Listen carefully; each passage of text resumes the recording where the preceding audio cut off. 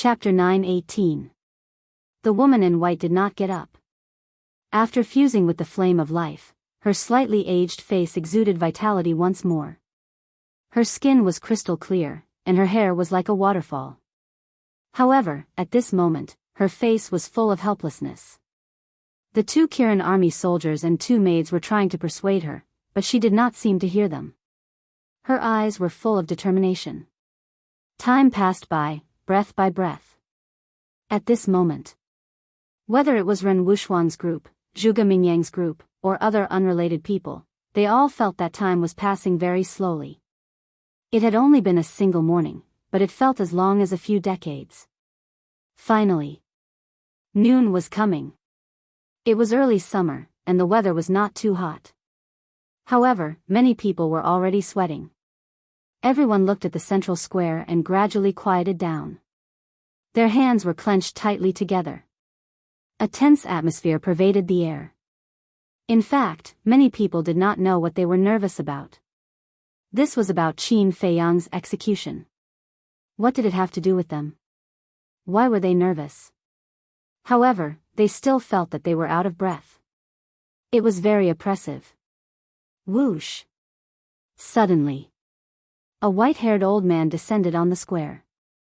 Next to him was a middle-aged man in golden armor. The moment the imperial tutor appeared, there was a vast and mighty pressure that surged out in all directions. Greetings, Grand Master. Under the pressure, the people gathered around the square, including the invincible Black Army, were all afraid and knelt down to worship him. Yes. The Grand Master nodded and then looked at the man in golden armor next to him. The man in golden armor quickly took out a wooden armchair from his cosmos bag and placed it on the ground. The Grand Master waved his sleeves and turned around to sit on the wooden armchair. The man in golden armor took out a tea table, a teapot, and teacups. After placing them one by one, he began to make tea for the Grand Master. The man in golden armor was none other than the commander of the invincible Black Army. This old bastard really knows how to enjoy life. In a restaurant in the south, a dark-skinned young man in linen clothes stood in front of the window. He looked at the Grand Master who was sitting on the wooden armchair with a cold look in his eyes. It was Lu Zheng. Whoosh! Suddenly, 2 more people suddenly appeared in the room. Lu Zheng sensed their auras and turned to look at them. He said unhappily, "Uncle He, second grandpa, why are you only here now? Isn't it supposed to be executed at noon? What's the hurry?" The burly man rolled his eyes, walked to the window, and asked, "What's the situation now? Little cousin hasn't appeared yet," but Lu Zheng frowned when he said this. "But what?" The burly man and the sackcloth old man looked at him suspiciously. "Yesterday, I had nothing to do, so I went to the nearby restaurants and found a lot of unfathomable auras. I'm wondering if this aura has anything to do with my little cousin." Lu Zheng frowned. Unfathomable? The burly doll and the linen old man looked at each other, their eyes filled with bewilderment. "It's hard to explain. Take a look for yourselves." Lu Zheng took out a gray stone. This stone was simple and unadorned. At first glance, it looked like an ordinary pebble. However, there were extremely complicated lines on it. Those lines were like the meridians of a human. Lu Zheng grabbed the gray stone and slowly injected a wisp of battle qi into it. Immediately, an invisible ripple overflowed from the gray stone and spread out in all directions. This wave was colorless, odorless, and had no aura at all. No one noticed it. Suddenly, the gray stone trembled slightly. Immediately after, the lines on the stone glowed with a faint golden light. "What? This is the light of gods." The linen old man and the burly man looked at the golden light and trembled.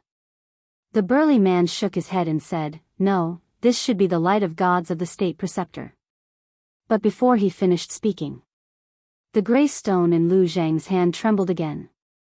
"There's actually more than one god." The burly man's pupils contracted, his eyes filled with disbelief. Buzz!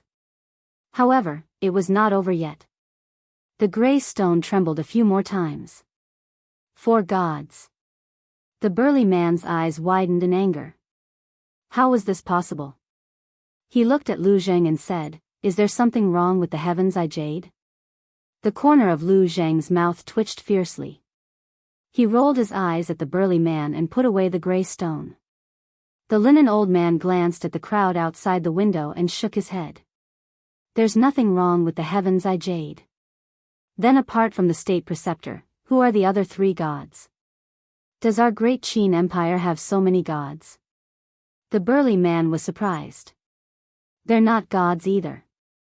From the analysis of the light emitted by the heavens, I jade, they should be fake gods like the state preceptor. However, the identity of these people is indeed confusing. The linen old man frowned. Lu Zheng said, "Second grandpa, these are all small questions. The key is, why are they here?" The linen old man pondered for a while and said, "I think it should be related to Feiyang. Otherwise, why are they here?" Lu Zheng was taken aback and asked, "So, we don't have to do anything today?" "I guess so." The linen old man nodded, but he was not sure. Lu Zheng looked at the linen old man and sighed. "If that's the case, then we don't have to disturb the big boss." "Yes. The old man can't withstand such a storm now." The burly man also nodded in agreement. On his rough face, there was a trace of worry that could not be dispelled. "They're here." At this moment, the linen old man suddenly looked at the sky above the square. His old eyes flashed. Lu Zheng and the burly man immediately calmed down and looked in the direction of the linen old man's gaze. At the same time, the people in the nearby restaurants and the people around the square all looked up at the void above the square. The state preceptor also looked up, but he immediately withdrew his gaze. He picked up the tea that the invincible Black Army commander had brewed for him and tasted it.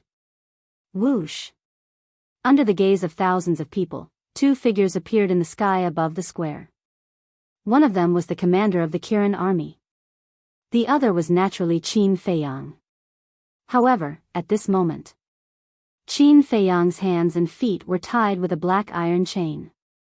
The iron chain was as thick as a baby's arm.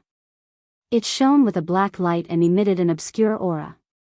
It was an iron chain made of divine gravity iron, which could imprison people's battle chi and strength. The commander of the Kirin army landed in the center of the square with Qin Feiyang. Although he had been locked in the prison of God for several days, he had been resting in the castle. Therefore, his mental appearance was the same as usual.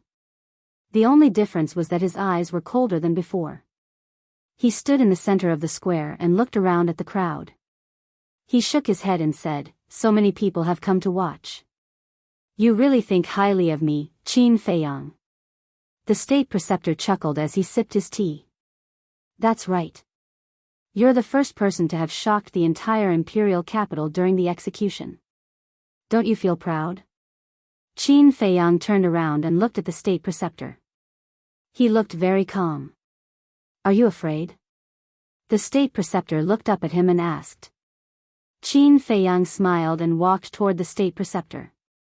As he walked, the iron chain on his feet made clanking sounds. You can still be so calm when you're about to die. This courage alone is enough to make people respect you. In the pavilion where Zhuge Mingyang was, a young man in white looked at Qin Feiyang with a trace of admiration in his eyes. "Humph, this is not calmness. This is stubbornness." Zhuge Mingyang snorted with a strong sense of hatred in his eyes. "Brother Zhuge, aren't you always calm no matter what you encounter? Why do you look a little anxious now?" The young man in white was stunned and looked at Zhuge Mingyang in confusion. Hearing this, the others also looked at Zhuge Mingyang suspiciously. Indeed, it was as the white-clothed youth had said. When facing Qin Feiyang, Zhuge Mingyang had become somewhat different from before. To put it nicely, he didn't have his usual demeanor. To put it bluntly, Zhuge Mingyang's current behavior was a little despicable. Was it because of the crown prince? But that didn't make sense. Zhuge Mingyang used to work for the crown prince, but that was all. Even if the crown prince was killed by Qin Feiyang, Zhuge Mingyang wouldn't lose anything. Was it necessary for him to hate Qin Feiyang so much? Or could it be that the relationship between Zhuge Mingyang and the crown prince wasn't as simple as it seemed on the surface? But regarding this, Zhuge Mingyang didn't give any explanation. In the plaza, Qin Feiyang walked over to the imperial tutor's side and looked at the Iron Black Corps' commander, who was standing there motionlessly, as he calmly said, "You haven't forgotten about how you ambushed me in the Forgotten Continent, right?" The Invincible Black Army's general's eyes slightly trembled. Although Qin Feiyang was now a prisoner, and although he was stronger than Qin Feiyang, when he looked at Qin Feiyang's eyes, he couldn't help but feel a sense of fear. "Looks like you haven't forgotten." Qin Feiyang chuckled and looked down at the state preceptor. He said with a smile, "I haven't eaten or drunk for a few days. My mouth is a little dry." "Impudent. Do you know what kind of situation you're in right now?" the Invincible Black Army's general shouted. The state preceptor raised his head and looked at the Invincible Black Army's general. He said unhappily, "Is it your turn to speak?" "I'm sorry." The Invincible Black Army's general quickly lowered his head. "If you want to flatter someone, you have to look at the right time. You can't do it at any time." Qin Feiyang looked at him mockingly. "You're right." The state preceptor nodded and smiled. He didn't give the Invincible Black Army's general any face. When the Invincible Black Army's general failed to sneak attack on Qin Feiyang, he was very angry. He raised his head and looked at the sky. There was still a little time before noon. Then, he glanced at the Invincible Black Army's general and said, "Why aren't you pouring tea for His Highness?" "Yes." The Invincible Black Army's general quickly took out an armchair from his Cosmos bag and placed it next to Qin Feiyang.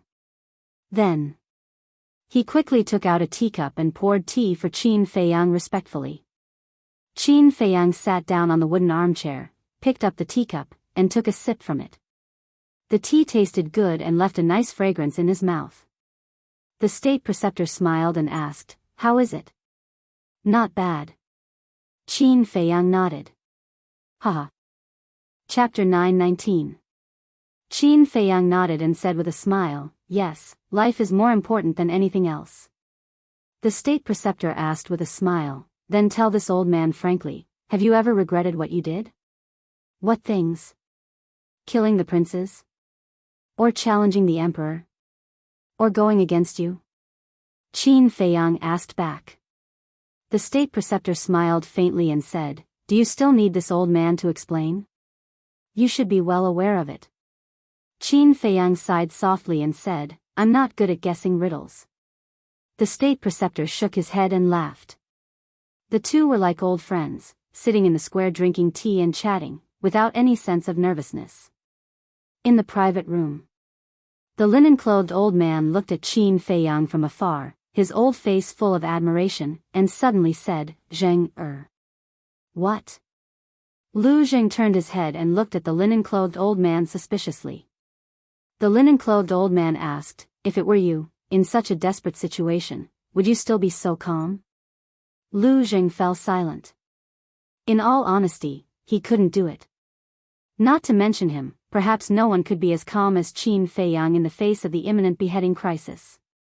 He had to admit that he had underestimated this little cousin of his all this time. In the square, the state preceptor looked up at the sun again, put down the teacup and looked at Qin Feiyang, and said with a faint smile, "It's almost time. If you have any last words, quickly say them." Qin Feiyang said, "No last words, but I have a wish." "What wish?" the state preceptor asked. Qin Feiyang said, "Can you tear off your disguise and let me see your original appearance?" The state preceptor raised his eyebrows without a trace. Qin Feiyang raised the corner of his mouth and said jokingly, "It must be very tiring to pretend to be a good old man in front of the world all day long." The state preceptor chuckled, but his smile had become a little stiff. Qin Feiyang said with a smile, "It seems that my words have made you very unhappy. Why should this old man care about the words of a dying man?" The state preceptor smiled indifferently. "Die? To me, death is not scary. The scariest thing is that I won't be able to see the person I miss the most before I die." Qin Feiyang slowly got up and looked in the direction of the imperial palace. A hint of mockery flashed across the imperial tutor's eyes as he thought to himself, don't look forward to it. Your mother won't come. Qin Feiyang frowned. The imperial preceptor sent a voice transmission, you still don't know, right? In order to plead for you, your mother has been kneeling in Bright Sky Palace for an entire morning. What? Qin Feiyang trembled both physically and mentally. In the depths of his calm heart, a monstrous rage suddenly surged. Bright Heaven Palace was no longer the Bright Heaven Palace of the past. It was now the residence of the current Celestial Empress and the little prince. For him, his mother had actually knelt in Bright Heaven Palace. He could imagine how much humiliation his mother had suffered. He couldn't stand it. Are you very angry? But unfortunately, you can't do anything now. But don't worry, after you die and I get Cheng Shua and the castle, I won't make things difficult for her. At most, I'll just cripple her cultivation. The imperial preceptor secretly sent a voice transmission. After that, he no longer paid attention to Qin Feiyang. He picked up the teacup and tasted it with a smile. Qin Feiyang suddenly lowered his head and stared at the imperial preceptor. His eyes flashed with shocking killing intent. The time has come. At this time, the commander of the Invincible Black Army said indifferently. Qin Feiyang closed his eyes and took a deep breath. When he opened his eyes again, his eyes were dead silent. Let's go. The commander of the Invincible Black Army stepped forward and grabbed Qin Feiyang's shoulder from behind. Get your dirty hands off me. I can walk by myself. Qin Feiyang said coldly. He slapped the commander's arm away and strode toward the center of the square. The commander of the Invincible Black Army sneered and turned to look at the imperial preceptor. My lord, this subordinate will personally behead Qin Feiyang. Okay. The imperial preceptor nodded. The commander of the Invincible Black Army's eyes flashed with killing intent. He quickly caught up with Qin Feiyang and said to himself, I didn't want to target you, but I have no choice. Qin Feiyang said expressionlessly, just say what you want to say. Don't beat around the bush. I know you too well. If you don't die, I'll definitely die in your hands. Because I almost killed you in the past. So, I can only feel at ease if I personally behead you. The commander of the Invincible Black Army said. You're quite aware of it. Qin Feiyang was surprised. How can you survive in the Imperial Palace if you're not aware of it? The commander of the Invincible Black Army sneered. The Kirin Army's commander had been standing in the center of the square.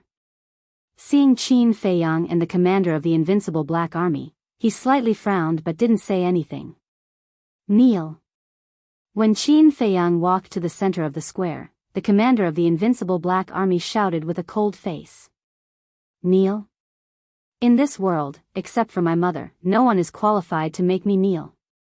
Qin Feiyang said proudly. Stubborn. The commander of the Invincible Black Army was furious. He reached out his hand and grabbed the back of Qin Feiyang's head, pushing Qin Feiyang down to the ground.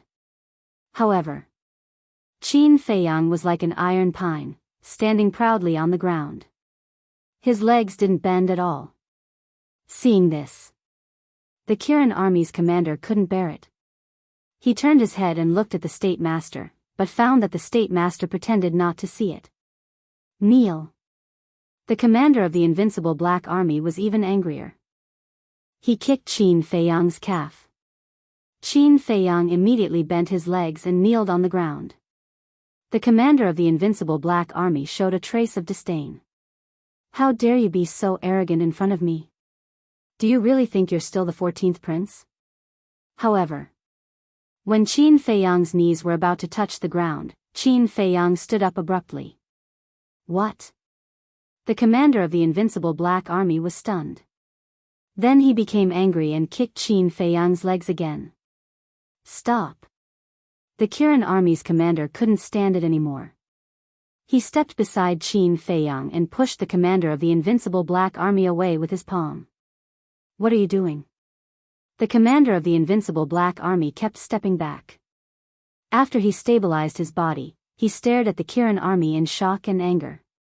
Although Qin Feiyang has been removed from his position as a prince, he still has the blood of his majesty in his body. Don't you think you're being too careless? The Kirin army's commander said with a sullen face. The commander of the invincible Black Army raised his eyebrows and said in a deep voice, His Majesty has said that he is no longer a member of the royal family. Now you're trying to stop me. Are you trying to give him a chance to escape? How dare you? Who gave you the guts to speak to this commander like this? The Kirin army's commander was furious.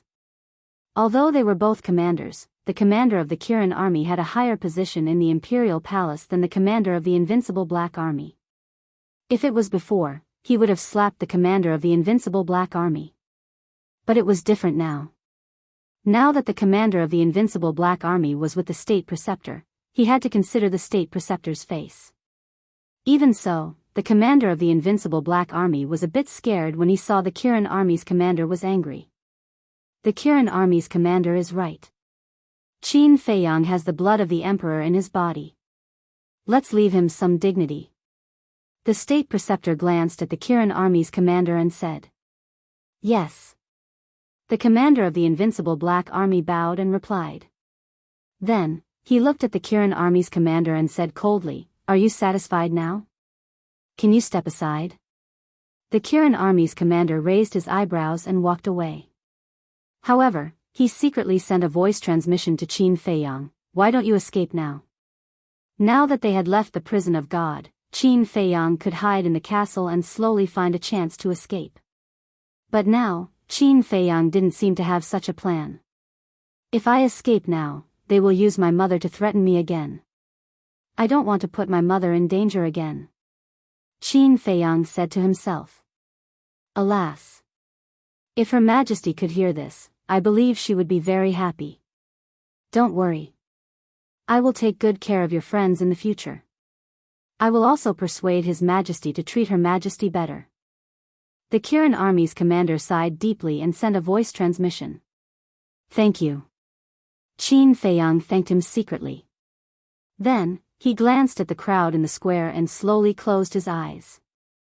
At this moment, he didn't fear death at all. He was very calm and ordinary. He even felt relieved from the bottom of his heart. Since he was 10 years old, he had been struggling to survive. He didn't have the happiness and laughter that other children had. He only had Uncle Yuanbo by his side. But in the end, Uncle Yuanbo also left him, and he became a person. He had been really tired all these years. He hated everyone and even God. Why was it so unfair to him? He tried hard to change everything and take back everything that he had lost. But, in the face of the supreme imperial power, he felt deeply powerless. Maybe in some people's eyes, he was a sign of incompetence. But after so many years, he really couldn't hold on any longer. He wasn't a perfect person, and there was no perfect person in the world. He also had a weak side. If it were anyone else, they would have probably collapsed a long time ago after encountering the setbacks and bumps in Qin Feiyang's life. It wasn't easy for him to hold on until now and only admit defeat. Clang! Suddenly, along with a deafening metallic sound, a golden halberd appeared in front of the commander of the invincible Black Army. The halberd was 6 feet long and looked like it was made of gold. The blade of the halberd emitted a piercing light. At this moment, the square fell into a dead silence. Everyone held their breath and looked at the commander of the invincible Black Army. The commander of the invincible Black Army stood behind Qin Feiyang and reached out his hand to grab the halberd. Then, he slowly raised it. Grandpa, Feiyang can't die. Can you think of a way to save him? Ren Wuxuang looked at this scene and tears came out of his eyes. Shuang, this is the emperor's order. You can't go against it. The old master sighed. Sigh. Dong Zhengyang and the others also sighed. As the saying goes, even a vicious tiger won't eat its cubs. However, this current emperor was actually ruthless enough to kill his own son. How heartless. It was no wonder that Qin Feiyang hated his father so much. However, there was one person who didn't look worried at all. There was even a faint smile on his face. This person was Lu Xingqian. Brother Qin, isn't it too early to be free now? My plan can't be carried out without you, he muttered to himself and raised his head to look at a restaurant in the east. Mu Qing and the others were standing in front of the window, staring at the central square. Mu Qing also raised her head and looked at Lu Xingqian as if she had sensed his gaze. Chapter 920. Mu Qing showed a relieved smile. At the same time, the atmosphere in the central square had reached an unprecedented tense point. Everyone held their breath and looked at the halberd that was raised high. Under the sunlight, the blade emitted a dazzling light. Finally, noon arrived. Kill. The Imperial Master lowered his head and uttered a cold word. He was still sitting in the armchair, holding the teacup like a king. He didn't look at Qin Feiyang at all. Cold and ruthless. It was vividly displayed by him. As soon as the Imperial Master spoke, the commander of the invincible Black Army was filled with killing intent. Clang. The halberd that was raised high suddenly trembled and emitted a deafening metallic sound. It was aimed at Qin Feiyang's neck. In the end, no one can save you. Looking at this scene, Zhuge Mingyang sneered and walked out of the pavilion. Because in his opinion, Qin Feiyang was going to die. There was no need to continue watching. It was not only Zhuge Mingyang. Everyone on scene also thought that way. Qin Feiyang wouldn't have a chance to live when the blade was about to fall. However, everything was out of everyone's expectation. The halberd was about to fall on Qin Feiyang's neck. Everyone could already foresee the tragic scene of Qin Feiyang's head being separated from his body. Boom! But at this moment, a terrifying pressure erupted like a volcano, instantly enveloping the entire central square. Everything was still. The commander of the invincible Black Army stopped moving. The halberd stopped an inch away from Qin Feiyang's neck. At this moment, time seemed to have stopped. Everyone in the central square was still in the same position as before. But the people in the nearby restaurants weren't restrained. What's going on? Zhuge Mingyang, who had just turned around, was shocked and confused. He immediately looked at the central square. This pressure, when he saw the situation in the square, his heart was in turmoil. Even the commander of the invincible Black Army was restrained. Who was it? He scanned his surroundings, looking for the owner of the pressure. In the meantime, all the people in the restaurants near the square were also looking for the owner of the pressure, including Ren Wushuang and the others. In the end, everyone's gaze was locked onto an old man. It's him. Yiglao. The faces of Ren Wushuang and the others were instantly filled with ecstasy. Back in the divine prison, they had seen Yiglao and knew how powerful Yiglao was. Although he might not be able to save Qin Feiyang, as long as he was here, Qin Feiyang would definitely not die. However, the others didn't know Yiglao's identity, let alone his strength. At this moment, his face was filled with shock and confusion. They were shocked because of Yiglao's strength and courage. One had to know. Now, the state preceptor was personally overseeing the situation. However, this old man dared to openly release his pressure to prevent the commander of the invincible Black Army from killing Qin Feiyang. This was a blatant provocation. What made them confused was, who was this old man? What did he have to do with Qin Feiyang? Why hadn't they seen or even heard of him before? In the central square, everyone was restrained by Yiglao's pressure, except for Qin Feiyang and the state preceptor. The state preceptor was also a false god, so Yiglao's pressure couldn't restrain him. As for Qin Feiyang, it wasn't that he could ignore Yiglao's pressure, but that Yiglao deliberately didn't restrain him. Alas! A long sigh broke the atmosphere here. Qin Feiyang slowly opened his eyes and raised his head to look at Old Yi and the others. His eyes were filled with complicated emotions. Bastard, why are you looking at me like that? Seeing this, the anger in Mu Qing's heart suddenly flared up. They came all the way here to save this bastard, but he didn't show any gratitude. Instead, he seemed to blame them for being nosy. Qin Feiyang glanced at Mu Qing indifferently. Without saying a word, he turned around and looked at the commander of the Invincible Black Army. Although the commander of the Invincible Black Army was restrained, his mind was still working. At this moment, he was panicking. Because Qin Feiyang could move. If Qin Feiyang wanted to kill him now, it would be as easy as stepping on an ant. However, Qin Feiyang didn't kill him. He just glanced at him and then looked away to the halberd above him.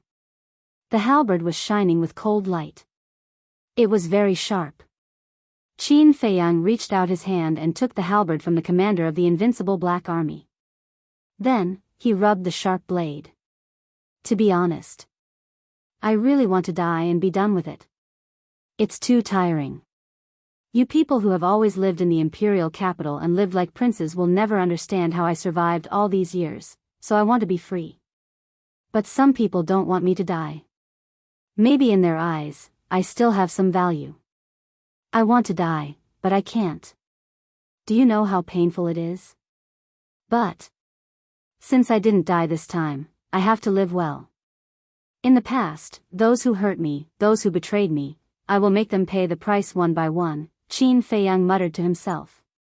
Although his voice was very soft, it floated clearly into everyone's ears.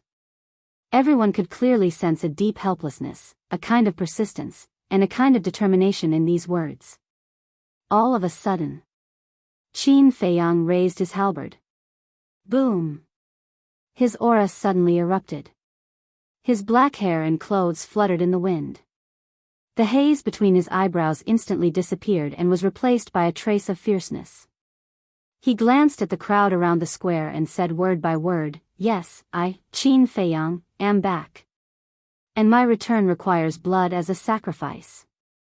As soon as he finished speaking, his eyes were filled with killing intent. The halberd in his hand suddenly fell and chopped toward the head of the Invincible Black Army commander. "You're courting death." But at the same time, the Grand Master's eyes turned cold. He clenched his hand, and the teacup in his hand instantly shattered into pieces. Whoosh! The next moment, he stood up and took a step towards Qin Feiyang. His entire body was overflowing with killing intent. However, Qin Feiyang ignored him. He didn't even look at him.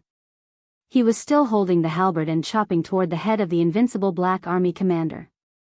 Because he believed that someone would stop the Grand Master. The Invincible Black Army commander was so anxious that he was about to go crazy. If it was before, it would be impossible for Qin Feiyang to kill him. But now, the Invincible Black Army commander was imprisoned by the Invincible Black Army commander. Facing Qin Feiyang, who was many times weaker than him, he could only watch the butcher's knife fall. Just as Qin Feiyang had expected. When the Grand Master made his move, Yiglao, who was standing in front of the window, disappeared without a trace. The next moment, he landed on the square in front of the Grand Master. The Grand Master had to stop. In the blink of an eye, the halberd fell, and suddenly, blood gushed out. Along with a desperate scream, the Invincible Black Army commander's head fell from his neck and rolled on the ground like a rubber ball. His eyes were wide open and filled with the fear of death. Bang! The headless body also slowly fell to the ground. Blood gushed out from the bowl-sized wound and dyed the square red. This place. Once again, the square fell into a dead silence. Looking at the Invincible Black Army commander's head, everyone's eyes were filled with horror. A few years ago, this person killed all the princes and almost caused the emperor to lose his bloodline. Now, he killed the Invincible Black Army commander without mercy. One must know. The Invincible Black Army commander was not only powerful, but he was also a general of the emperor. How could he kill him just like that? In this world, was there anything that this person did not dare to do? Everyone looked at Qin Feiyang. The halberd was still dripping blood. He stood proudly in the middle of the square. His long hair was fluttering in the wind. His 7 feet tall body was incomparably majestic. He was like the god of war, looking down on everyone. Looking at the current Qin Feiyang, everyone's heart was filled with uncontrollable fear. Damn it! Today, none of you will leave the Imperial City alive. Commander of the Kirin army, I order you to immediately take your men and kill Qin Feiyang. The Grand Master was also stunned for a moment. Boom! Suddenly, he shouted loudly. His anger was burning the sky. A terrifying pressure surged forth, forcefully sweeping up Elder Yi and flying towards the clouds. As he soared into the clouds, he ordered the commander of the Qilin army. A battle between fake gods could easily destroy the world. Therefore, they could not fight in the city. Although he was furious to the point of insanity, he still had this bit of rationality. Kill me?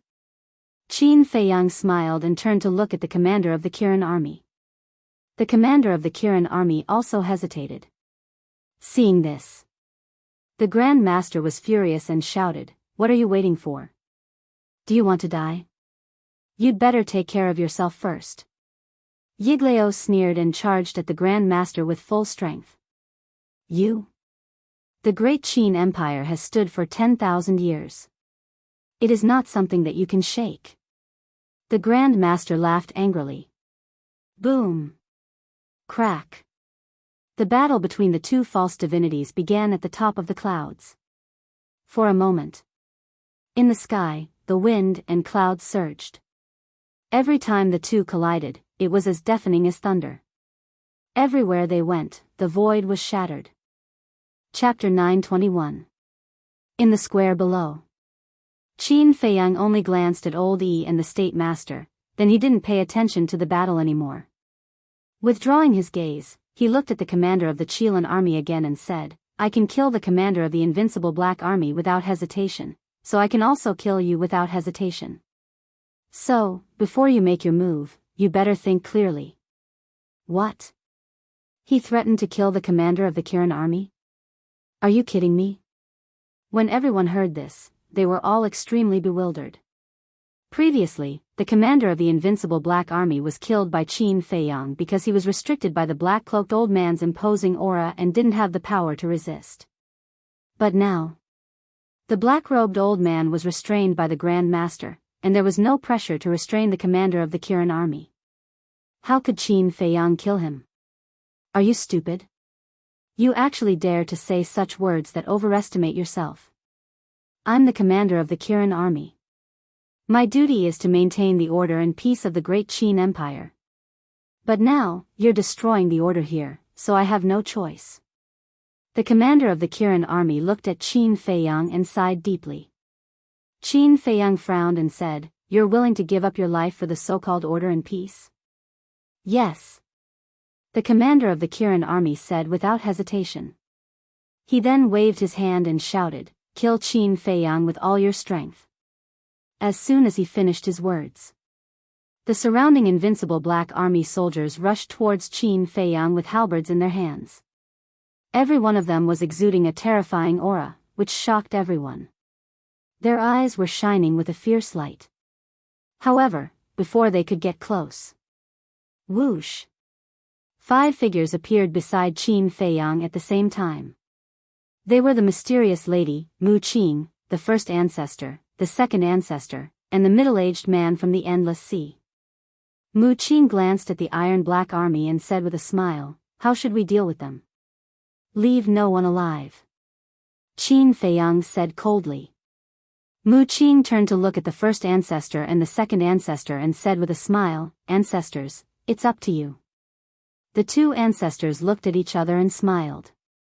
Then, they turned into 2 streams of light and rushed toward the Iron Black Army. Ah! Immediately, shrill screams resounded in this place. The 2 were like ghosts, coming and going without a trace. The invincible Black Army didn't even have time to discover them before they were killed. In less than 5 breaths, the invincible Black Army in the square was completely annihilated. The ground was littered with corpses and severed limbs. The bloody scene was enough to make anyone shudder.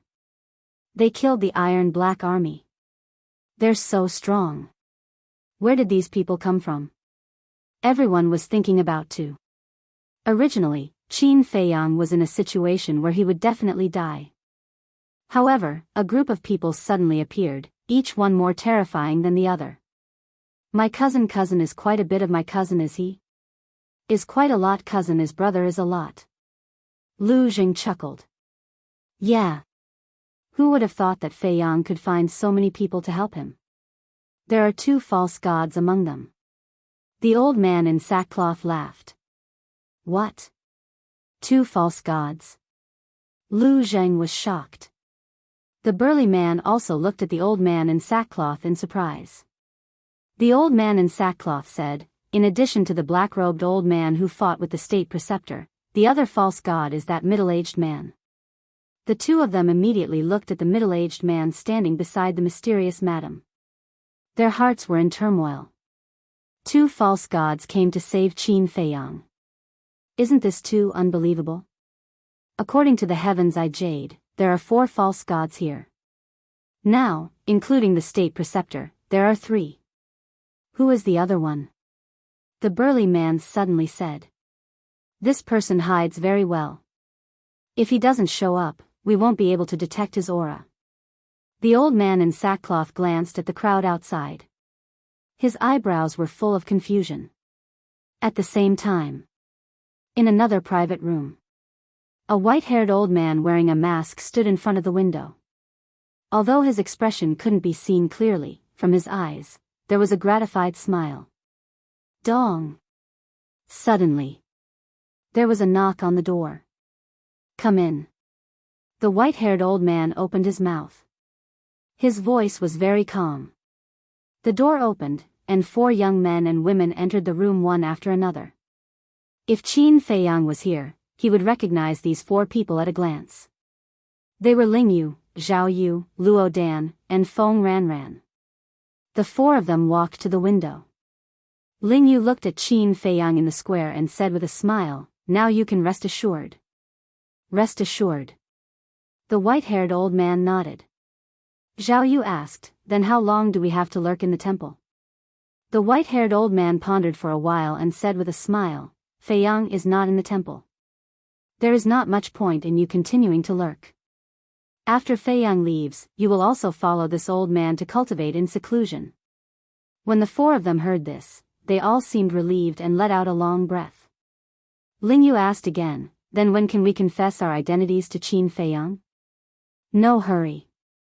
Soon, the miracle will open.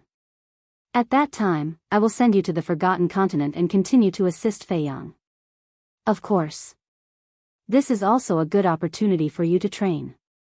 There are countless opportunities and great fortunes in the miracle. If you can get it, it is not impossible for you to become a god in the future. The white-haired old man smiled. Become a god. The 4 of them looked at each other in shock. In the square, seeing a group of invincible Black Army soldiers being killed by the Mu family's ancestor and second ancestor, the commander of the Kirin army was so shocked that he couldn't recover for a long time. Similarly, the state preceptor, who was fighting with Yiglao in the sky, was also shocked. This time is not like the last time. This time we came prepared. Even if your great Qin Empire sent out all the experts, you can't stop us. Yiglao smiled confidently and his attacks became more and more fierce. Come prepared. The state preceptor was shocked. While dealing with Yiglao, he looked at Mu Qing and the others. Immediately, his pupils shrank. Mu Qing's strength was naturally not a concern. He could also see through the cultivation of the Mu family's ancestor, second ancestor, and the mysterious madam at a glance. However, although he couldn't sense any aura from the middle-aged man, he gave him a strong sense of crisis. At the same time, as if sensing the state preceptor's gaze, the middle-aged man suddenly raised his head and looked at the state preceptor. The moment their eyes met, the state preceptor's body and mind trembled as if he was struck by lightning. Fake god. How could it be, there was actually another fake god? Is it worth it for you to do this for a mere Qin Feiyang? He pushed Yiglao back with a palm strike and was extremely shocked and angry. Whether it is worth it or not, we know it in our hearts. You don't need to know. Yiglao said expressionlessly. Once again, he carried a monstrous aura and pressed down on the state preceptor. The state preceptor was obviously beginning to feel a little powerless. It was not because he was weak, but because he was afraid. Facing two fake gods, he couldn't handle it alone. He never expected that two fake gods would come to save Qin Feiyang. If he knew this would happen, he would have directly killed Qin Feiyang in the divine prison even if he risked disobeying the emperor. Unfortunately, it was all too late. At the same time, in the square below, Mu Qing pointed to the commander of the Kirin army and asked, "Do you want to kill him?" Qin Feiyang said lightly, "Do I need your help to kill him?" Mu Qing pursed his lips into a wry smile. This was really asking for trouble. Qin Feiyang looked at the commander of the Kirin army and said, "Is the Hao Tian Palace still in its original position?" "Yes." The commander of the Kirin army nodded. "Humph." Qin Feiyang snorted from his nose, threw away the halberd in his hand, and waved his hand to open a portal. "Where are you going?" The mysterious madam frowned. "There are still some things that need to be solved." Qin Feiyang's eyes flashed coldly, and he entered the portal without looking back. So troublesome. The mysterious madam was a little annoyed. Although they had two fake gods, this was the capital of the great Qin Empire after all. Moreover, they knew nothing about the background of the great Qin Empire. Who knew if there were other hidden powerhouses? So, it was better to leave as soon as possible. "Stop complaining, hurry up and follow," Mu Qing said with a frown. She was also a little angry and quickly rushed into the portal. The mysterious madam, the great ancestor, the second ancestor, and the middle-aged man looked at each other and could only helplessly follow. As for Yiglao, they were not worried. Because with the strength of the state preceptor, it was not enough to hurt Yiglao. Moreover, the distance between the first district and the imperial palace was not too far. If something really happened to Yiglao, they could come to support him immediately. Seeing this situation, the commander of the Kirin army immediately opened the portal and rushed to the Bright Sky Palace. After Qin Feiyang and the others left, the crowd around the square immediately became restless. Why did Qin Feiyang go to the Bright Sky Palace? Could it be that he was going to kill the little prince? The more they thought about it, the more they felt that it was possible. After all, Qin Feiyang killed the emperor's son in one fell swoop. And now, this little prince was not only named Qin Haotian, but the emperor also created a Bright Sky Palace for him. This would definitely anger Qin Feiyang. According to Qin Feiyang's usual style, he would never let it go. "Grandpa, what should we do?" Ren Wuxuang looked at the old man anxiously. She knew Qin Feiyang's character too well. After going to the Bright Sky Palace, he would definitely do something outrageous. The Imperial Palace is not a place you and I can enter. It's useless to be anxious, just wait for the news. The old man sighed. "I can bring you guys in." Lu Xingchen smiled faintly. With a wave of his hand, he disappeared with the old man and the others. "Are we going to the Imperial Palace?" In another private room, Ling Yu and the others looked at the white-haired old man and asked. "This old man will go alone. You all wait here." After saying that, the white-haired old man disappeared into thin air. "Second Grandpa, Uncle Black, what do we do now?" At the same time, Lu Jing also looked at the old man in sackcloth and the burly man, not knowing what to do. The old man in sackcloth looked at Yiglao and the imperial tutor who were fighting in the clouds, and his old eyes flashed. "The situation here is settled, and we are no longer needed. Come back to the village with us first, take that artifact, and make a trip to the Forgotten Continent." Forgotten Continent? Lu Jing was stunned and asked, "What is that place?" "It's a place that scares people, but also makes people yearn for it. You'll know when you get there." Chapter 922. Bright Heaven Palace. Everything was still the same as before. The woman in white knelt in front of the entrance of the garden, looking extremely haggard. The two maids had been persuading her in a low voice, but she was indifferent. The Kirin army guarding Bright Heaven Palace sighed inwardly. It was not easy for the Empress. At the same time, they had already noticed the battle between Yiglao and the Imperial Tutor. After all, the two were pseudo-gods and the battle fluctuations were so terrifying that it was hard not to notice. However, they did not know what happened in the first city district. After all, everything happened too quickly and the news had not reached here yet. The woman in white knew that the person fighting with the Imperial Tutor was Yiglao, because she had seen Yiglao in the divine prison. However, in her opinion, Yiglao alone could not save Qin Feiyang. The key was still to change the emperor's mind. Therefore, she did not leave. Swoosh. Suddenly, above bright heaven palace, the void distorted and 5 figures descended one after another. It was Qin Feiyang's group of 5. Who is it? The people guarding bright heaven palace detected the appearance of the 5 people right away and raised their heads to look over. 14th Prince. Immediately, everyone's expression changed. Empress, look, His Highness is here. The 2 maids also exclaimed in surprise. Tian, the woman in white looked up at Qin Feiyang, her eyes suddenly filled with tears. Mother. At the same time, looking at the haggard woman in white kneeling on the ground, Qin Feiyang's heart ached. A monstrous anger emerged in his heart. He turned to look at the middle-aged man from the endless ocean and bowed. Senior, I have a request. He was unfamiliar with this middle-aged man, but since he came with Mu Qing and the others, he must be here to help him.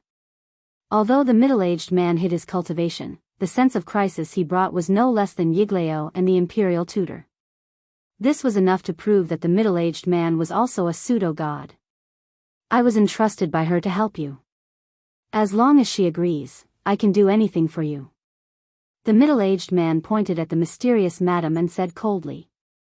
Qin Feiyang looked at the mysterious madam gratefully and transmitted his voice. I want you to help Yiglao capture the Imperial advisor. Capture him? The middle-aged man frowned and said, if I join forces with Yiglao, it won't be difficult to capture him, but here, Junior understands Senior's concerns. I'm afraid that there are other experts hiding in the Imperial Palace. However, Senior can rest assured. As long as you can capture the Imperial Preceptor, even if there are other false gods hiding here, they will have no choice but to hold back. Because the State Preceptor is not only the State Preceptor, but also the teacher of the Emperor. The Emperor will not watch him die. Qin Feiyang said coldly. He also wanted to use the State Preceptor to force the Emperor to sign an unequal contract. Of course, if he had the chance to kill the Imperial Tutor, he wouldn't show any mercy. I see. Realization dawned upon them. No wonder the State Preceptor had so much authority in the great Qin Empire. Even the Emperor couldn't control him. So it was because of this relationship. The mysterious madam looked at the middle-aged man and said with a smile, Go, we will take care of things here. If it really doesn't work, we can also hide in the castle temporarily. All right. I will end this quickly. The middle-aged man nodded, opened a portal, and quickly left. When the portal dissipated, Qin Feiyang glanced at the bright sky palace not far away and took a step forward, landing beside his mother. Greetings, Your Highness. The 2 maids quickly knelt on the ground and bowed. Thank you for taking care of my mother. Qin Feiyang looked at the 2 girls gratefully. He still had some impression of these 2 maids. They were his mother's people. Until now, they had not left his mother, which showed that they were loyal to his mother. This is what we should do, the 2 maids said with fear. Although they were not unfamiliar with Qin Feiyang, it was only when he was young. When he was young, Qin Feiyang gave people a warm feeling.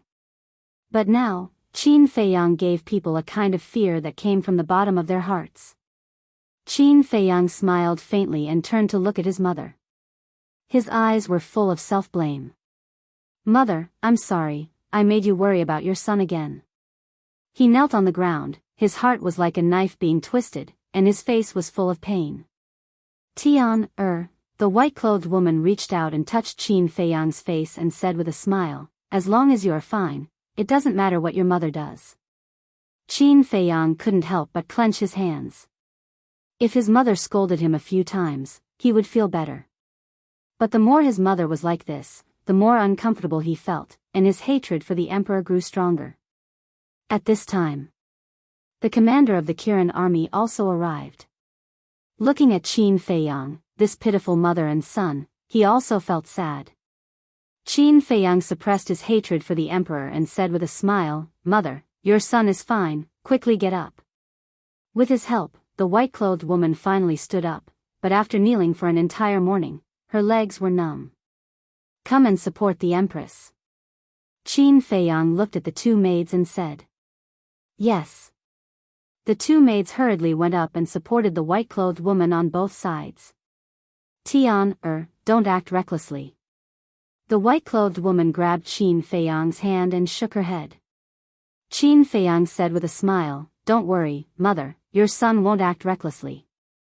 At the same time, he gently pushed away the white-clothed woman's hand and turned to look at the Kirin army. He saw that the Kirin army guarding Hao Tian Palace were all vigilant. Swish! Suddenly, Qin Feiyang rushed into the sky and looked down at Hao Tian Palace, a cold light surging in his eyes. "I said last time, there is no need for this place to exist, be destroyed." He raised his arm and pointed in the air with his index finger. Returning to ruins. A terrifying invisible force, like a torrent of beasts, roared towards Hao Tian Palace. "Presumptuous! Don't mess around." A group of Kirin army roared and rushed towards Qin Feiyang with an amazing saint aura. "The presumptuous ones are you." The Mu clan's second forefather smiled coldly. The emperor's aura was like a waterfall, sweeping in all directions. "Stop." Seeing this, the commander of the Kirin army shouted angrily, looking very anxious. But the Mu clan's second forefather turned a deaf ear, his eyes full of cruelty. "Ah!" A series of screams resounded through the sky. There was no suspense. The Kirin army, under the pressure of the Mu clan's second forefather, had no power to resist. Their bodies were crushed alive by the Mu clan's second forefather's pressure one after another. Blood was like a waterfall, reflecting the sky. Looking at this scene, the commander of the Kirin army was filled with grief and indignation, but his heart was full of powerlessness. The people who came to rescue Qin Feiyang this time were too strong. As the commander of the Kirin army, he was not useful at all. In the blink of an eye, that formless force also blasted into Bright Heaven Palace. But also at this moment, a mighty emperor's aura emerged from Hao Tian Palace and instantly disintegrated the invisible force. The invisible force was Qin Feiyang's battle art, the returning to ruins art. Therefore, the disintegration of the invisible force also caused a certain amount of damage to him. Puff! He spat out a mouthful of blood, but his eyes became colder. Swish! The next moment, the emperor appeared outside Hao Tian Palace, standing in the air with Qin Feiyang. He wore a dragon robe and his face was cold. The emperor's aura enveloped all directions. He was like the ruler of heaven and earth descending, bringing a sense of oppression that was stronger than the state preceptor. The emperor looked at Qin Feiyang and said expressionlessly, "Remember last time, we also stood opposite each other in this hostile relationship." "What? Do you want to fight again?" "I could defeat you last time, and I can do the same this time." Qin Feiyang sneered, his expression incomparably fierce. "Defeat the emperor?" The mysterious lady, the Mu family's great ancestor, and the second ancestor looked at each other. Back then, they indeed fought here. However, the emperor suppressed his cultivation. Even so, Qin Feiyang was the victor. Mu Qing whispered. "Amazing." The three of them were secretly speechless. At the same time, the emperor glanced at Mu Qing and the other three, then looked at Qin Feiyang and said, "No matter what, this is our family matter. Isn't it a little inappropriate for you to let outsiders get involved?" "Family?" Qin Feiyang shook his head and laughed. Did he have a family? No. He had long despaired of this place, leaving only disgust. Are you admitting defeat now? Back then, when you crippled my cultivation and expelled me from the imperial capital, did you ever think that there would be such a day? Qin Feiyang teased. The emperor was silent. Sigh. Qin Feiyang shook his head and sighed. Things have come to this, and you still won't tell me the reason? If you want me to die, shouldn't you at least let me know the reason? Sometimes it's better to be confused. You're just too smart. The emperor finally spoke, but he said something that Qin Feiyang couldn't understand at all. Confused? Sorry, I'm not born to pretend to be confused. What about the little prince? Won't you let me see him? I really want to know how extraordinary he is to be able to replace me. Qin Feiyang said, his face full of curiosity. The emperor frowned and shook his head. I won't let you see him. That's not up to you. Qin Feiyang's eyes were cold as he looked down at the mysterious lady, the Mu family's great ancestor, and cupped his hands. I'll have to trouble the three of you to help me destroy this Hao Tian palace. The three of them were a little hesitant. This time, they only came to save Qin Feiyang. They really didn't want to care about other things. Moreover, looking at the current emperor, they had a faint ominous premonition in their hearts. Because the emperor was too calm. However, Qin Feiyang was determined to destroy this Hao Tian palace today. Seeing that the three of them were motionless, his eyes narrowed slightly, and a mighty dragon's might rushed out of his body. Roar! Accompanied by a loud dragon roar, the purple gold dragon's soul appeared out of thin air. Qin Feiyang jumped up and landed on the head of the purple gold dragon's soul. He looked down at the emperor and shouted, "Do you see that? This is the dragon's soul that an emperor should have. What's that mere golden dragon's soul of yours?" At that moment, the purple gold dragon's soul roared and swooped down at the emperor with Qin Feiyang. The dragon's might was mighty and intimidating in all directions. Tian, stop it. He's your biological father after all. Seeing this, the woman in white cried out anxiously. Mother, this is between me and him. Don't interfere. Chapter 923. He was also forcing the mysterious lady, the Mu clan's great ancestor, and the second ancestor to make a move. Because whether it was him and the mysterious lady, or him and the Mu clan, they were all using each other. Since that was the case, why didn't he take advantage of the opportunity? Bastard, you really know how to find trouble. Seeing this, the mysterious lady cursed angrily and did not dare to hesitate any longer. Her aura erupted and rushed towards the emperor before Qin Feiyang could. The Mu clan's great ancestor and second ancestor looked at each other, gritted their teeth, and rushed towards the emperor like lightning. Since they were already here, they might as well go all out. If they could kill the emperor now, it would be over. The mysterious lady and the other two attacked with all their might, and the emperor did not dare to be careless. Because the aura they exuded was that of a 9-star combat emperor. Roar! Golden light surged behind the emperor, and a golden dragon soul soared into the sky. The dragon's aura rolled in all directions. You have to think carefully. If you fight with them here, the little prince may be killed by the fluctuations of your battle. Qin Feiyang pursed his lips with a hint of ridicule as he reminded the emperor. The emperor's gaze sank slightly, and he was obviously hesitating.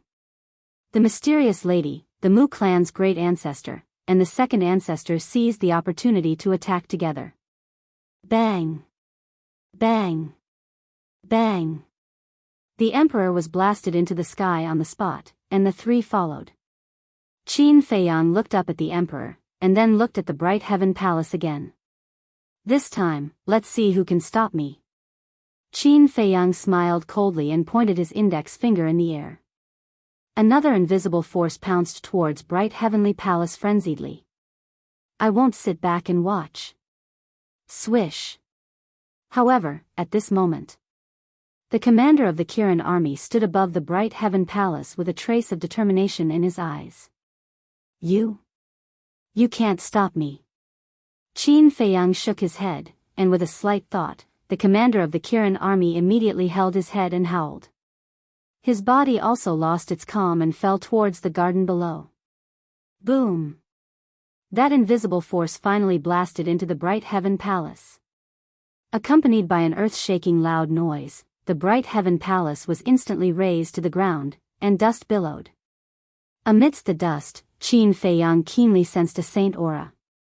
He raised his eyebrows and waved his hand. Immediately, a gust of wind blew. The dust was quickly blown away, revealing everything. Amidst the ruins, a woman with a dusty face was protecting a small child behind her. The woman was the current empress. However, at this moment, her phoenix coronet was crooked, her phoenix robe was torn, and her body was covered in dust. Although he didn't suffer any injuries, he seemed to be in a sorry state. She was now also staring at Qin Feiyang, her eyes full of resentment and hatred. As for the little child, he was hiding behind the current empress. His big, black eyes were staring at Qin Feiyang with fear. Whoosh! Qin Feiyang took a step forward and landed in front of Celestial Empress. He examined the little child and smiled. "This is my little brother. Go away." The current empress protected the little child with both hands, her face filled with panic. "Go away?" Qin Feiyang looked at her and shook his head. "Compared to mother, you are really worse than a piece of trash. I really don't understand why the emperor made you his empress. Is he blind?" The current empress was not strong. In the past, he was still weak and could not see through her.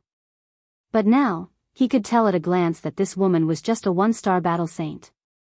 "Even if I'm not strong enough, I can still kill you." The current empress flew into a rage out of humiliation. Now, she was the empress of the great Qin Empire, the mother of the empire. How could she be offended by an abandoned little bastard? She took a step toward Qin Feiyang. Her arms shot out like an eagle's claw toward Qin Feiyang's head. "Really?" Qin Feiyang smiled disdainfully. The double-winged snow eagle appeared without warning, its eyes flashing with a terrifying ferocious light. Boom! The saint aura surged and rushed toward the current empress. Ah! The current empress let out a painful cry and was sent flying, blood gushing out. Whoosh! At the same time, Qin Feiyang also took a step forward and landed in front of the little prince with a bright smile on his face. "Please don't hurt him." The current empress' expression changed as she hurriedly pleaded. High up in the sky, the emperor was also burning with anxiety. But he was trapped by the mysterious madam and the other two and could not escape at all. The white-robed woman also hurriedly said, "Tian, you can't make any more mistakes." "I'm not wrong." Qin Feiyang roared, scaring the little boy so much that he fell to the ground on his butt. The commander of the Kirin army also looked worried. Qin Feiyang did not really erase his soul. This was because although this person was working for the emperor, he would sometimes think for the emperor and his mother. He was also loyal and could be kept alive. But now, the commander of the Kirin army did not dare to step forward. This was because if Qin Feiyang wanted to kill the little prince now, he could do it with a wave of his hand, and the commander would not be able to stop him.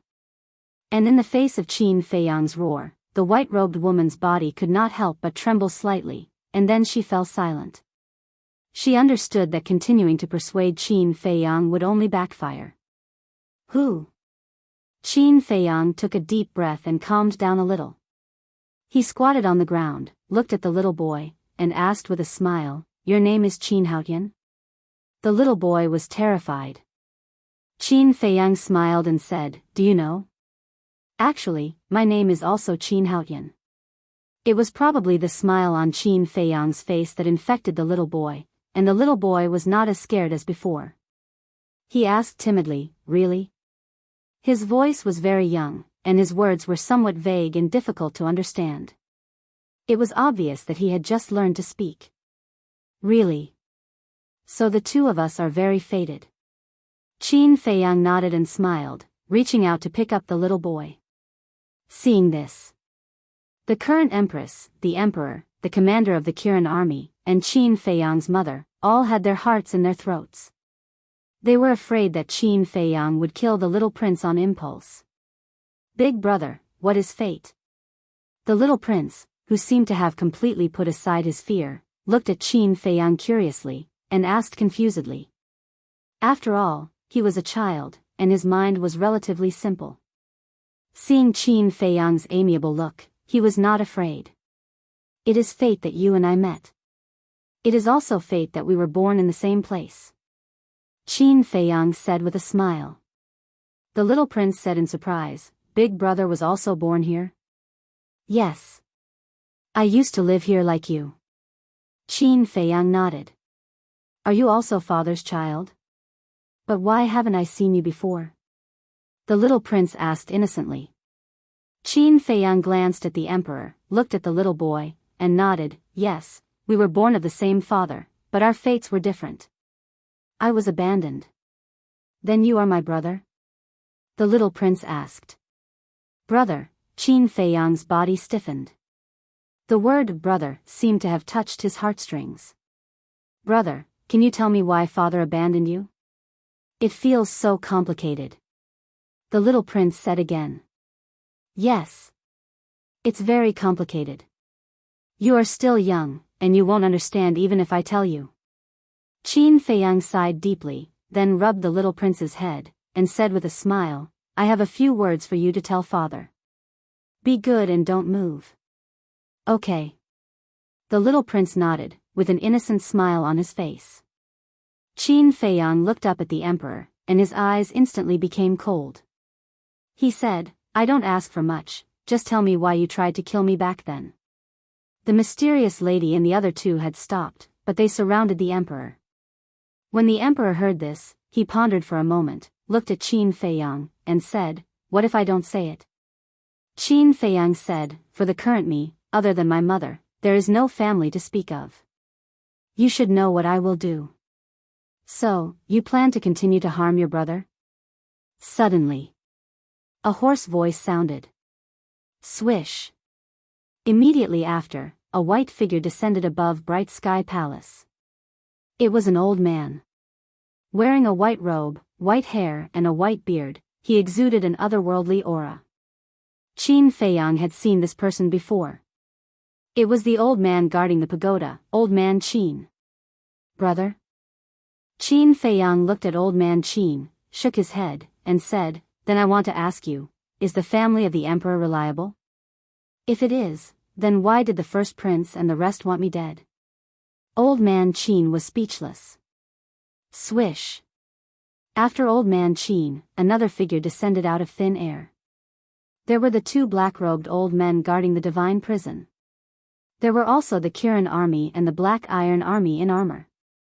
There was also a group of people wearing the uniform of the divine temple. They were the law enforcers of the divine temple. The aura exuded by each of them was extremely terrifying. Especially those law enforcers, they were filled with an amazing murderous aura. Seeing these people appear, the mysterious lady, Mujia's ancestor, and the second ancestor immediately fell in front of Qin Feiyang, their eyes were full of vigilance. How is their strength? Qin Feiyang asked via voice transmission. The mysterious lady secretly said, they are all very strong, especially the old man who appeared first. He gave us a strong sense of crisis. He should be a false god. False god. Qin Feiyang's eyes trembled. The person the mysterious lady was referring to was Old Man Qin. He had guessed before that this Old Man Qin must be very strong, but he didn't expect him to be strong to this extent. It seems that he really knows nothing about the background of the great Qin Empire. He couldn't help but wonder if there were other false gods lurking in the imperial palace in addition to Old Man Qin and the state preceptor. Rumble. Kacha. On the top of the clouds, the battle between Yiglao and the middle-aged man with the state preceptor had reached its climax. And the battlefield of the three people was gradually approaching the imperial palace. Old Man Qin looked up at the sky, his eyes were incomparably deep. Swish. Suddenly, his eyes flashed with a cold light. He looked down at Qin Feiyang and said, hand over the little prince immediately and surrender. With just you? Qin Feiyang sneered. Young man, don't be too arrogant. The imperial capital is not a place where you can be presumptuous. Old Man Qin's body shook, a mighty aura emerged and shrouded Qin Feiyang and the others. It's really a false god. The mysterious lady's pupils shrank and anxiously said to Qin Feiyang, quickly go into the castle. Now. Yiglao and the middle-aged man were fighting with the state preceptor and had no time to support. If they were controlled by old man Qin's aura, then they would be wiped out. However, Qin Feiyang didn't panic at all. He grinned and said, it seems that you really don't care about his life, in that case. Chapter 924. No. The current empress hurriedly stood between Qin Feiyang and Elder Qin. She looked at Elder Qin and said, don't do anything. He will really hurt Tian. Don't worry, Empress. He won't dare to touch the little prince. Because as long as something happens to the little prince, he will lose his protective talisman. Elder Qin said. Qin Feiyang grinned and said, you're smart, but didn't you forget something? I still have an ancient castle. The ancient castle was his real protective talisman. Elder Qin raised his eyebrows and looked up at the emperor. He bowed and said, Your Majesty, how do you want to deal with it? The emperor looked at Qin Feiyang in silence. A moment later, he looked at the little prince again. After a long time, he looked at Qin Feiyang and said, although I like him very much, it doesn't mean that you can use him to threaten me. You can have another son if you lose him. Qin Feiyang's eyes trembled. How heartless must the emperor be to say such words? He didn't dare to doubt it. Because he was the best example. The emperor could abandon him, and he could also abandon the little prince now. The emperor said coldly, tell me, what do you want? Qin Feiyang took a deep breath and said, I want you to promise me that you will never hurt my mother and everyone related to me. His mother didn't want to leave the imperial capital, so he had to make plans for her future. As for those related to him, there were even more. For example, Luo Qinxue, Mermaid Princess, Yan Nanshan, and so on. The emperor said in a deep voice, You are the first person who dares to negotiate with me. Then shouldn't I be honored? Qin Feiyang sneered. The emperor narrowed his eyes slightly and said, You have repeatedly offended my dignity. Do you think I will agree? At this moment. At the top of the clouds, a painful scream suddenly sounded. Everyone looked up. They saw that the battle between the state preceptor and Yiglao had shifted to the sky above the imperial palace. Under the joint attack of Yiglao, the imperial tutor was severely injured and in imminent danger. The emperor raised his eyebrows and ordered, Old Qin, go and help the imperial tutor. Yes. Old man Qin bowed in response and soared into the sky. Hee. It's better for you to stay here. But suddenly, a faint laugh came from the vicinity of Bright Heaven Palace. Following closely, a white-haired old man wearing a mask soared into the sky and blocked old man Qin's path. It was the old man who had been with Ling Yu and the others not long ago. What? Another false god. Old man Qin exclaimed as he looked at the masked old man. His face was filled with disbelief. Hearing old Qin's exclamation, everyone present turned pale with fright. Including the emperor and Qin Feiyang. Qin Feiyang asked in surprise, Mu Qin, is she one of us? No. Mu Qin shook her head. No? Then who is he? Qin Feiyang looked at the masked old man. Suddenly, he noticed the masked old man's eyes and his gaze trembled slightly. The masked old man's eyes actually gave him an inexplicable sense of familiarity. But the masked old man's temperament made him feel very unfamiliar. What was going on? Had he seen him somewhere before? Qin Feiyang racked his brains to think. At the same time, the emperor looked at the masked old man and asked, Who are you? This old man is just a nosy person. You don't have to be too nervous. The masked old man laughed hoarsely.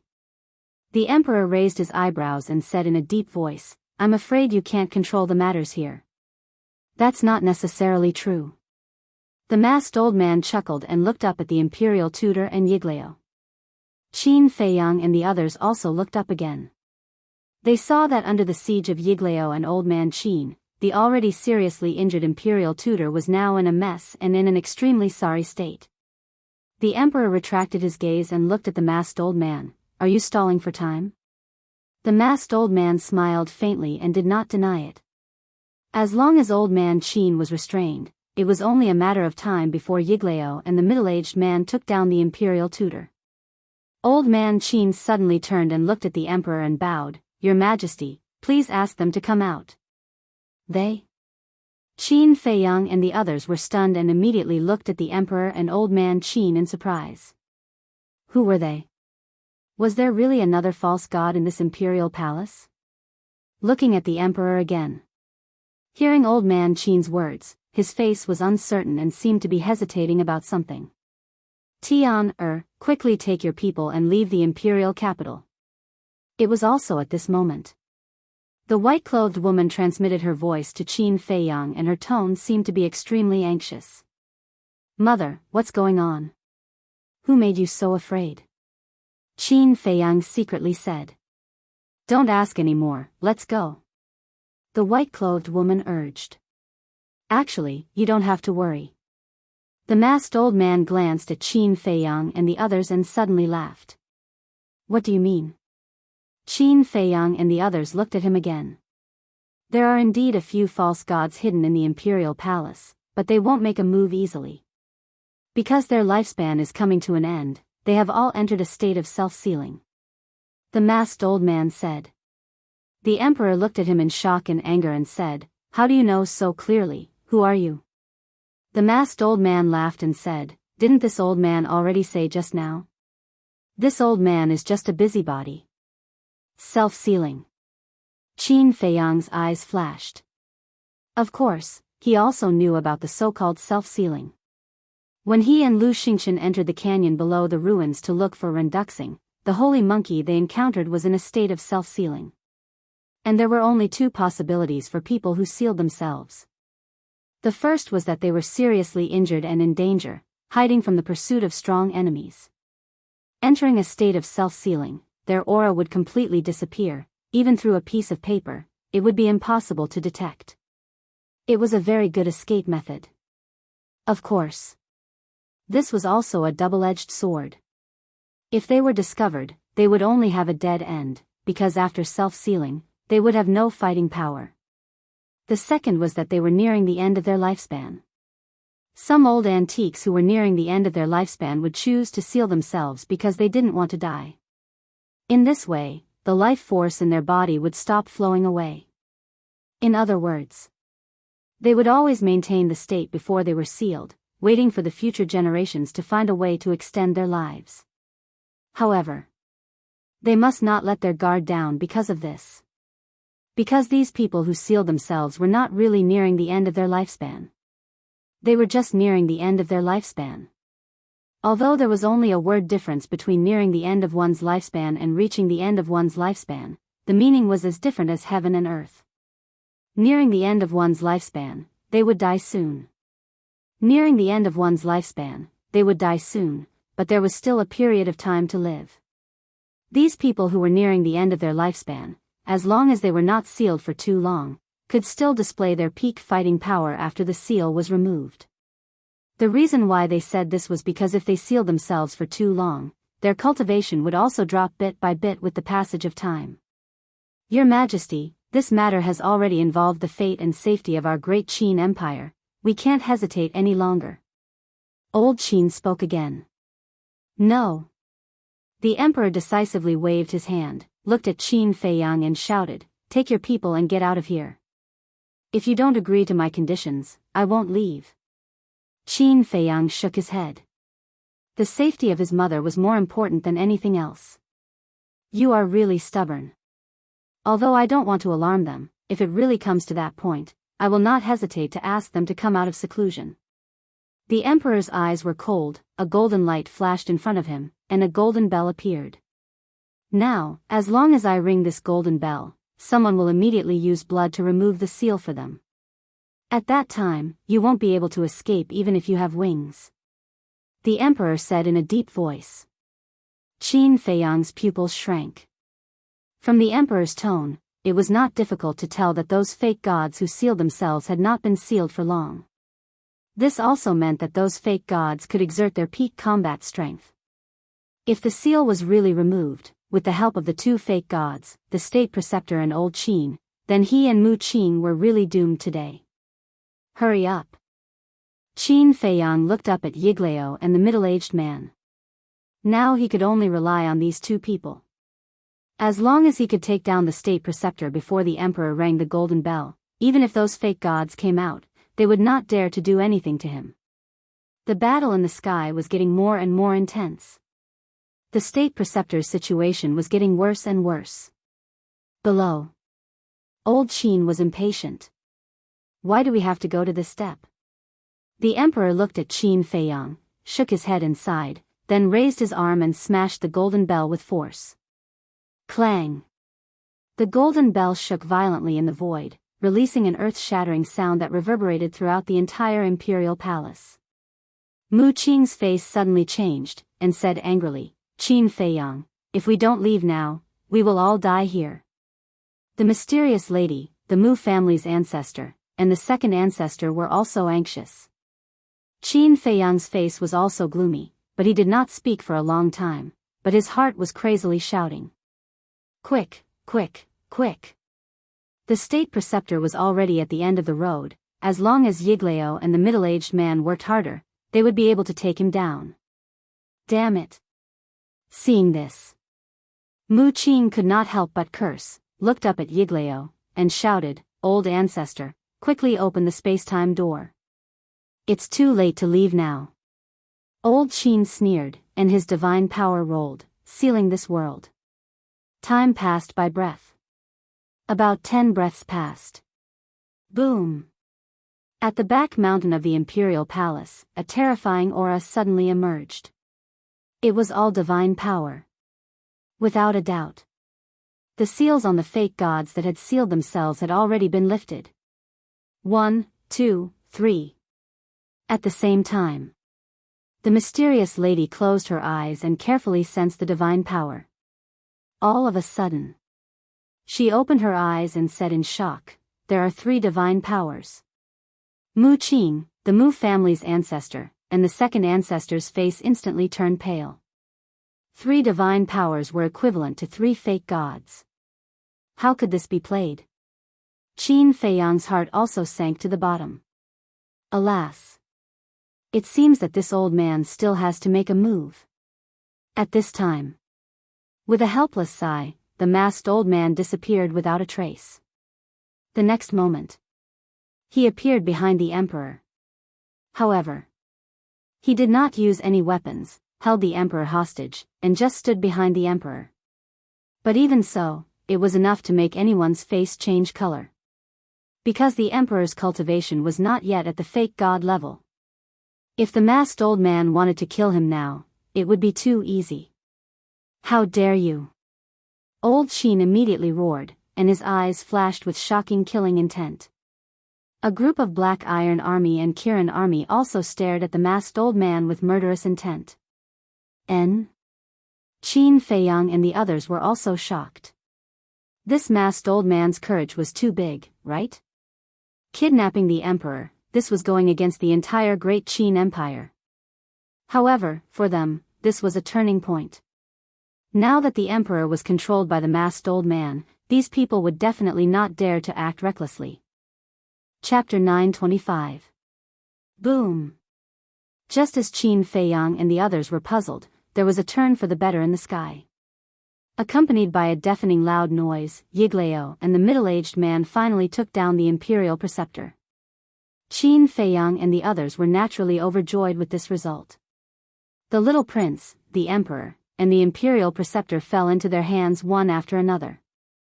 Their chips were undoubtedly bigger. However, the faces of old man Qin and the others were extremely gloomy. Your strength is not bad. In the sky. Yiglao held the dying imperial preceptor and looked at the middle-aged man with a smile. You can do it too. The middle-aged man said. Immediately. The two of them looked at each other and smiled. Carrying the imperial preceptor, they swooped down like lightning and landed beside Qin Feiyang and the others. "Thank you, seniors." Qin Feiyang quickly bowed and thanked them. Yiglao casually threw the Imperial Preceptor in front of Qin Feiyang and said, "Hurry up and finish him." "Okay." Qin Feiyang nodded and looked down at the Imperial Preceptor. The Imperial Preceptor's clothes were ragged and his body was covered with wounds. Like a dead dog, he lay on the ground motionless.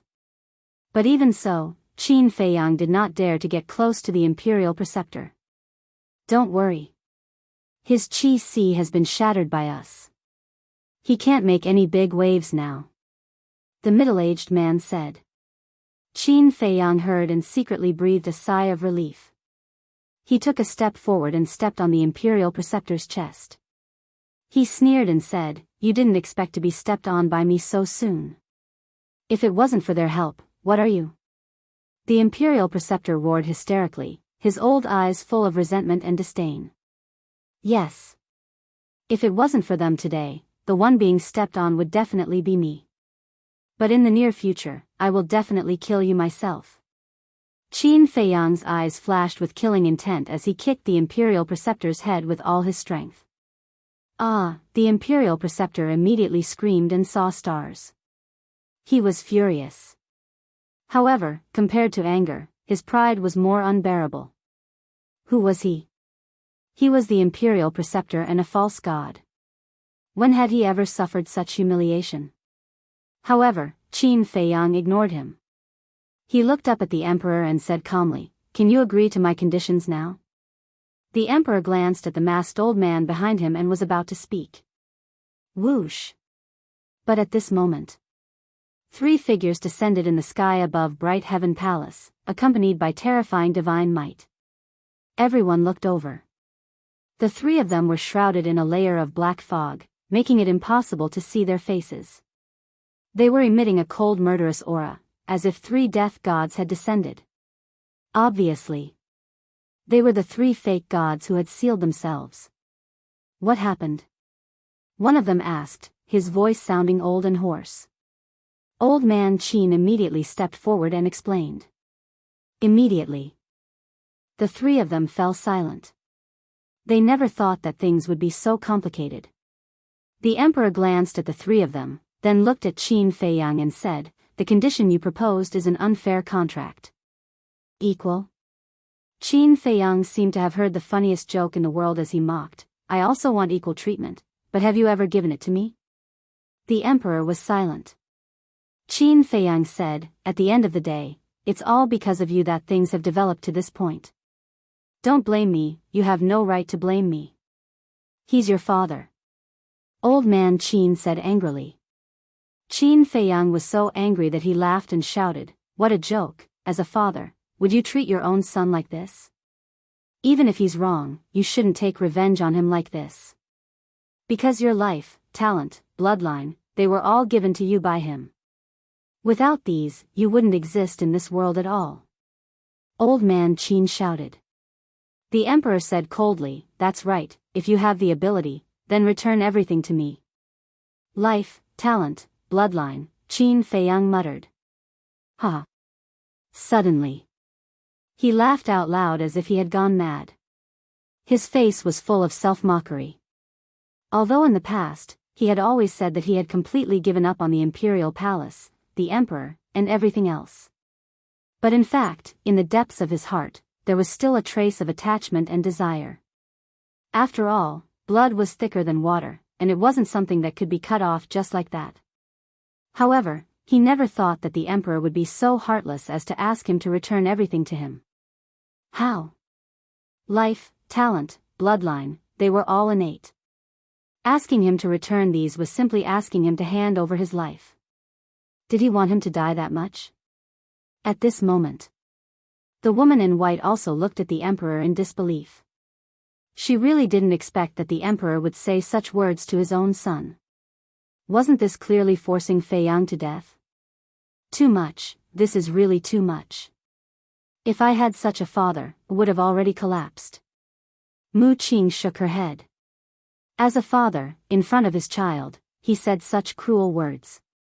And in front of everyone. This could no longer be described as heartless. It was simply heartless and inhumane. At this moment, he couldn't help but begin to sympathize with Qin Feiyang. The mysterious lady, the great ancestor and the second ancestor of the Mu clan were also full of anger, feeling unworthy for Qin Feiyang. Although they and Qin Feiyang were both using each other, no one would be able to tolerate the emperor's attitude towards Qin Feiyang. Why do you still say these words? Don't you think Feiyang has been hurt enough? The woman in white looked at the emperor and asked softly. Her eyes were filled with tears and full of pain. I have 3,000 concubines. As long as I want, there are many children. I don't need him at all. The emperor said indifferently. You bastard. The woman in white roared. Mother, at the same time. Qin Feiyang's angry roar sounded. He clenched his hands, glanced at the emperor, and turned to look at the woman in white. His eyes softened, and he said with a smile, Mother, don't say any more. It's meaningless. Yes. What's the point of saying this now? Tian, it's Mother who let you be born in this world. But Mother couldn't protect you well, and let you suffer from torture and suffering since you were a child. Tian, Mother is sorry. The woman in white closed her eyes in despair. Her pale face was full of self-blame. No. Qin Feiyang shook his head, smiled and rubbed the little prince's head, and said, Go back to your mother's side. After that, he put the little prince on the ground. No one expected that Qin Feiyang would let the little prince go like this, including the emperor and the current empress. Son, come here. When she came back to her senses, the current empress immediately waved to the little prince. Her face was full of urgency. Qin Feiyang ignored her and turned to the woman in white. However, the little prince didn't run to his mother. He looked around for a while, and finally looked at Qin Feiyang's back, and then looked at the emperor, and asked in a childish voice, Father, what did you do to brother? Why is brother so sad now? He was still young and didn't know what life was, let alone talent and bloodline. But he could see that this strange brother was very sad now. So? He asked without hesitation. But in the face of a child's question, no one present answered for a moment. Because they didn't know how to answer.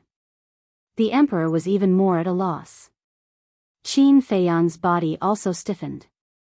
He turned around and walked in front of the little prince. He lowered his head and looked at the little guy. Brother. The little prince looked at him innocently. Qin Feiyang squatted down, reached out and gently grabbed the little prince's shoulder, and said with a smile, Remember my words. If you want to survive in the imperial palace, you have to be wary of everyone, including your father. The fact that he said this proved that he approved of this little brother. Why? The little prince asked suspiciously. You'll understand when you grow up. Qin Feiyang rubbed the little prince's forehead, got up and walked to the woman in white without looking back. The current empress also rushed up, held the little prince, and hid behind Elder Qin and the others. When Qin Feiyang walked to the woman in white, the woman in white raised her hand, stroked Qin Feiyang's face, and murmured with tears in her eyes, Tian, it's all my fault. Can you forgive me? Looking at his mother, Qin Feiyang couldn't help but feel a dull pain in his heart. The anger in his heart also became more and more vigorous. He reached out, held his mother in his arms, and comforted her, Mother, it's not your fault. You don't have to apologize to me. I'm the one who should apologize. Tian, the woman in white was sobbing. You carried me for 10 months before giving birth to me, and you worked so hard to raise me, but all these years, I haven't been filial to you for a day. Mother, I feel guilty in my heart. Qin Feiyang said in a low voice, and the tears in his eyes fell uncontrollably. Don't say that, the woman in white hurriedly said. Mother, let me finish. Now in this world, other than you and Uncle Yuan, I have no other relatives. And now, Uncle Yuan is nowhere to be found. You're the only one left. So no matter what happens, I'll always protect you. Because you're the only one who can make me abandon everything to protect you. Even if it costs me my life, I won't regret it. Mother, no matter what I become in the future, don't feel strange. Because you'll always be my mother. You'll always be the person I care about the most. Because you're the one who gave me life. Qin Feiyang said in a low voice. Tian, what do you want to do? Hearing this, the woman in white got up and looked at Qin Feiyang's face, and there was a strong sense of uneasiness in her heart. The double-winged snow eagle, Mu Qin, and the others also stared at Qin Feiyang in shock and doubt. That was because Qin Feiyang's words truly resembled the last words of a dying man. Qin Feiyang did not answer. With a plop, he knelt in front of the woman in white and kowtowed 3 times and 9 times. Tian, tell mother quickly. You won't do anything stupid, right? The woman in white panicked. Now that Qin Feiyang's behavior was too abnormal, the sense of uneasiness in her heart was getting stronger. She held Qin Feiyang's arm tightly, fearing that if she let go, Qin Feiyang would disappear from her sight. Qin Feiyang still kept silent. But there was a flash of determination in his eyes. He gently pushed his mother away, and then stood up suddenly. He turned and looked up at the emperor, and said word by word, "My life was given by mother. You have no right to take it away. As for talent and bloodline, bang." Speaking of this, Qin Feiyang's body shook violently, and a destructive wave spread out from his body. He roared, "Now, I'll return these things to you." Explode. In an instant, all the blood vessels in his body were torn by the battle chi. His skin cracked inch by inch. Blood gushed out and instantly dyed his whole body red. Tian, the woman in white's face suddenly changed.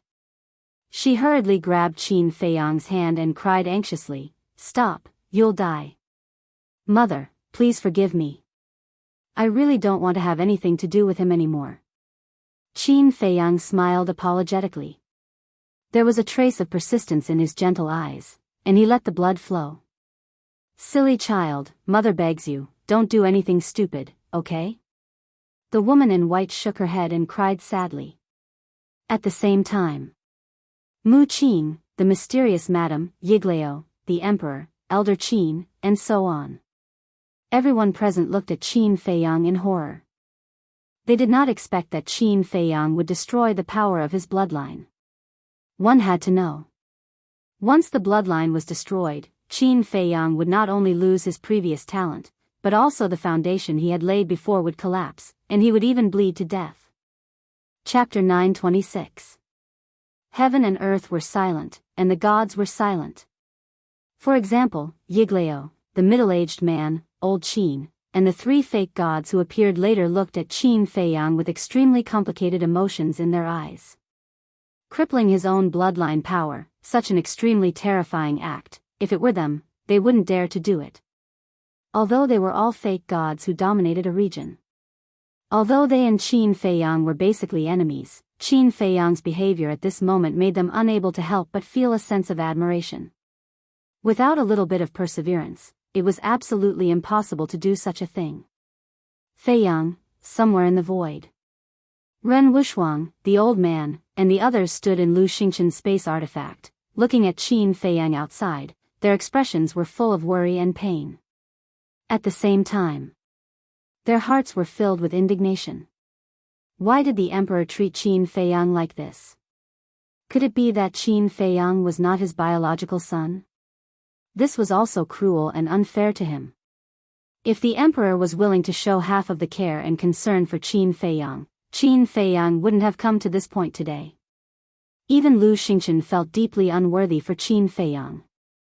Wasn't it just because of one sentence? Was it necessary to do such a stupid thing?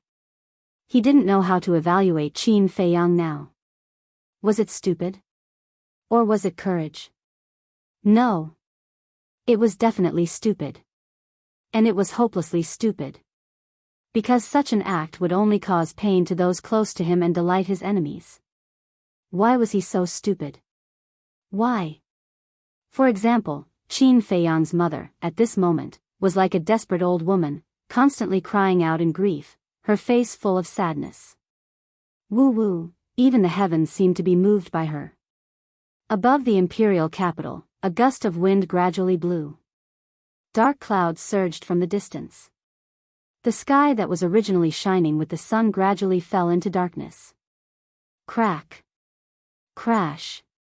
Not long after. In the sky, lightning flashed and thunder rumbled, and the wind howled. The rain poured down in torrents. What's going on? Why is it raining all of a sudden? People in the imperial capital looked at the sky in puzzlement. What a strong sense of sadness. That sadness came from the imperial palace. What happened there? Ling Yu and the other three stood in front of the window, looking in the direction of the imperial palace. Their brows were full of confusion. In another restaurant, Zhuge Mingyang was also standing in front of the window, looking at the torrential rain outside, for a long time without a word. Suddenly, he opened a portal and appeared in the sky above the palace. What's going on? Looking at Qin Feiyang's current appearance, his eyes were filled with bewilderment. The commander of the Qilin army sighed. He crippled his own bloodline power. Zhuge Mingyang was dumbstruck. But now, he had actually crippled the power of the bloodline? Was he crazy? Zhuge Mingyang glared at Qin Feiyang and shouted, "Do you think you can get everyone's sympathy by doing this?" "I don't want to get anyone's sympathy. I just don't want to owe him," Qin Feiyang said lightly. Don't want to owe him? Zhuge Mingyang was stunned. He turned to look at the emperor and immediately understood. You are no longer worthy to be my opponent, Zhuge Mingyang. He shook his head, turned around, and retreated to the side in silence. Is that so? Qin Feiyang muttered. Blood was still flowing. His face was getting paler and paler. The merged fire of life was frantically repairing his blood vessels.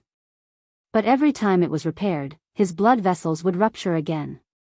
Time passed breath by breath. There was not much blood left in his body. The ground under his feet was dyed red with blood. He raised his head and looked coldly at the emperor.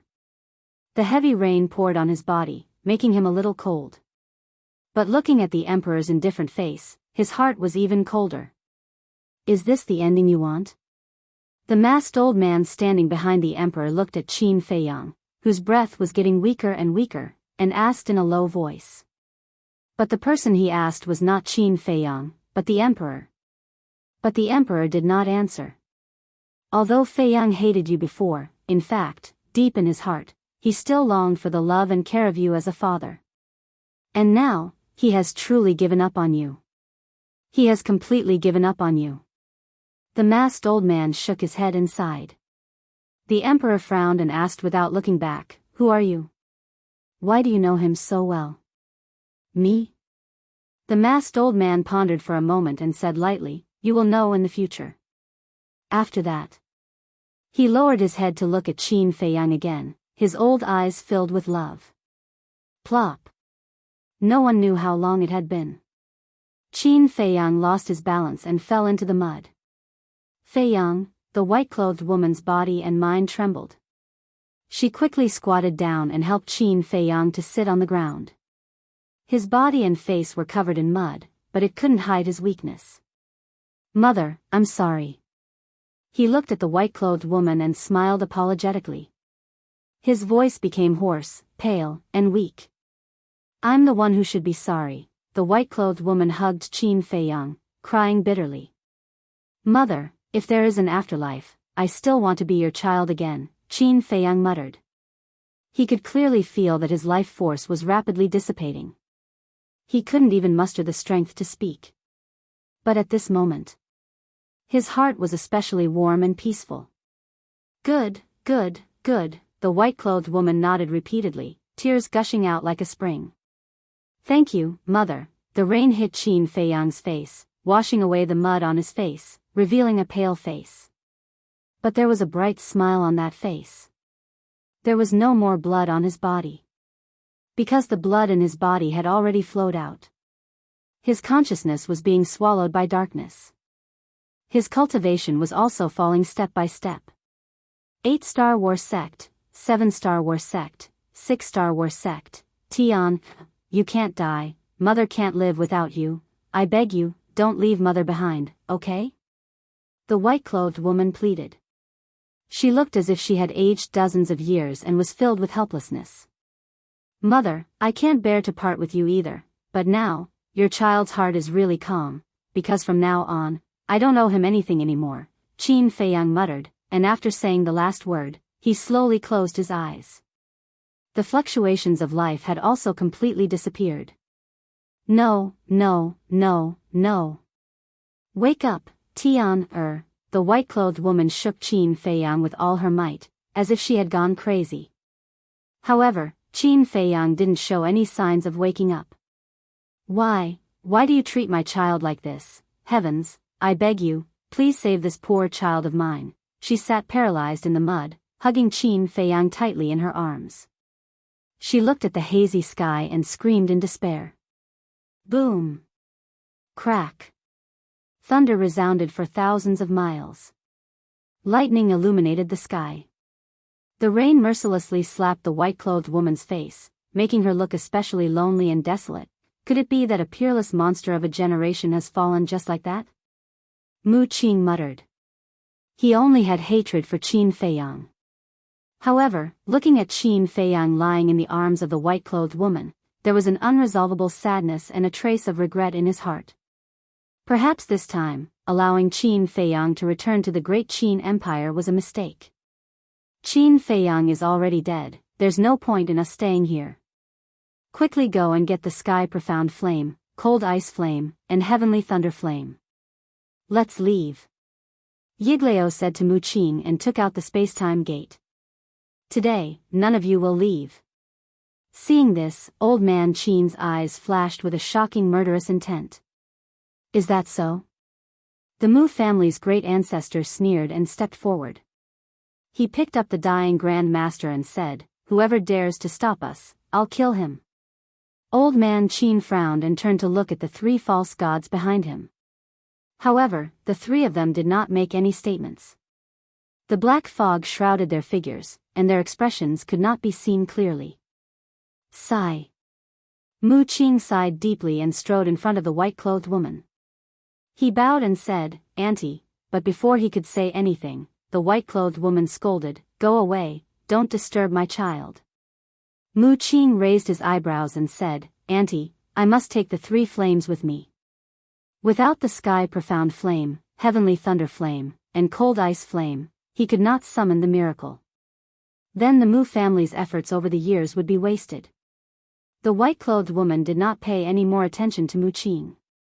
However, the emperor said coldly, "He was a member of the great Qin Empire when he was alive, and he will be a ghost of the great Qin Empire when he dies.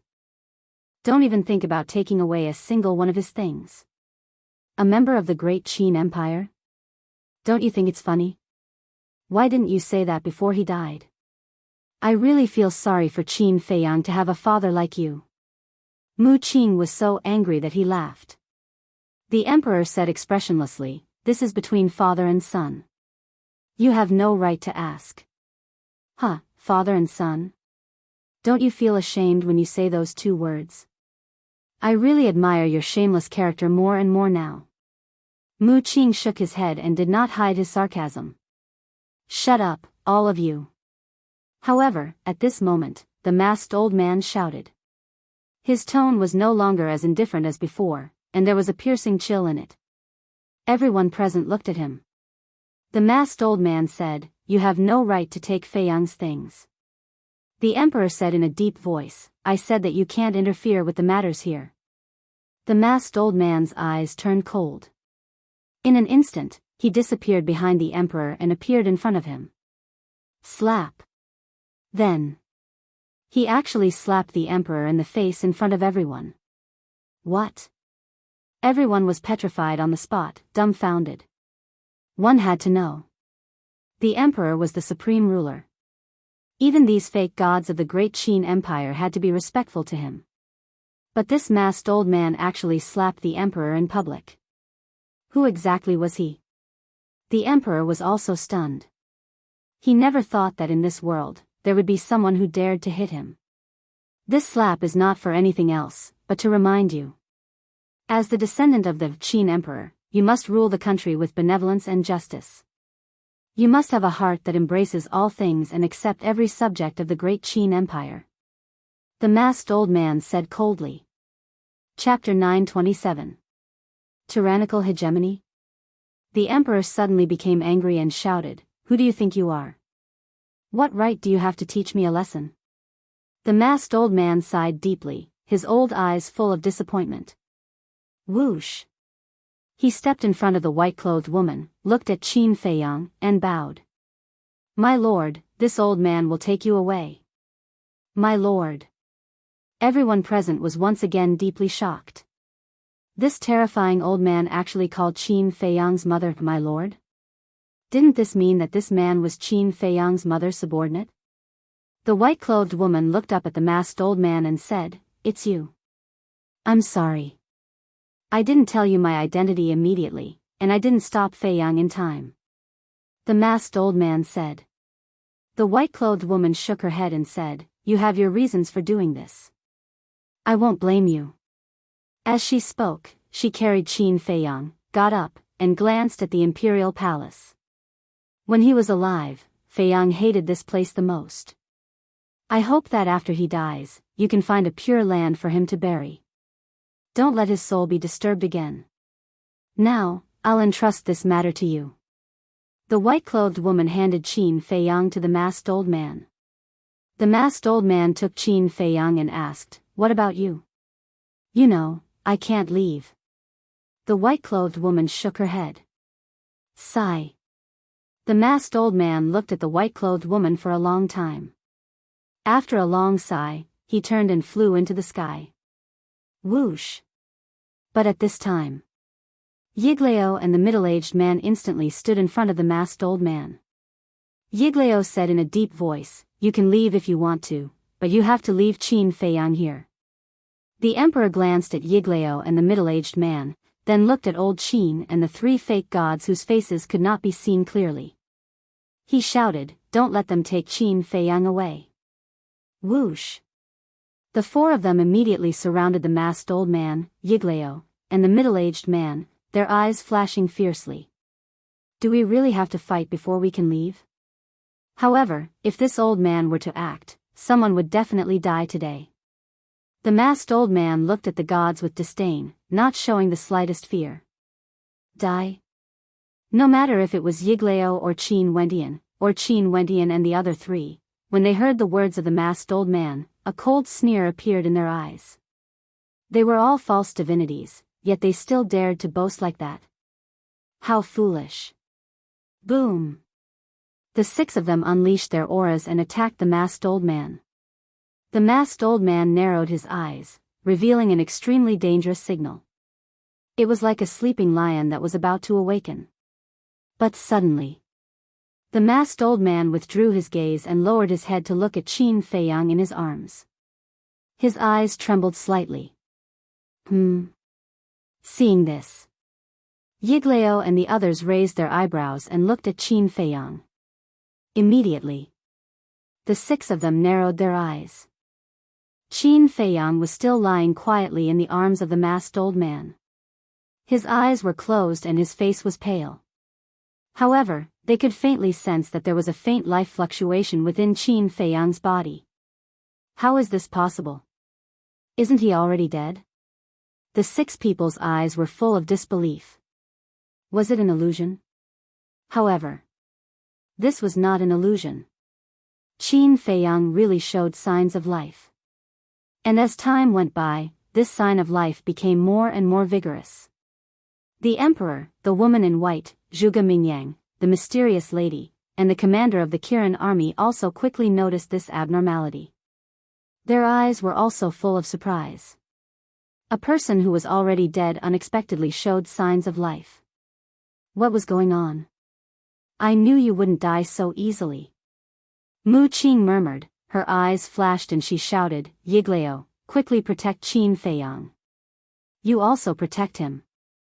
The mysterious lady quivered and immediately shouted at the middle-aged man. Yiglao and the middle-aged man instantly changed sides and stood together with the masked old man, guarding against Qin Wendian and the other three. At the same time, below, The Mu family's ancestor and the second ancestor also firmly controlled the state preceptor.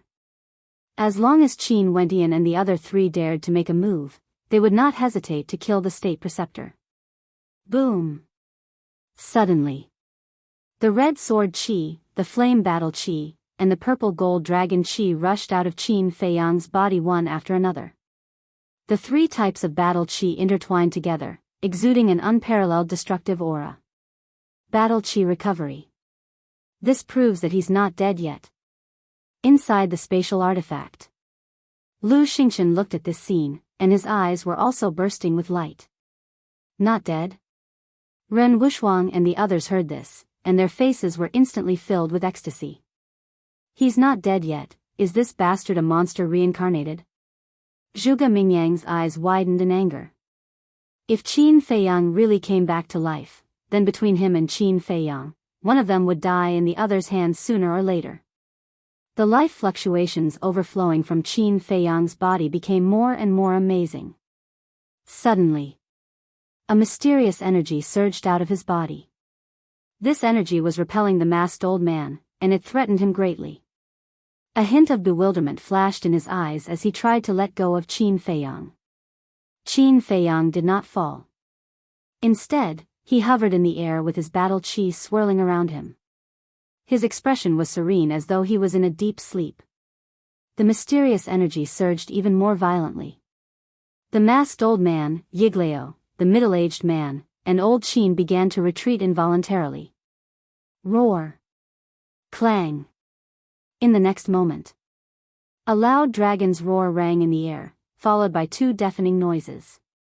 The nine-leaf fire lotus, the red sword soul, and the purple gold dragon soul roared out of Qin Feiyang's body at almost the same time. When the three battle souls appeared, they immediately grew in size. Finally, the purple gold dragon soul was several thousand feet long. It was like a lofty mountain ridge as it spun around Qin Feiyang. Its dragon's might was vast and mighty. The red sword soul awakened on its own. It was like a huge sword that could split the heavens and earth. It hovered above Qin Feiyang, emanating a destructive aura. The flaming beast shadow that was hiding in the sword soul charged out as well. It roared in the air, its ferocious might unparalleled. As for the nine-leaf fire lotus, the 9 fire lotus leaves fell off on their own as well. However, they did not explode. Each of the fire lotus leaves was the size of a dustpan. They were like 9 red shields that surrounded Qin Feiyang. Waves of fire surged and swept across the sky for several miles. The sky and earth changed color at this moment. What's going on? The others looked at this scene in shock and confusion. It was common knowledge that battle souls would only appear when their masters were awakened. Currently, Qin Feiyang was unconscious. It was impossible for him to awaken his battle souls. However, why would the 3 battle souls appear? Could it be that the 3 battle souls had their own consciousness? Impossible. Battle souls were controlled by their master's will. It was impossible for them to have their own consciousness. However, if that was not the case, how could this be explained? Roar! At this moment, the purple gold dragon soul raised its head and roared. Suddenly, it dragged its huge body and soared into the sky. However, the red sword soul and the 9-leaf fire lotus did not move. They were like loyal guardians protecting their master, Qin Feiyang. Everyone's eyes followed the purple gold dragon soul as it rose into the sky. The purple gold dragon soul soared into the sky, entered the clouds, and disappeared. Where did it go? The others were puzzled. However, in the next moment, an even more majestic aura surged in the sky. However, it was not a dragon's might. It was an emperor's might. This emperor's might was many times more powerful than the current emperor's. As soon as the emperor's might appeared, everyone in the imperial capital felt a pressure that came from the depths of their souls. Even false gods like Yigleo and Old Qin could not help but want to worship it. At this moment, everyone looked at the rolling clouds in the sky. It felt as if an ancient great emperor had returned. What's going on? The emperor's eyes trembled. In the face of this emperor's might, even he could not help but feel terrified. Woo! Woo! Strong winds howled in the sky. The dark clouds gradually dispersed. When the scene within the dark clouds appeared before everyone's eyes, it was as if a sudden clap of thunder was roaring in everyone's minds. At the peak of the sky, the purple gold dragon's soul had disappeared without a trace. However, there was a stone statue in its place. The stone statue was about 100 feet tall. It shone with a dazzling purple gold divine light. How's this possible? Looking at the stone statue, the current emperor shook his head frantically. His eyes were filled with disbelief. The stone statue's face was well-defined and carried a strong sense of vicissitudes. One could tell at a glance that it was a middle-aged man. His eyes were bright like the eyes of the heavens. They seemed to be able to see through all things and the world's origin energy. He was holding a sword in his hand. However, it was not a complete sword. It was a broken sword. There was no tip of the sword.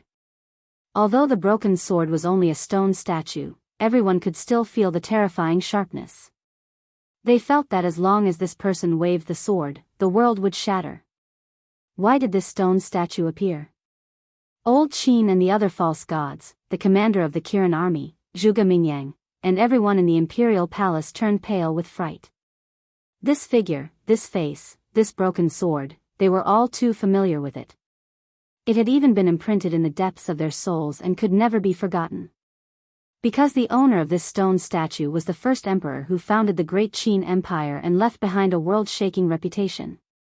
Moreover, this stone statue was exactly the same as the god statue worshipped by the mermaid clan. Its body that was over 30 meters tall was like a towering mountain, and it emitted an aura that made one feel despair. Qin Feiyang, quickly answer me. Why did the ancestors' god statue appear here? Suddenly, the emperor retracted his gaze and looked at Qin Feiyang, who was floating in the air, and roared hysterically. The great Qin Empire had been around for tens of thousands of years. However, this was the first time that the god statue of the first emperor appeared. And this must have something to do with Qin Feiyang. However, Qin Feiyang closed his eyes tightly and did not give any answer to the emperor. If this child did not fall out with his majesty, he would definitely be the most suitable candidate for the next emperor. But now, we must not let him live. Otherwise, in the future, it will definitely affect the fate of our great Qin Empire. Old Qin and the other false gods looked at each other, and a cold light surged in their eyes. They rushed towards Qin Feiyang at the same time. They were full of murderous intent. How dare you! The masked old man roared. Yiglao and the middle-aged man hurriedly chased to stop them. But after all, they were all false gods. As for old man Qin and the other three, they suddenly attacked without any warning. Therefore, it was too late for the masked old man and Yiglao to stop the four of them. As expected, Qin Feiyang would definitely be killed by the four of them. At the same time. Chapter 928. It seemed like Qin Feiyang was about to be killed by the four of them. Boom! In the skies. The stone statue of the first emperor suddenly released a purplish gold divine light that enveloped Qin Feiyang. Pooh! Old Qin and the others were sent flying by the purplish gold divine light. Their bodies trembled as they spat out blood. Their eyes were filled with shock. The stone statue of the first emperor was protecting Qin Feiyang? Why was this happening? Soon after, an even more shocking scene appeared. The purplish gold divine light carried the unconscious Qin Feiyang and slowly rose into the air. The nine-leaf fire lotus and the scarlet sword soul followed him and protected him. Finally, Qin Feiyang entered the skies and hovered before the stone statue. The purplish gold divine light surged into his body. At this moment, every inch of his skin and every cell on his body shone with a dazzling purplish gold light. What's going on? The others were shocked and puzzled. The appearance of the stone statue of the first emperor was already shocking enough. However, they did not expect it to protect Qin Feiyang. Huh, the masked old man suddenly laughed. Everyone looked at him. They did not know what he was laughing about. If I'm not mistaken, he must have obtained Emperor Qin's legacy. The masked old man enunciated each word clearly. His eyes shone brightly. What? Emperor Qin's legacy. As soon as he said this, everyone's bodies and minds trembled. Their minds buzzed. Just as everyone was feeling shocked by this, Qin Feiyang's body was also undergoing earth-shattering changes. Initially, all the blood in his body had been drained. However, at this moment, another strand of blood was born. However, this blood was not red. It was purplish gold. As soon as this strand of purplish gold blood appeared, it began to flow in his body. Finally, it entered his heart. Immediately, his heart shone with a dazzling purplish gold light. In the end, his entire heart turned purplish gold. At this moment, his heart, which had stopped beating, started to beat again. His vitality was also restored by more than half. At the same time, strands of purple gold blood were endlessly born from his heart. Like a stream, they flowed towards Qin Feiyang's limbs and bones. In the meantime, the broken blood vessels all over his body were also healing rapidly. About 10 breaths passed. The purple gold blood covered Qin Feiyang's entire body. His life force had already recovered to its peak. But he still did not wake up. He lay in front of the stone statue with a serene expression. Boom! Suddenly, his body was filled with a weak aura. This was not the aura of a fighting soul, but the aura of his own cultivation. Before his death, his cultivation had completely disappeared. However, at this moment, step by step, he began to recover. Martial artist, martial master, martial ancestor. Battle king, battle emperor, battle master. In less than 100 breaths of time, his cultivation had returned to its peak state. 9-star war sect. But it did not stop there. His aura was still rising, as if he was about to break through the shackles and step into the battle saint realm. At this moment, his eyelids twitched, and then he suddenly opened his eyes. 2 rays of light shot out. His eyes didn't change much. They were still the same as before, dark and deep. However, his weakness had already disappeared. Just as he opened his eyes, a muffled explosion rang out from within his body. Boom! The aura around his body suddenly increased by several times. A shocking saint aura also surged out of his body. What? Not only did he not die, he even benefited from a disaster and broke through to the battle saint realm? Everyone was dumbstruck. Especially Zhuge Mingyang, his expression was extremely ugly. Back then, when Qin Feiyang had just entered the shrine, he was only a 1-star battle master. At that time, he was already a 9-star battle master, a full 8 small realms apart. But it had only been a few years, and he had already caught up to him. At this rate, surpassing him was only a matter of time. Am I not dead? What's going on with my cultivation? At the same time, Qin Feiyang muttered to himself as he lay in the air. The light in his eyes had already dissipated and was replaced by a trace of confusion. Soon, he noticed the purple gold divine light around his body, and the confusion in his eyes became even stronger. What was this? Why did it give him a very comfortable feeling, and his entire body was warm? Ancestor. When his gaze swept past the stone statue, it was the same as the emperor and the others' reaction. It was filled with shock. After a long while, he came back to his senses. He immediately sensed a familiar aura. Mother's aura. Mu Qing's aura. And the aura of an emperor. Looks like I didn't die yet. Qin Feiyang muttered, the corner of his mouth pursing into a bitter smile. He had thought that he would definitely die after crippling his own bloodline, but he didn't expect that he would survive. What was even more unexpected was that he would experience 2 life and death tribulations in one day. He looked at the statue of the first emperor and muttered, "Did you save me?" The statue stood tall in the sky, like an ancient emperor looking down on the common people.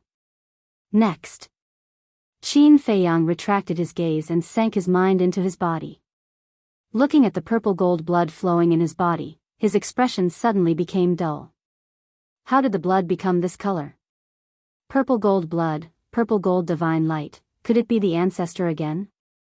He raised his head to look at the stone statue again, his eyes full of surprise. Suddenly, the statue of the first emperor began to collapse, turning into a gorgeous rain of light. Roar. Following closely. Accompanied by a loud dragon roar, a purple gold divine dragon rushed out of the rain of light. This is, Qin Feiyang's eyes widened. This purple gold divine dragon, although alive, was not made of flesh and blood. Wasn't this his purple gold dragon soul? Qin Feiyang understood. Back then, he had opened the purple gold dragon soul in the mermaid clan's holy land because of the ancestors' approval. Although the statue in the Holy Land was carved from stone, it contained the ancestors' will. So, his purple gold dragon soul also had a trace of the ancestors' will. And now, when he was in danger, the ancestors' will appeared and saved him from danger. In other words, the statue he saw before was formed by the ancestors' will. Thank you, ancestor. From this moment on, I will cherish my life. Thinking of this, Qin Feiyang stood up and bowed 3 times in the direction where the statue disappeared. Not only did the ancestor save him, but he also helped him break through to the Battle Saint realm. It could be said that he was given a great fortune. And he had a premonition that the purple gold blood in his body was definitely not simple. Therefore, he was extremely grateful to the first emperor. Immediately, he looked at the purple gold dragon soul again and smiled. Thank you too. Roar. The purple gold dragon's soul let out a long roar, turned into a waterfall, and fused into Qin Feiyang's body. And just as the purple gold dragon's soul entered his body, his expression was slightly stunned. In his mind, a huge amount of information emerged. This information was very unfamiliar to him. What is it? Qin Feiyang calmed down and checked the information. Soon, a trace of bewilderment crept up in his eyes. This was actually a cultivation method of a battle art, called the Divine Dragon Art. Divine Dragon Art? Qin Feiyang frowned. Why did this name sound so familiar? Suddenly, his body trembled violently, and his face instantly revealed a look of ecstasy. He finally realized why the Divine Dragon Art gave him a sense of familiarity. Because this divine dragon art was the battle art created by the first emperor. When he was young, he sneaked into the emperor's study and read an ancient history book. In this ancient history book, there was some information about the first emperor. Although there wasn't much information recorded, there was one thing that was clearly written. Back then, when the first emperor conquered the world, in addition to his own strength, he also controlled a super terrifying battle art. This battle art was the Divine Dragon Art. According to the records, the power of this Divine Dragon Art had already surpassed the limits of a perfect battle art. Back then, many of the tyrants who dominated a region were defeated by this Divine Dragon Art. There were even records that the previous emperor of the Tianyang Empire, Mu Tianyang, was also defeated by the Divine Dragon Art. One could imagine how terrifying this Divine Dragon Art was.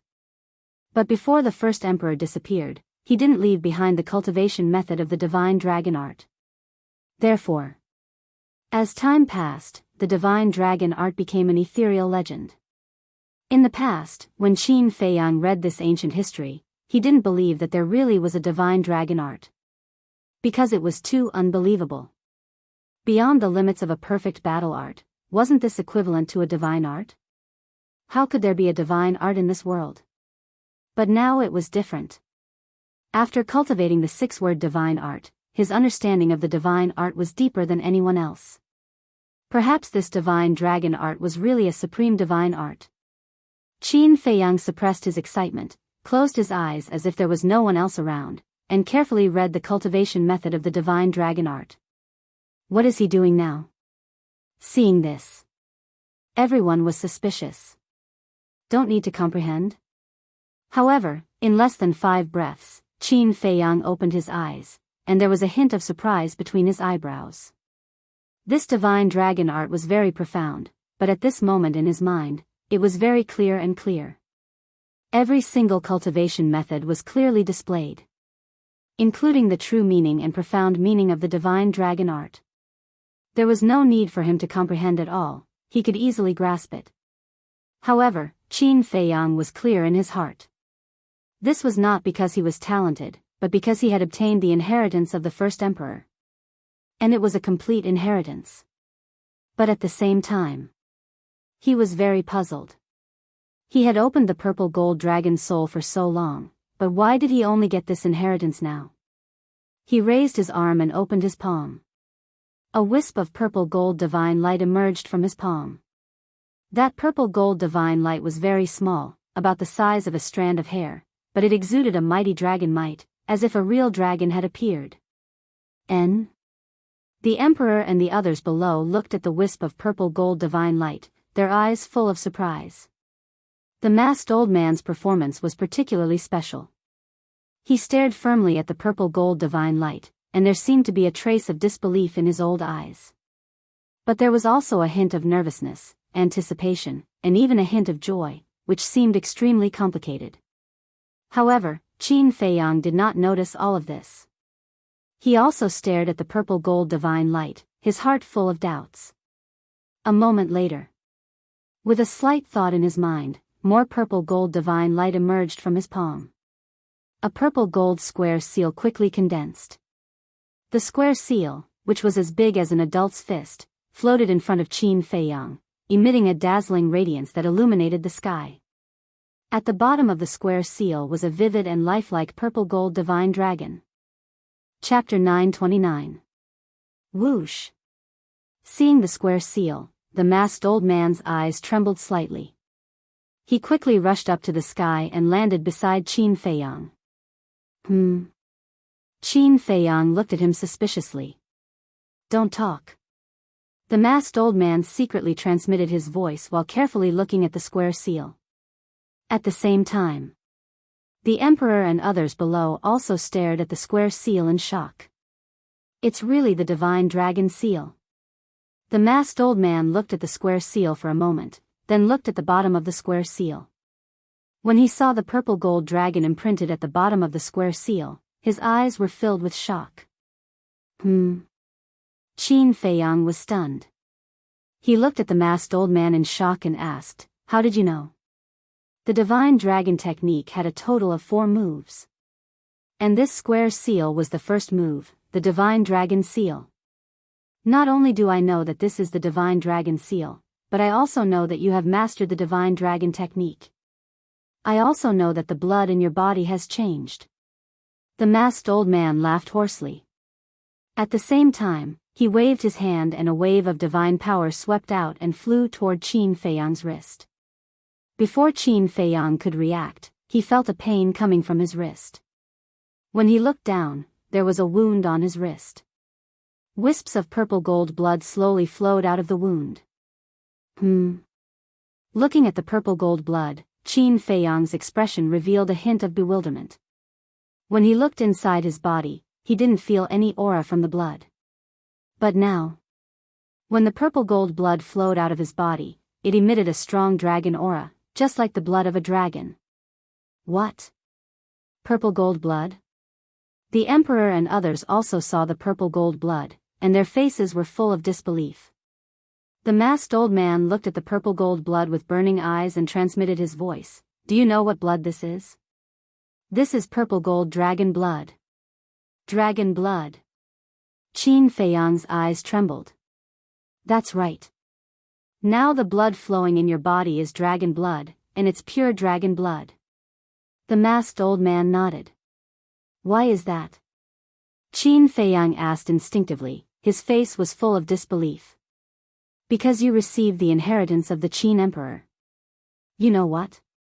The blood in the Qin Emperor's body is also purple gold dragon blood. Furthermore, only those who possess the purple gold dragon blood can cultivate the divine dragon technique.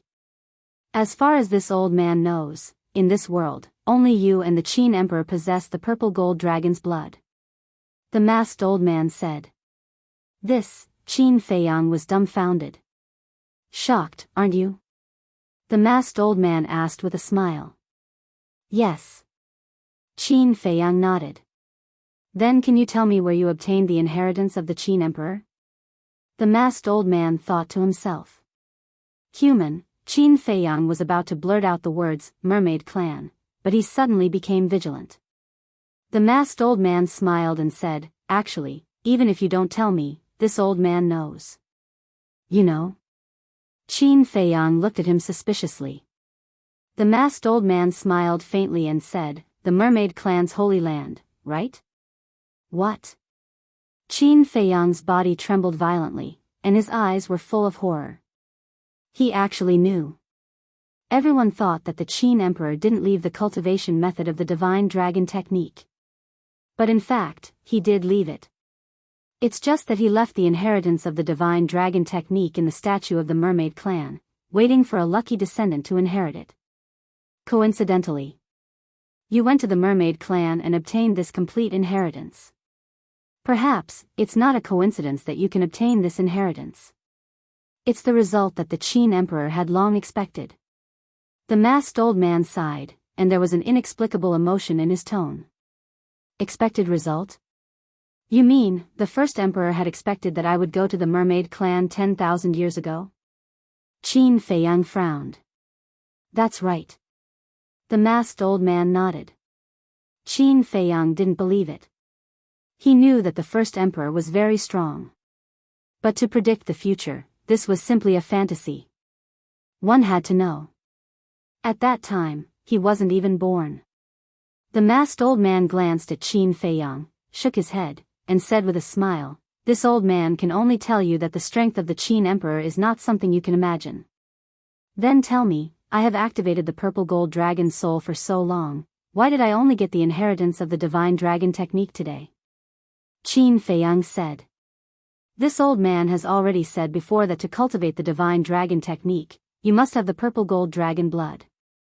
In the past, although you were also a descendant of the Qin Emperor, you didn't really inherit the bloodline power of the Qin Emperor. To put it bluntly, in the past, you were not qualified to inherit this inheritance. The masked old man said. Qin Feiyang suddenly understood. The purple gold dragon blood was a necessary factor to cultivate the divine dragon technique.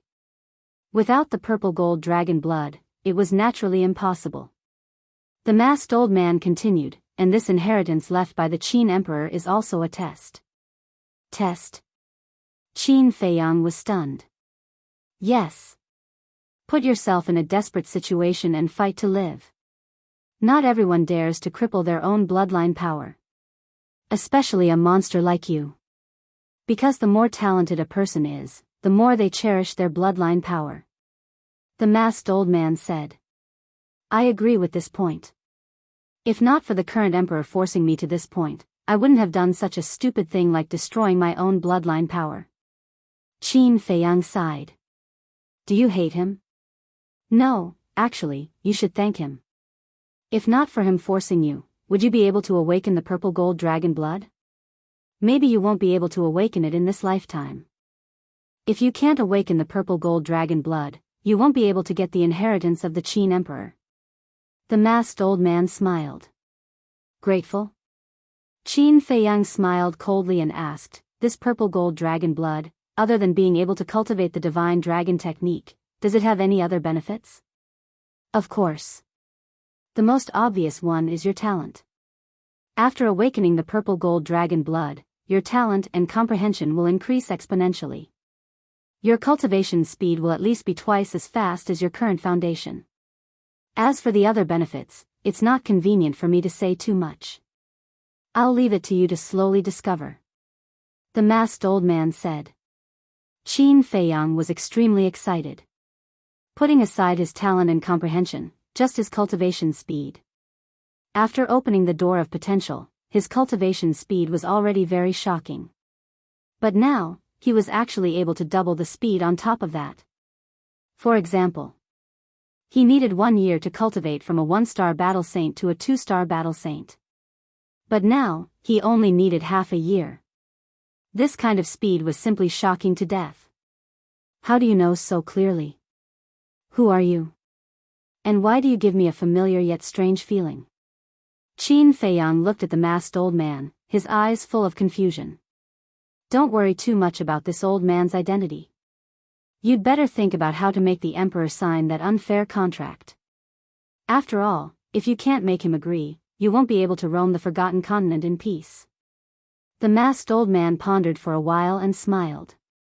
Qin Feiyang frowned. He asked secretly, Senior, do you have any ideas? If you use the royal tutor or the young prince to threaten him, there's no doubt that it'll be a long tug of war. After all, he's the emperor of a nation. He won't be able to put down his pride in front of so many people. You can try another method.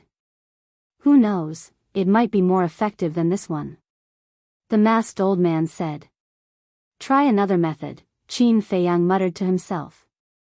After a while, he cupped his fists and said, Thank you for your advice, Senior. Huff. Next. He exhaled deeply. With a thought, the 9-leaf fire lotus and the crimson sword soul that were protecting him returned to his sea of qi. His gaze also turned cold and sharp. No matter what he had gone through, at least he had achieved his wish. From now on, he would have nothing to do with the emperor. Swoosh. He lowered his head and looked at the crowd below. Finally, his gaze fell on the emperor. His expression was no longer filled with pain and sadness. Instead, it was cold. It was as though he was looking at a stranger. Do you know what this is? Qin Feiyang waved his arm. The divine dragon seal hovering before him immediately expanded in the wind. Streams of terrifying aura surged out crazily, covering the sky and covering the earth as they rushed in all directions. Rumble. Finally. The divine dragon seal grew to several thousand feet in size. It was like a towering mountain. With the deafening sound of wind and thunder, it pressed down on the emperor. As they looked at the divine dragon seal, the emperor, old Qin, and the other false gods felt even more puzzled. What was that? Why did it give them a sense of déjà vu? Meanwhile, Lu Xingchen, who was hiding in the spatial divine item, looked at the divine dragon seal. A strange light flashed in the depths of his eyes. How familiar, a hint of confusion could be seen on the mysterious madam's face as well. What's that? Mu Qing was puzzled. I can't remember, the mysterious madam shook her head. It's the first form of the divine dragon technique, the divine dragon seal. At this moment, a slightly agitated voice rang in the air. The person who spoke was Qin Feiyang's mother. She was also looking at the divine dragon seal with a bright smile on her face. Divine dragon seal. However, when the emperor, old Qin, and the other false gods heard these 3 words, it was like a bolt from the blue. Their bodies and minds trembled. Their faces and eyes were filled with disbelief. Because of the white-clothed woman's reminder, they all remembered. They also finally knew what the purple gold blood that flowed out of Qin Feiyang's body was. Mu Qing looked at the expressions of the emperor and the others. She turned to the white-clothed woman and asked, Auntie, what is the divine dragon technique? The divine dragon technique is a battle technique created by the Qin emperor. Back then, he was able to suppress all the heroes mainly because of this divine dragon technique. And this divine dragon technique has already surpassed the boundary of a perfect battle technique. This time, it was the mysterious madam who spoke. There was a deep fear and shock in her eyes. It seemed that she was quite familiar with the Qin emperor. Surpassed the boundary of a perfect battle technique? Mu Qing's eyes widened in anger. Wasn't this the legendary divine technique?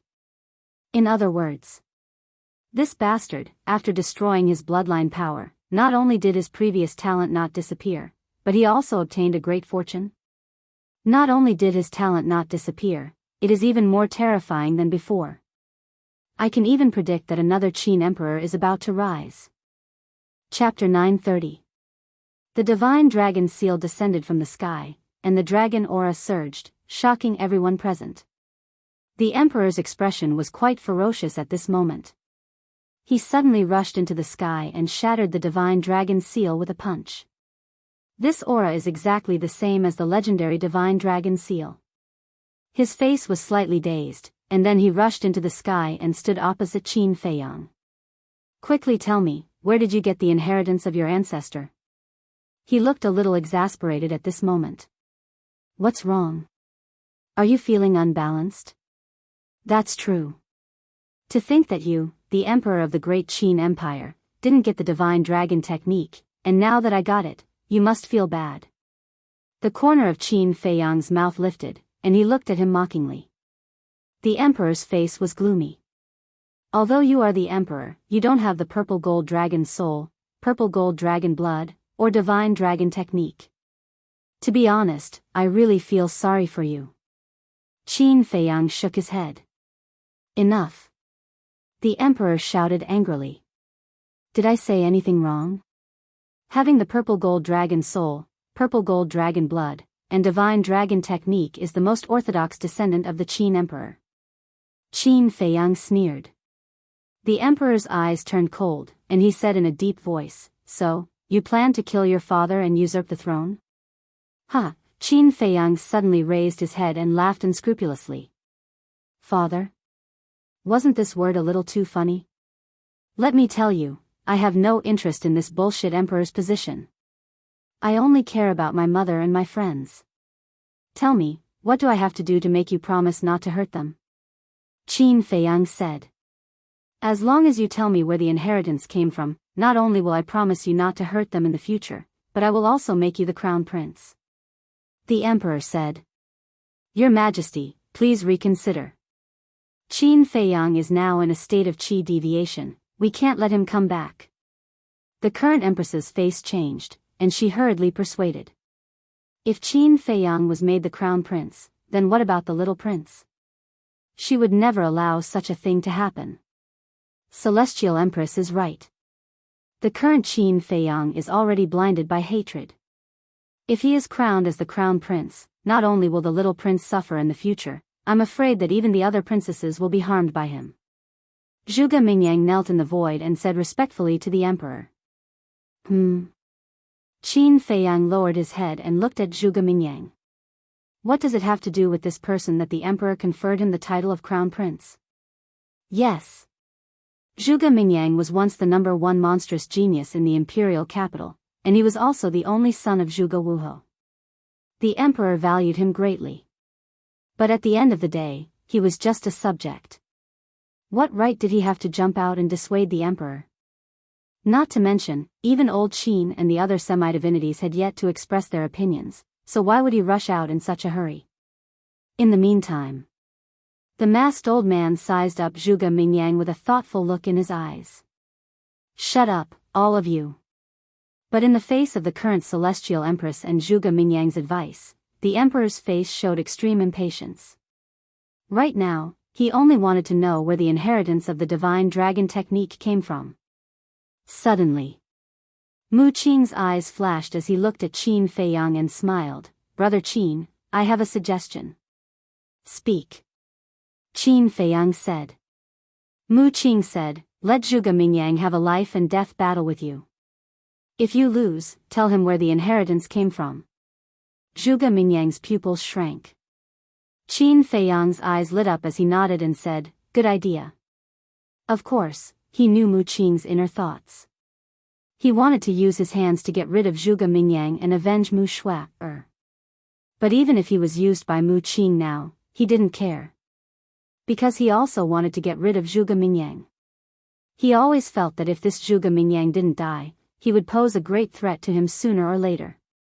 So, it was better to take this opportunity to get rid of future troubles forever. How about this suggestion? If I lose, I'll tell you everything you want to know.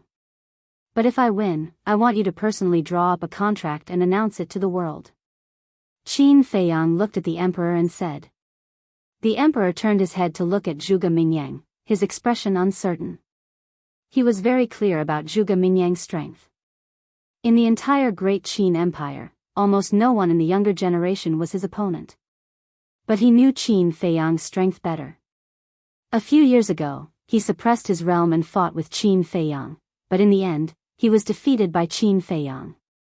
This proved that with Qin Feiyang's ability, it was sufficient for him to reign supreme in the same realm. If Qin Feiyang's cultivation was weaker than Zhuge Mingyang's, he wouldn't hesitate. But now, Qin Feiyang was also a one-star battle saint and had mastered the ancestors' divine dragon art. And he also had the six-word divine art. If the two of them fought, he didn't have much confidence in Zhuge Mingyang. I really didn't expect that there would be a time when you don't dare to nod. Qin Feiyang shook his head, the sarcasm on his face was undisguised. The emperor clenched his hands. Why don't you do it? Just like a few years ago, suppress your cultivation to the same realm as mine. Qin Feiyang laughed mockingly. The emperor's face was ashen. The battle a few years ago could be said to be the stain of his life. Although the people in the imperial capital didn't dare to talk about it in front of him, they gossiped a lot behind his back. Sometimes, he even heard some palace maids and guards talking about it in private. Every time he heard these discussions, he felt a sense of shame in his heart. It was like a sharp blade was ruthlessly stabbing into his heart, making him feel very uncomfortable. And now, Qin Feiyang once again brought up this matter in front of everyone. The anger in his heart soared straight up to a critical point. Qin Feiyang, don't go too far. Zhuge Mingyang glanced at the emperor, stared at Qin Feiyang and shouted. Do you have the right to speak here? Qin Feiyang smiled contemptuously. Zhuge Mingyang's eyes were gloomy to the extreme. He bowed and said, Your Majesty, I accept his challenge. The emperor was stunned. Qin Feiyang was stunned. Mu Qing's face was also filled with shock. After fighting with Qin Feiyang for so many years, Mu Qing was very clear about Qin Feiyang's strength. In the battle between Zhuge Mingyang and Qin Feiyang, there was no chance of victory at all. He thought that Zhuge Mingyang wouldn't have the guts to accept. But he didn't expect that he would accept. Where did he get the courage to fight with Qin Feiyang? Your Majesty. Although I may not be his opponent, I'm willing to defend your dignity with my life. Zhuge Mingyang knelt in the void and said firmly. There was a determined light in his eyes. Good. The emperor nodded repeatedly. He was very happy. In fact, he had no other choice now. Because in the whole younger generation of the imperial capital, only Zhuge Mingyang had the ability to fight with Qin Feiyang. What do you want to do? Qin Feiyang murmured. Zhuge Mingyang's attitude was really too abnormal. To please the emperor? But for Zhuge Mingyang, it didn't seem to be necessary at all. Because the emperor thought highly of him. For other young talents, if they wanted to enter the imperial palace, they had to be notified and approved. But every time Zhuge Mingyang entered the imperial palace, he didn't notify anyone. For example, this time, he came as he pleased. And when the emperor saw Zhuge Mingyang barging in without permission, he didn't say anything. It was equivalent to acquiescing that Zhuge Mingyang could enter and leave the imperial palace freely.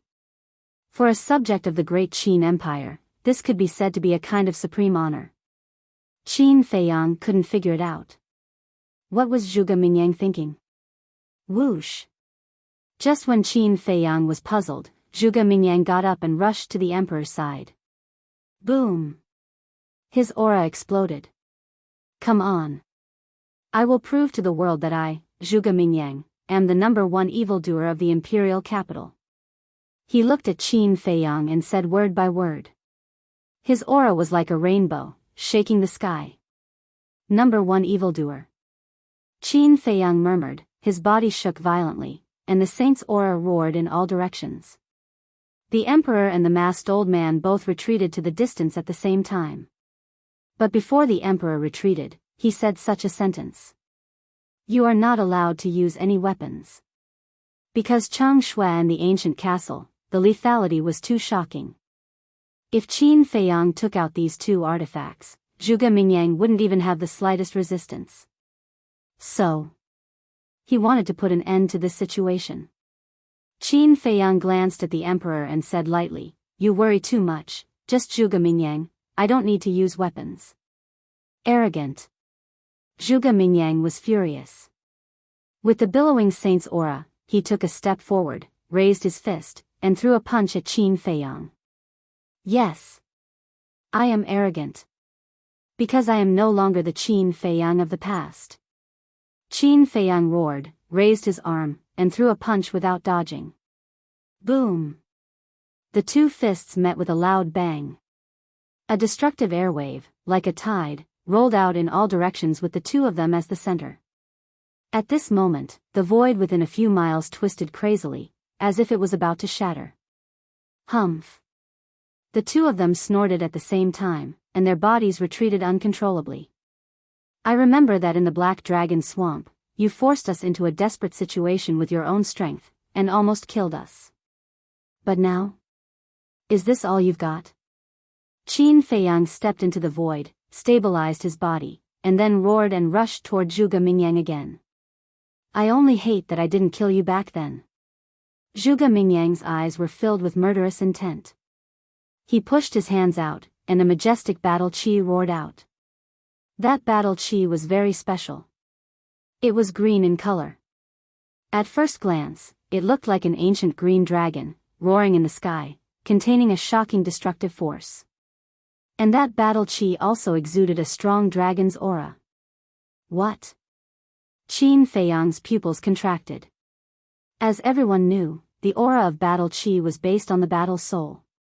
Battle chi that contained dragon's aura, could it be that Zhuge Mingyang had also activated some kind of dragon soul? Boom! He clenched his fist, and the flaming battle chi surged out. At this moment, his whole body was burning with raging flames, as if he had turned into a man of fire. I would like to see how capable you are. Immediately, Qin Feiyang squinted his eyes, and a sharp light flashed, and he punched toward Zhuge Mingyang's battle chi. Accompanied by a loud bang, the roaring battle chi was dispersed.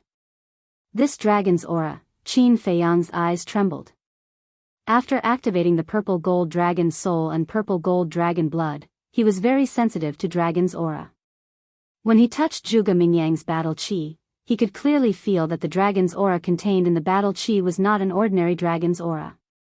The dragon's aura was very pure, and it gave people a strong sense of oppression. Chapter 931. Qin Feiyang stabilized himself in the air, looking at Zhuge Mingyang opposite him. He said, I didn't expect you to have also activated the dragon's soul. There are still many things you can't imagine. Zhuge Mingyang smiled coldly, the battle chi in his chi sea poured out, covering the sky and rushing towards Qin Feiyang. Is that so? Qin Feiyang's body shook, the flame battle chi emerged, the fire waves rolling, sweeping across the sky. At this moment, he was like a fire god, standing in the flames, his long hair fluttering in the wind. You've already piqued my interest, I hope you won't disappoint me in the end. Qin Feiyang pointed to the sky, the fire waves around his body immediately rushed towards Mu Qing's battle chi. It was like a giant flame python, dozens of feet long, baring its fangs and brandishing its claws, fierce and threatening. Boom! The two battle chi collided, exploding with an earth-shattering sound. At the same time, both of their bodies trembled, and a trace of blood flowed out from the corner of their mouths. Bang bang bang! But the two of them did not stop at all, and rushed towards each other again. Immediately, a hand-to-hand battle unfolded in the sky. Neither of them used any battle arts, nor activated their battle souls. Their fists hit the flesh, and it was difficult to tell who was the winner. In terms of strength alone, Zhuge Mingyang is not inferior to Qin Feiyang. To be able to stand shoulder to shoulder with Qin Feiyang, this child is also an amazing person. Lady Mysterious whispered. I don't deny his strength. But now, Qin Feiyang is only warming up, the real means are yet to come. Mu Qing stared firmly at Zhuge Mingyang, the murderous intent in his eyes growing stronger. Boom! Kacha! Whether it was Qin Feiyang or Zhuge Mingyang, their speed was at the extreme. The two of them constantly collided in the sky. Those below the battle sage realm could not catch their figures at all, and could only hear the deafening collision sounds. About 100 breaths passed. The battle between the two had already reached its climax. It was unprecedentedly intense. This was also Qin Feiyang's first time fighting to his heart's content. He felt that the blood in his body was about to boil. Her fighting spirit soared to the heavens. Zhuge Mingyang didn't back down either. Like a god of war, the more he fought, the braver he became. Bang! Another few hundred breaths passed. After a fierce collision, the two of them finally separated. They stood at the top of the clouds and looked at each other. There were wounds of varying degrees on their bodies. However, there was no sign of weakness between their brows, and the aura they exuded was even more powerful. It's been so long, the warm-up should be over. Can we get serious now? Qin Feiyang spoke. His eyes were like lightning, appearing extremely fierce. As you wish. Azure Dragon's secret art, dragons roar to the heavens. Zhuge Mingyang raised his head and roared. Battle chi surged out of his body. Ding! Following a loud dragon roar, an enormous beast appeared in the sky. It was an azure divine dragon. It was a few hundred zhang long, like a mountain ridge, flying above Zhuge Mingyang's head. Tear him apart. Next. Zhuge Mingyang pointed at Qin Feiyang from afar. Murderous intent flickered in his eyes. That mystical dragon immediately turned around and charged towards Qin Feiyang with a monstrous aura. Qin Feiyang's eyes glinted. With his current strength, he could tell at a glance that the so-called Azure Dragon's secret art was a perfect battle art. Furthermore, it had reached the peak of a perfect battle art. In other words, the Azure Dragon's secret art alone was enough to make Zhuge Mingyang the strongest among those of the same cultivation level. But this time, Zhuge Mingyang was unlucky to have encountered him. The fourth style of the Oasis technique, Oasis End. Qin Feiyang raised his arm and pointed his index finger in the air. An invisible force immediately roared out. The fourth style of the Oasis technique could also unleash the destructive power of a perfect battle art. Boom! Following a thunderous explosion, the two battle arts clashed in the air, emitting a blinding light. Heaven and earth lost their color at this moment. Puff! Both of them spat out a mouthful of blood at the same time. Their faces were slightly pale. That's all there is to it. Qin Feiyang smiled faintly. What's the rush? The best part is yet to come. Zhuge Mingyang wiped the blood from the corner of his mouth and placed his hands in front of his chest, quickly forming seals. A destructive aura spread out from his hands like a volcanic eruption. Almost at the next moment, an eye appeared in between his hands. The eye was tightly shut. It was the size of a pebble and emitted waves of dragon aura, just like the eye of a dragon. That destructive aura had originated from that eye. Azure Dragon's secret art, second style, Azure Dragon Eye, destruction. Zhuge Mingyang let out a low roar. His eyes suddenly opened and shot out a bright beam of light. As soon as the light beam appeared, the destructive aura became even more terrifying. Qin Feiyang's pupils contracted. The destructive power contained in the light beam was almost at the critical point of a perfect battle art and a god technique. He also stopped looking down on them. After all, as the former #1 monster in the imperial capital, how could he not have some trump cards? If he was careless, he might suffer a great loss. Guiyuan sword technique. Qin Feiyang waved his hand and a red sword aura surged out, rushing into the sky like a waterfall. Clang! In the blink of an eye, 40 flaming sword shadows condensed. Each of them was dozens of feet long and emitted a destructive aura. The number of sword shadows formed by the Guiyuan sword technique was completely dependent on his cultivation level. Battle Monarch, 10. Battle Emperor, 20. Battle Master, 30. Now that he had broken through to the Battle Saint level, he could form 40 sword shadows. 40 sword shadows were equivalent to 40 killing moves. This was not something that an ordinary person could bear. It could even be said that even if one's cultivation level was higher than Qin Feiyang's, they might not be able to bear it. In short, the higher Qin Feiyang's cultivation level, the more terrifying the power of the Guiyuan sword technique. Clang! When the 40 sword shadows appeared, Qin Feiyang controlled a sword shadow and slashed at the light beam. Boom! Crack! Accompanied by a loud sound, the sword shadow was instantly shattered by the light beam. Qin Feiyang's body trembled, and a trace of blood flowed from the corner of his mouth. In his heart, he was also quite surprised.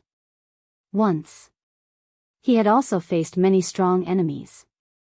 For example, in the 9 Nether Yellow Springs, he fought with the monsters of the 9 prefectures. The methods of these monsters were obvious to everyone, but as long as their cultivation level was not higher than Qin Feiyang's, they would not be able to block the Guiyuan sword technique. However, at this moment, that beam of light seemed to have destroyed one of his sword's shadows effortlessly, but its power was not just ordinary frightening. I said, the good show is yet to come. Looking at Qin Feiyang's shocked expression, Zhuge Mingyang's eyes revealed a trace of disdain. Isn't it a bit too early to be complacent? Qin Feiyang sneered, and the sword shadows above his head slashed at the light beam one after another. Clang! The sword shadows kept shattering. Waves of destructive air waves rolled out in all directions like a tide. The void within a radius of dozens of miles was crazily distorted. Even the sky was trembling. Qin Feiyang stood in the void, and his face was getting paler and paler. Because every time a sword shadow was shattered, his body would suffer a heavy blow. Blood flowed from the corner of his mouth. But he was like Mount Tai, motionless. Look at Zhuge Mingyang. Although he had the upper hand, there was not a trace of joy on his face. Even the disdain he showed before had disappeared and was replaced by a trace of seriousness. And if one looked carefully, one would find that his hands on his chest were slightly trembling. It was obvious. Those sword shadows also caused him a lot of pressure. Boom! When the 20th sword shadow slashed at the light beam finally collapsed. Puff! The azure dragon's eye was also shattered. Zhuge Mingyang also spat out a mouthful of blood.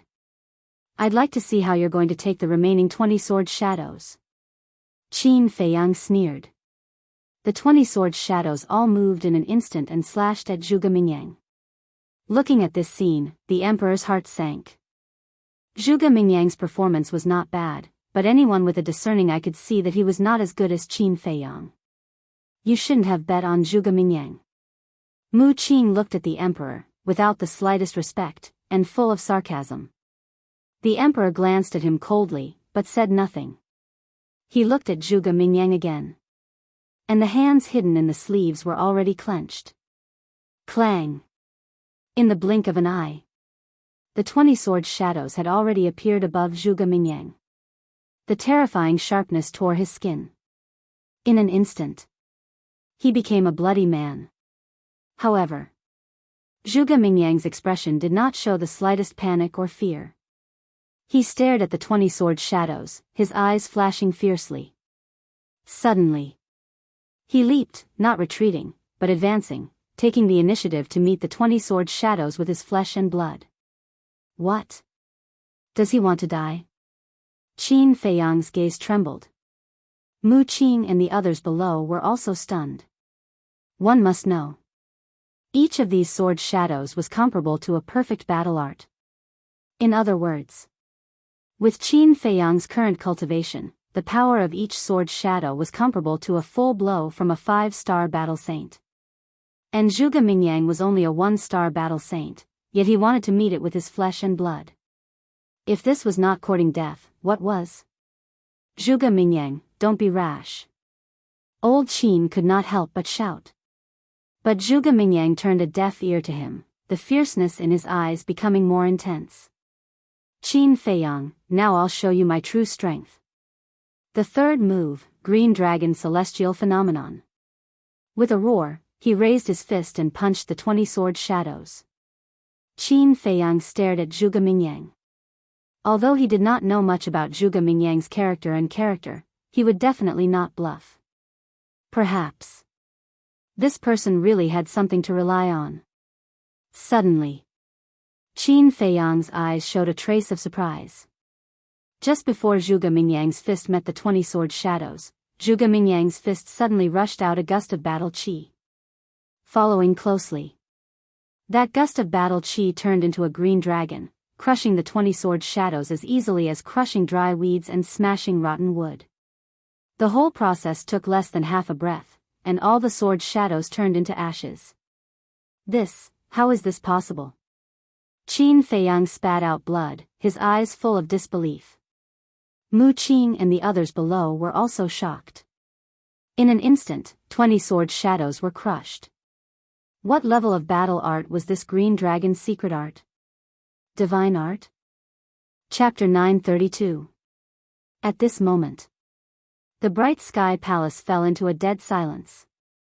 Everyone raised their heads and looked at Zhuge Mingyang in disbelief, including Yiglao, Old Qin, and the other false gods. The strength that Zhuge Mingyang displayed was far beyond their expectations. They thought that Zhuge Mingyang wouldn't have much power to fight back against the monstrous Qin Feiyang. However, they didn't expect that Qin Feiyang would be suppressed by Zhuge Mingyang instead. The shock in Qin Feiyang's heart couldn't dissipate for a long time. Without a doubt, this Azure Dragon's secret art must be a divine art. Zhuge Mingyang actually mastered a divine art. This was too unbelievable. Roar. At the same time, after crushing the 20 sword shadows, the Azure Dragon didn't disappear and turned to roar at Qin Feiyang. Its momentum was earth-shattering and terrifying, and its speed was extremely fast. In the blink of an eye, it swept in front of Qin Feiyang and crashed into Qin Feiyang's chest. Poof! Qin Feiyang spat out a mouthful of blood and was sent flying on the spot. And his chest was badly mutilated, with purple gold blood flowing out. His internal organs were also seriously injured. If you had used all your strength from the beginning, you wouldn't have fallen to this point. So, don't underestimate anyone, especially me, Zhuge Mingyang. Zhuge Mingyang stood proudly in the air and looked at Qin Feiyang contemptuously. He shouted, "Destroy him for me." Roar. The Azure Dragon roared and rushed at Qin Feiyang again, the dragon's aura rolling in all directions. Qin Feiyang felt a deadly sense of crisis even before he got close. He finally came to his senses, and a fierce light flashed in his eyes. Boom! He raised his arm without hesitation and slammed his palm in the air. Return formula. A golden light emerged from his palm and turned into a huge wave that rushed at the Azure Dragon. Rumble. With a loud bang, the golden light and the Azure Dragon were locked in a stalemate in the void. The destructive aura shook the heavens. Looking at this scene, Qin Feiyang's eyes trembled. It could actually contend with the return formula. If this Azure Dragon's secret art was not a divine secret art, then what was it? A divine art. Where did Zhuge Mingyang get it? Self-created? That was impossible. It wasn't that he looked down on Zhuge Mingyang, but that the divine art was too profound. In this world, it was likely that only deities would understand the profound meaning of deity arts. Only by knowing the profound would one have the chance to create a divine art. Like him. Although he had mastered the 6-word divine formula and the divine dragon formula, he was not very clear about the profoundness of these two divine formulas. Therefore, this Azure Dragon's secret art must have been obtained by Zhuge Mingyang by chance. But where was it? The great Qin Empire had a divine art? Or was the Azure Dragon's secret art given to Zhuge Mingyang by someone? Given? At this point, he suddenly thought of Elder Qin, the state preceptor, and the other 4 false gods. Because these 5 were all false gods, they might really have some divine arts. However, when he looked at the 5 of them, he found that Elder Qin and the state preceptor were both shocked. Obviously, they only just found out. As for the other 3, although they were shrouded in black mist and their expressions could not be seen, it was definitely not them. Because, If the Azure Dragon's secret art was really taught to Zhuge Mingyang by them, then the state preceptor and elder Qin would definitely know.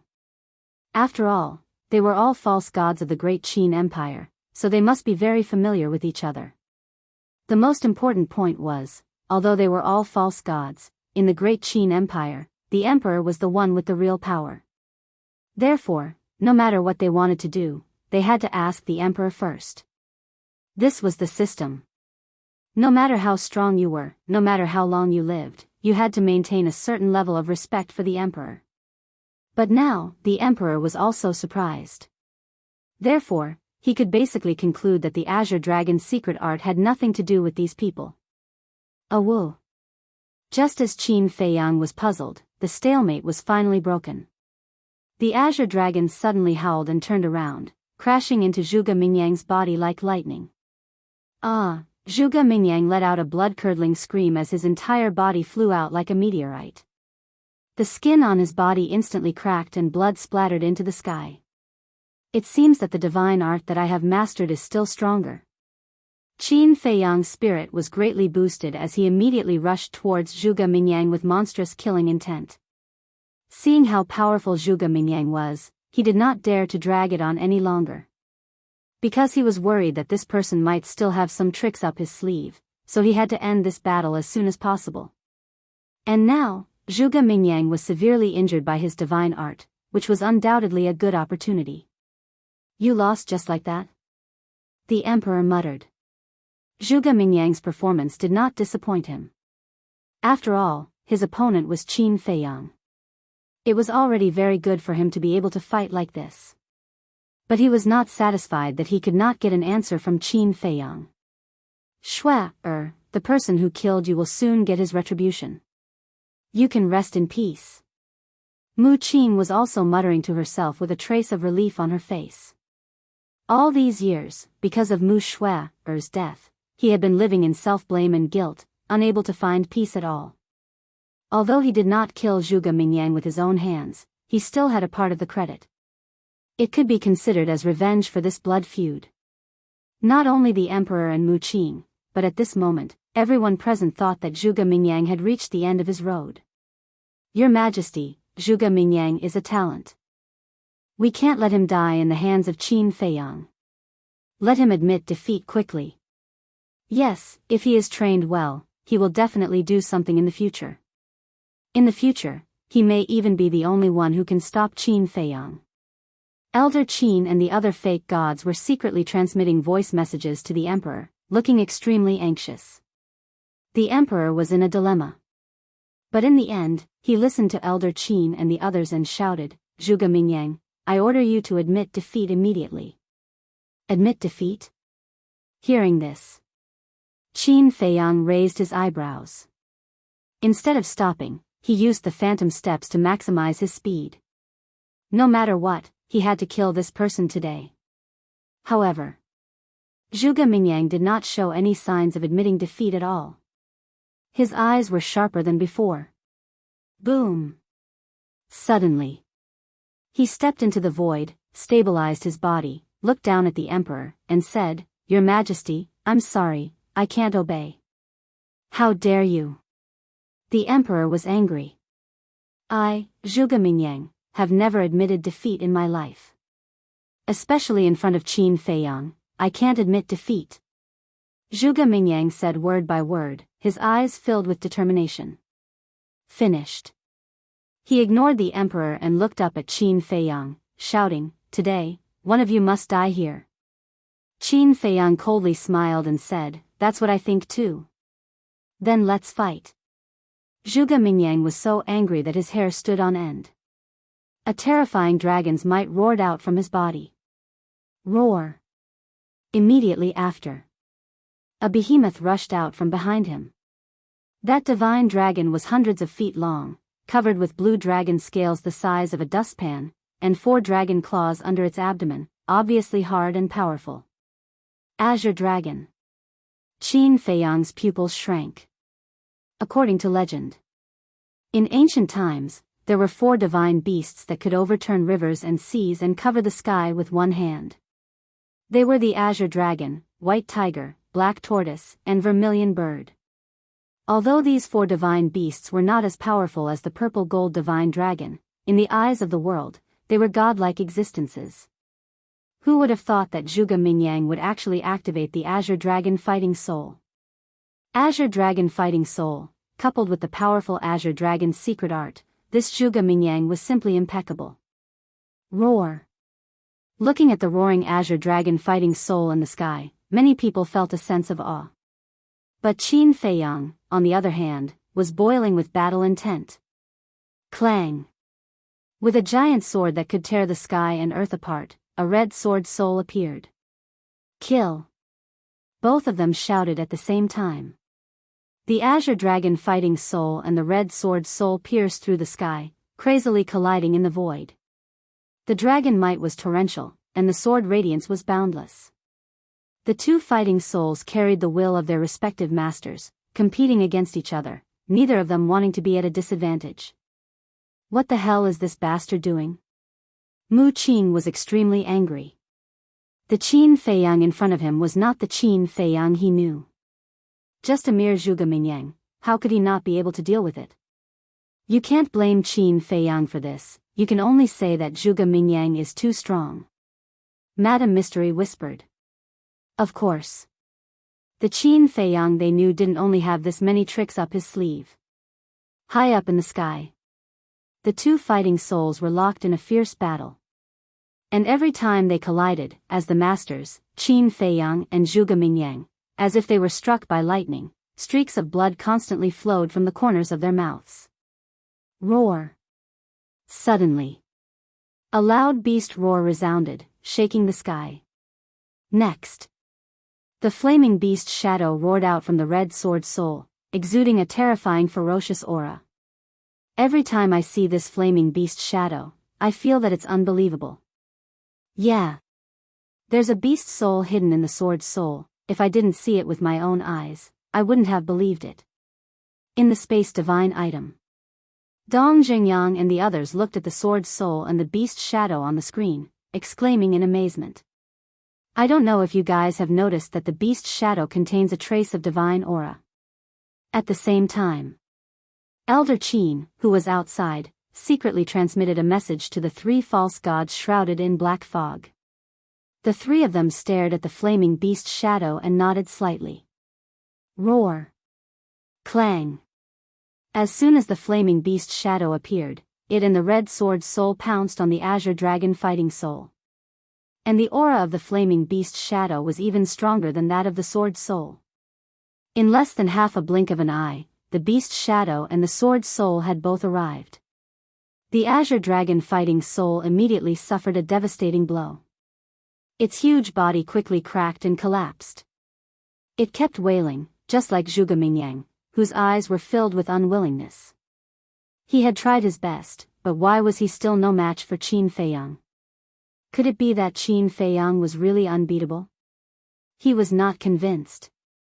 He, Zhuge Mingyang, was the #1 demon in the imperial capital. What was Qin Feiyang?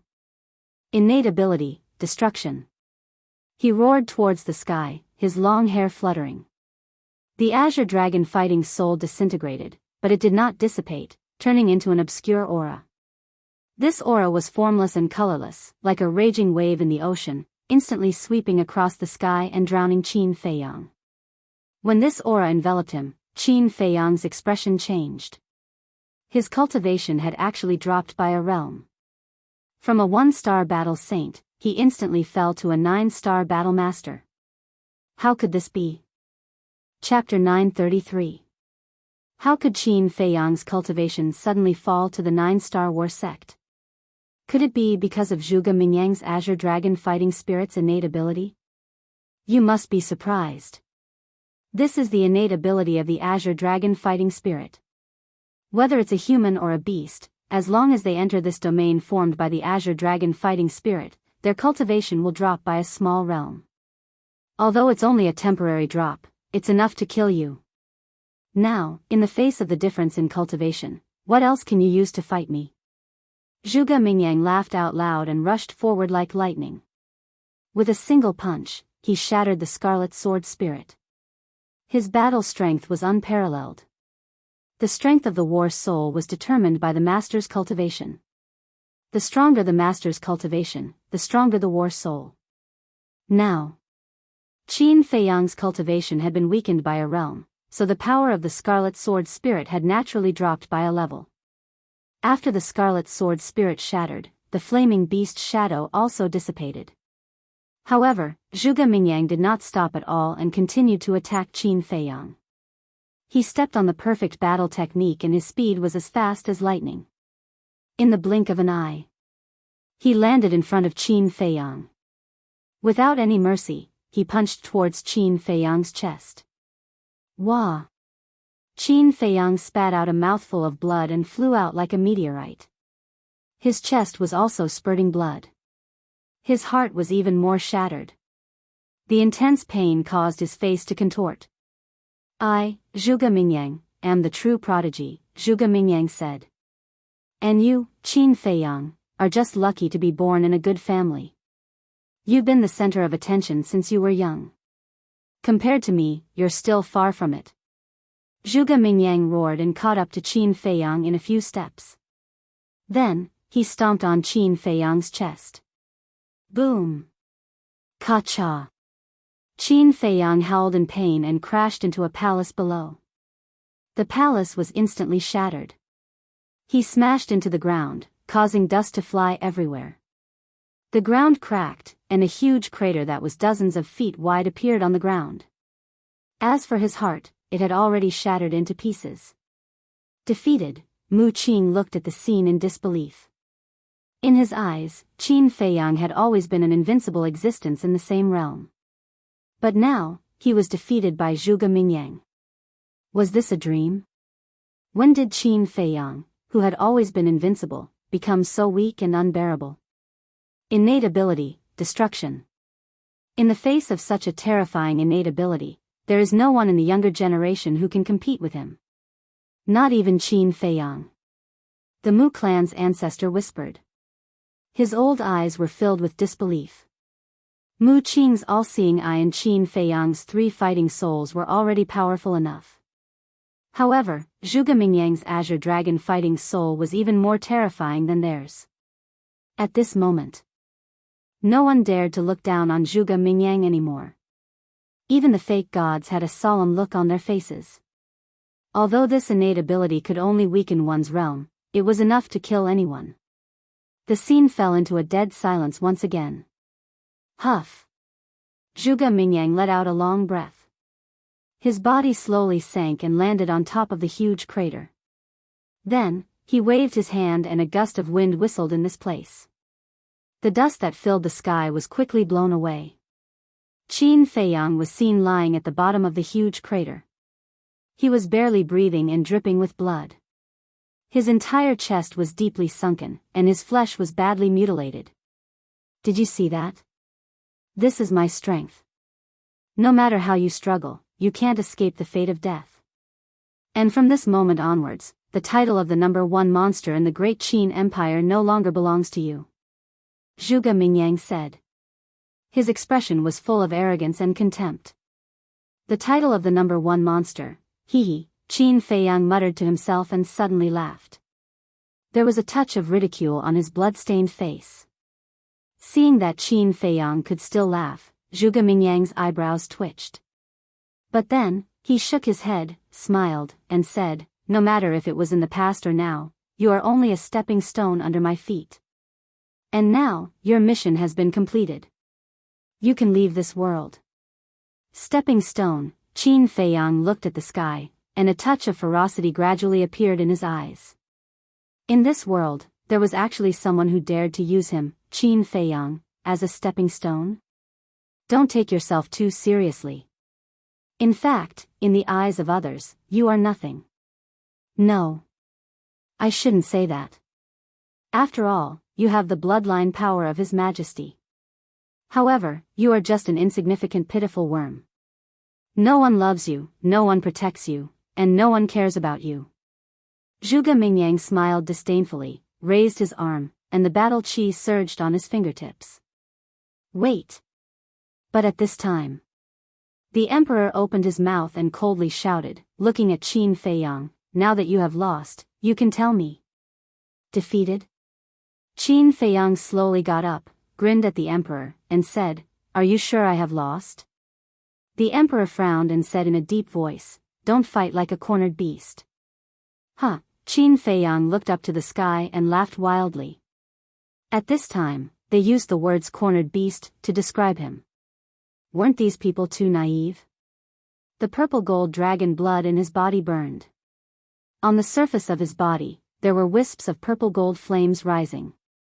The broken heart and the injuries all over his body were healing at a speed visible to the naked eye. Is this another advantage of the purple gold dragon blood? Qin Feiyang whispered.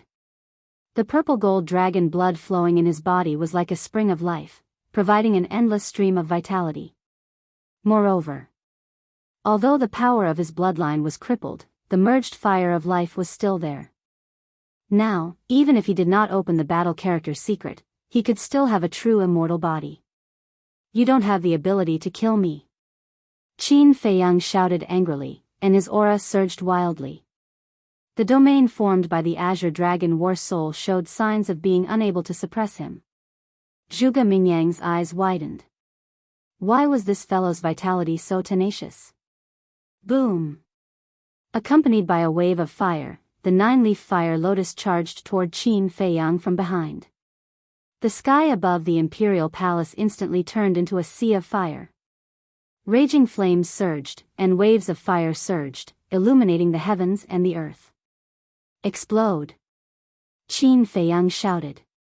The 9 fire lotus leaves fell off in an instant and shot toward Zhuge Mingyang. "It's useless." Zhuge Mingyang shook his head, looking extremely arrogant. He pressed his hand down in the air, and the Azure Dragon War Chi turned into a waterfall that fell from the sky and collided with the 9 fire lotus leaves. The 9 fire lotus leaves exploded at the same time. Boom! Crack! A world-destroying aura suddenly spread out in this place. The ground shattered, and the palace collapsed. If the emperor and the others did not make a move in time, half of the imperial palace would have been destroyed in an instant. Spurt. At the same time, Zhuge Mingyang spat out a mouthful of blood, and his face turned paler. It's still so destructive. His heart was filled with shock. You should know who you're being arrogant in front of now. Qin Feiyang shot into the sky. His skin, long hair, and eyes instantly turned blood red.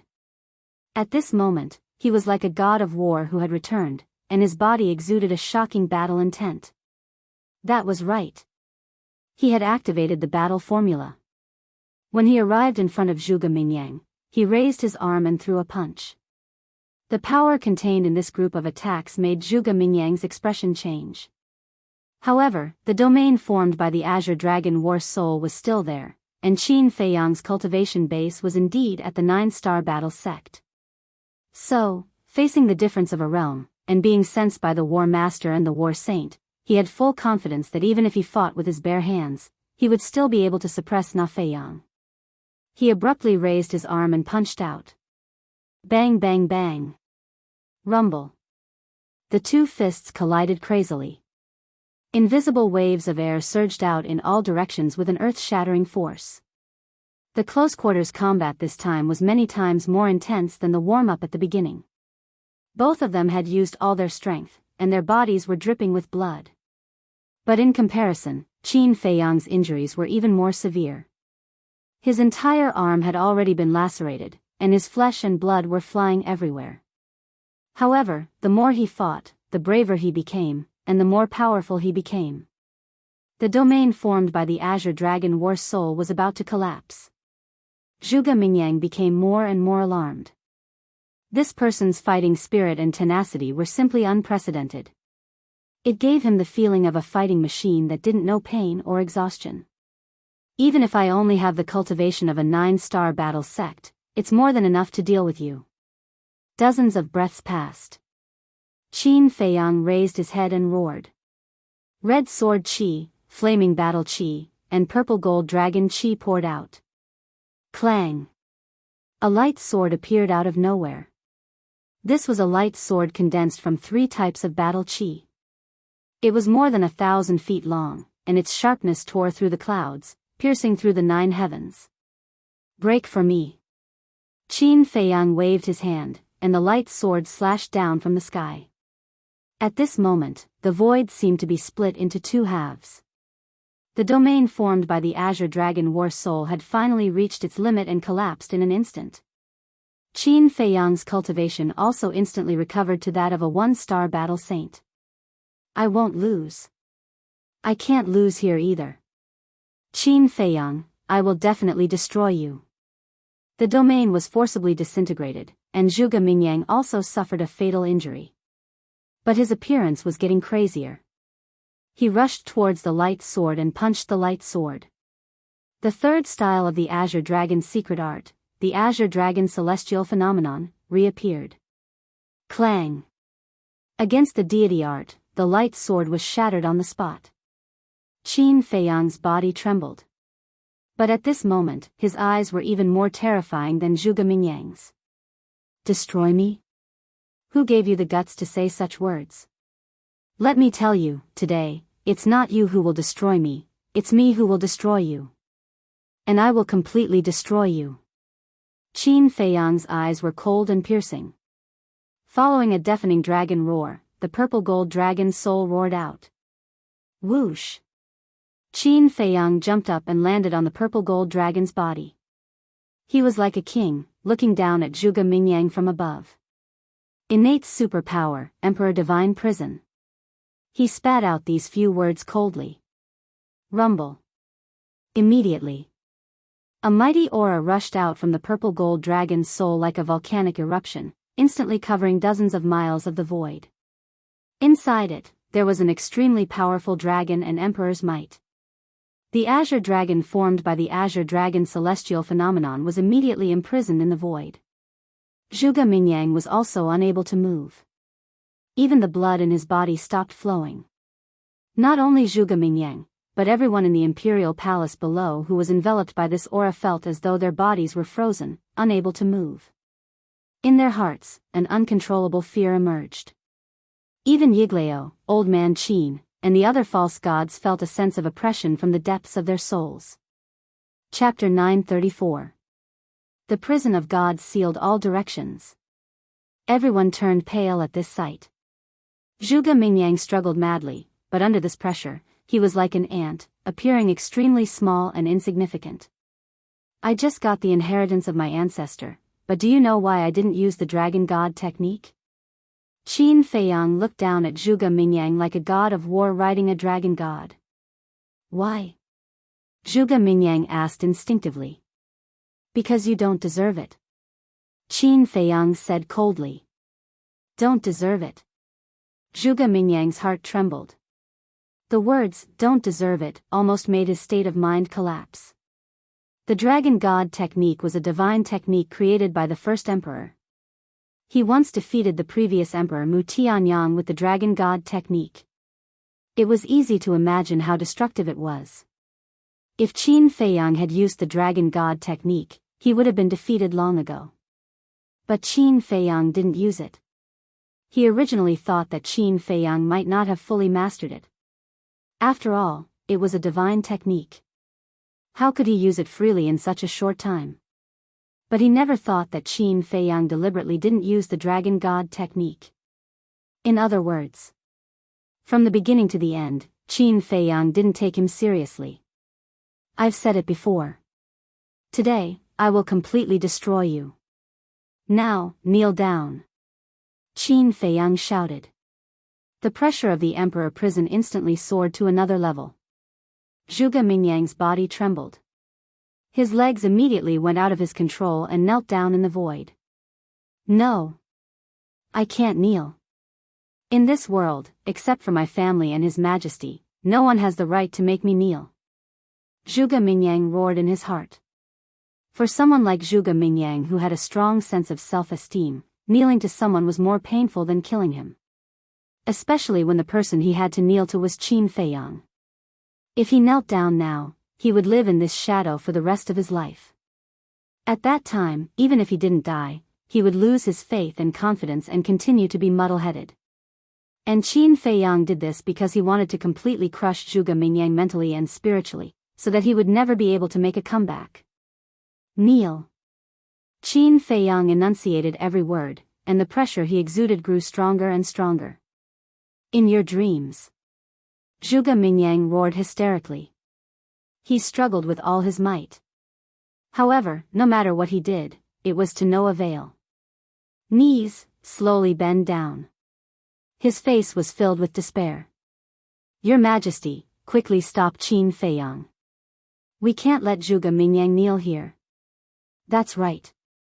Zhuge Mingyang is an arrogant person. If he is forced to kneel, I'm afraid he will never be able to stand up again. Zhuge Mingyang is extremely talented, and he is even more loyal to your Majesty. You must protect him, your Majesty. Seeing this, old Qin and the other false gods, including the current empress, hurriedly looked at the emperor and advised him anxiously. The emperor looked at Qin Feiyang and Zhuge Mingyang, his eyes extremely gloomy. Unexpectedly, in the end, Zhuge Mingyang was still defeated by Qin Feiyang. Fine. He sighed deeply, looked at Qin Feiyang, and said, we admit defeat. But at the same time, Zhuge Mingyang also reached his limit. His legs bent and he directly knelt in the void. Oh no. Old Qin and the other false gods' eyes trembled as they looked at Zhuge Mingyang with worry. The moment Zhuge Mingyang knelt down, he seemed to have lost his soul and gave up resisting. I knelt down to Qin Feiyang. Why is it like this? Qin Feiyang's cultivation was destroyed when he was 10 years old and he was expelled from the imperial capital. He was wandering outside with no one to rely on, and I have always lived in the imperial capital with endless cultivation resources. But why am I still inferior to him? Why is God so cruel to me? Since there is a jade, why is there a bright jade? Since there is a Zhuge Mingyang, why is there a Qin Feiyang? He knelt in the void and muttered to himself. His whole person looked extremely lonely. Her originally bright eyes were now empty and lifeless. High in the sky. Since his goal had been achieved, Qin Feiyang also put away the purple gold dragon soul. In fact, in the beginning, he didn't have any malice towards Zhuge Mingyang. On the contrary, he admired this person. Because Zhuge Mingyang was indeed a character. But he didn't expect that because of the death of the first prince, Zhuge Mingyang repeatedly targeted him. He even tried to kill him several times. He was not a saint. It was impossible for him to not fight back. And as for the current result, although he was not very satisfied, he could reluctantly accept it. Originally, he planned to directly kill Zhuge Mingyang after defeating him. But now that the emperor had admitted defeat, he naturally couldn't kill him. However, now that Zhuge Mingyang's state of mind had collapsed, no matter how good his talent was, it would be difficult for him to become a great person.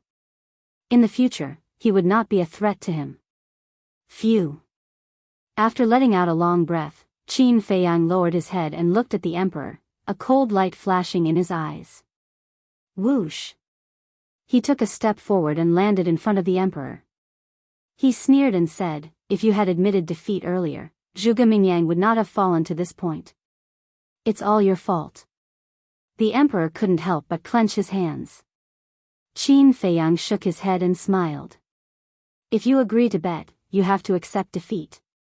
Quickly fulfill your promise. Wait here.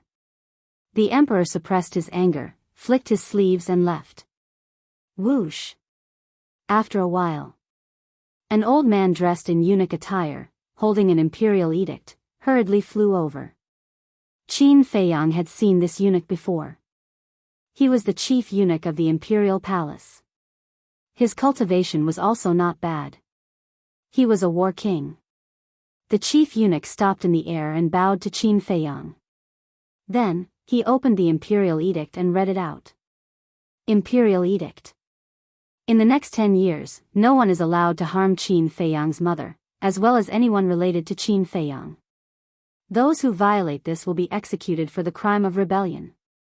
After reading it out, the chief eunuch closed the imperial edict and handed it to Qin Feiyang. Qin Feiyang grabbed the imperial edict and looked at the contents. He couldn't help but frown. Is your highness satisfied? The chief eunuch asked cautiously. Look at me. Do I look satisfied? Qin Feiyang said in a deep voice. The contents of this imperial edict were indeed the same as what the chief eunuch had read out. But why was it only 10 years? For an ordinary person, 10 years was 1/6 or 1/7 of their life. It was very long. But for a martial artist, 10 years passed in the blink of an eye. He had worked so hard for so long and sacrificed so much, but he only got 10 years? The chief eunuch hesitated for a while and said, should I ask His Majesty again? No need. Qin Feiyang shook his head.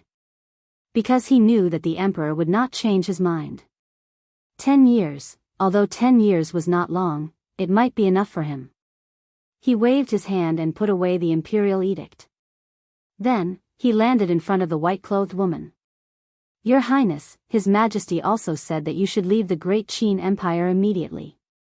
The chief eunuch hurriedly said. Scram. Qin Feiyang clenched his fists and looked up at the chief eunuch. His eyes flashed with a shocking cold light. The chief eunuch shrunk his neck and hurriedly turned to flee. You want to drive me away now? You really can't wait. Qin Feiyang smiled coldly. He retracted his gaze and looked at his mother. His gaze also softened. Son, I'm really proud of you. The white-clothed woman took out a white handkerchief and wiped the blood on Qin Feiyang's face. Her eyes were filled with love. Qin Feiyang grabbed his mother's hand and asked, Mother, are you really not leaving with me? Whether it was his tone or his expression, there was a trace of pleading and reluctance. I can't. The white-clothed woman shook her head. There was an inexplicable sadness between her eyebrows. Qin Feiyang lowered his head. Although he knew that his mother would say this, he could not help but feel disappointed. Son, you've grown up and have your own path to walk. Don't always worry about me. I'll be fine. You also work hard. I'll always be here waiting for you. The white-clothed woman said with a smile. There was a trace of reluctance in her eyes. You're the one who gave birth to me and raised me. How can I not miss you? Qin Feiyang suppressed his voice and roared. His heart was filled with sorrow that couldn't be dispelled. His mother was right in front of him, but he couldn't let his mother live a stable and peaceful life. He couldn't even be filial to his mother. He was really unqualified as a son. I understand your feelings. But the reality is so cruel. Go. When you come back next time, I believe that everything will be as you wish. The white-clothed woman endured the reluctance in her heart and smiled. Okay. Qin Feiyang nodded and turned to look at Yiglao. He said, I'll have to trouble Senior to open the space-time gate immediately. Clang. Yiglao immediately took out the space-time gate. Then, with a wave of his hand, divine power flowed into the gate.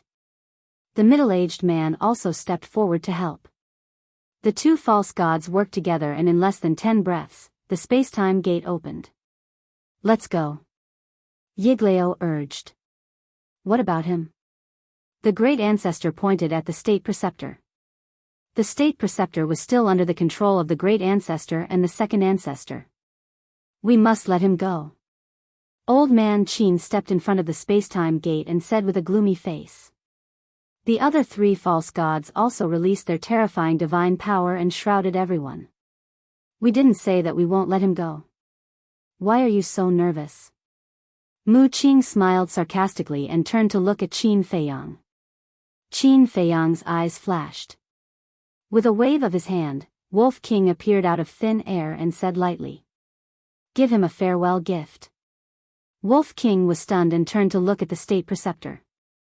His eyes suddenly crawled with a trace of a smirk. It stood up on its hind legs and swaggered over. The state preceptor has been in a sober state.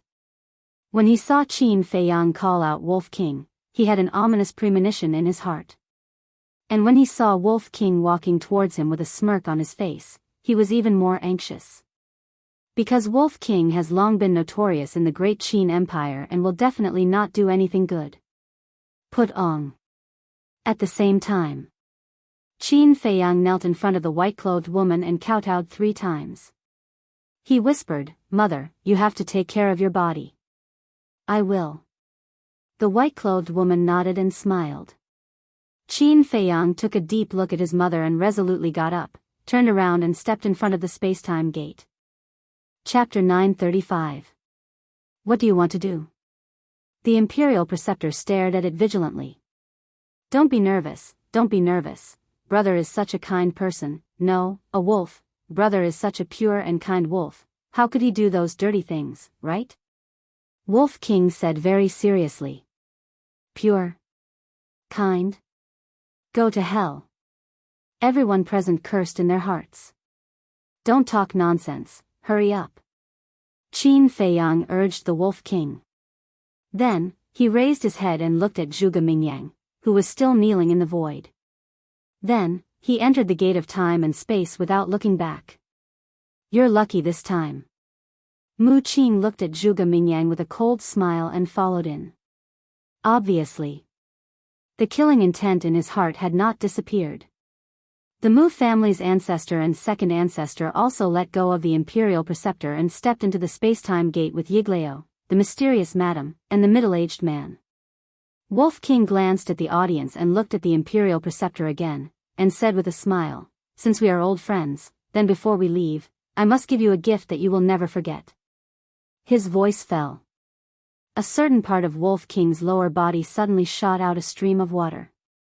In an instant, everyone was dumbfounded. The priest's wife and the others were also frozen in place, their cheeks twitching non-stop. You know. The other party was the Imperial Preceptor of the Great Qin Empire, and a fake god. He actually directly poured a pool of urine on his head in front of everyone. This bastard, isn't he too cheap? This so-called gift was indeed unforgettable. The Imperial Preceptor was even more dumbfounded. He knew that this ruffian wolf would definitely humiliate him, but he didn't expect it to be in such a way. What's with your expressions? Brother, this is holy water, guaranteed to cure all diseases. People who don't have a good relationship with me, even if they beg me, I won't give it to them. However, Wolf King not only didn't have the slightest sense of shame, but was also very dissatisfied with everyone's reaction. After peeing, it shook a certain part of its body a few times. Hearing this, everyone was completely speechless. According to what it said, wouldn't the Imperial Tutor be grateful to it? What a complete scoundrel. Yigleo and the others shook their heads and entered the spatial gate one after another. This was a stain that the State Preceptor would never be able to wash away in his lifetime. Although the holy water is precious, we have a good relationship. You're welcome. Everyone, we'll meet again if fate allows it. Wolf King patted the Grand Tutor's shoulder. His eyes were full of mockery. He then waved his claws at Old Man Qin and the others before slipping into the gate of time and space. The space-time gate also began to dissipate. Everyone glanced at the gate of time and space before turning to look at the Grand Tutor. Their faces were filled with sympathy. Encountering this ruffian wolf was truly his misfortune. The commander of the Kirin army stepped forward and bowed. Lord State Preceptor, do you want me to take you for a bath? Ah, the State Preceptor finally regained his senses. Smelling the stench of urine all over his body, a monstrous rage instantly rose in his heart. Damned beast, I swear I'll tear you into pieces and burn your bones to ashes, he roared angrily. To him, this was simply a great humiliation. It's finally over. Inside the spatial divine item. The old man muttered and couldn't help but let out a long breath. Is it over? No. This is just the beginning. Lu Xingchen shook his head. This is just the beginning, everyone muttered. That's right. The Emperor's edict only lasted for 10 years. Today, 10 years later, Qin Feiyang would definitely return once again. At that time, the Great Qin Empire would definitely undergo earth-shattering changes. And 10 years later, no one could predict how much Qin Feiyang would grow. Perhaps at that time, it would truly be the end. Forgotten Continent. Black Cloud Mountain. A huge stone gate appeared in the sky. Qin Feiyang and the others walked out one after another. Yiglao put away the spatial gate, looked at Qin Feiyang and Mu Qing, and said, "Everything is over, don't be distracted anymore, try to get the heaven's star flame as soon as possible." Over? Qin Feiyang shook his head non-committally, and said, "You guys go first, I want to be alone for a while." Yiglao looked at Qin Feiyang, then looked at the mysterious lady and the middle-aged man, then secretly said a few words to Mu Qing, opened a spatial gate, and left with the Mu family's great ancestor and second ancestor. The middle-aged man also looked at Qin Feiyang, then looked at the mysterious lady, and said, "I'll also leave first, don't forget what you promised me." The mysterious lady nodded. After the middle-aged man opened the spatial gate and left, the mysterious lady walked to Qin Feiyang's side and smiled, "Are you lost?" Qin Feiyang didn't deny it. 10 years was simply too short. He didn't know if he would have the strength to fight with the Imperial Preceptor by then. One must know. If he wanted to compete with the Imperial Preceptor, he must break through to the false god realm in these 10 years. And now, he was only a one-star battle saint, far from the false god realm. Breaking through to the false god realm in 10 years, even with your talent, it's almost impossible. But as long as you enter the divine ruins, everything is possible. Of course, don't give yourself too much pressure, because even if you don't break through to the false god realm, there will be someone to help you. The mysterious lady smiled faintly, and when she said the last sentence, she glanced at Mu Qing meaningfully. "I don't want others to help me. I want to rely on my own ability to overthrow them. I will definitely go to the divine ruins." Qin Feiyang clenched his hands, and a trace of determination flashed in his eyes.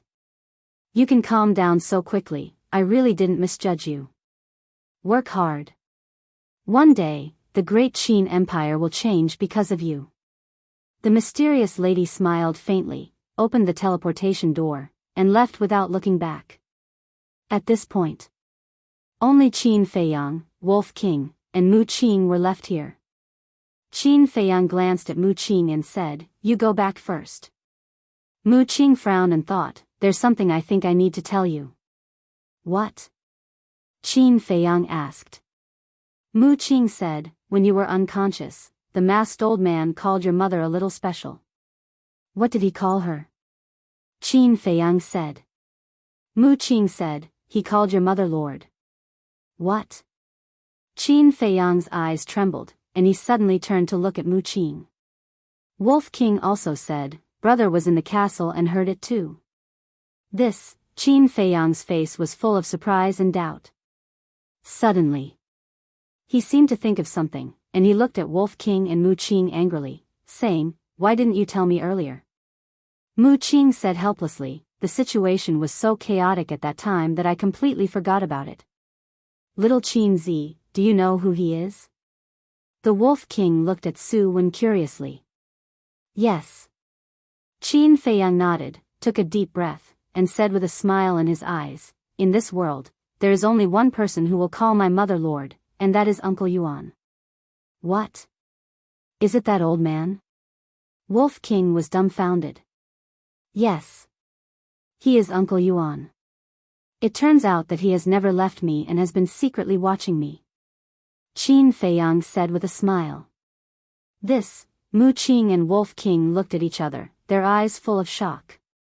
If this person was really Qin Yuan, then didn't that mean that Qin Yuan was a fake god? Oh my god.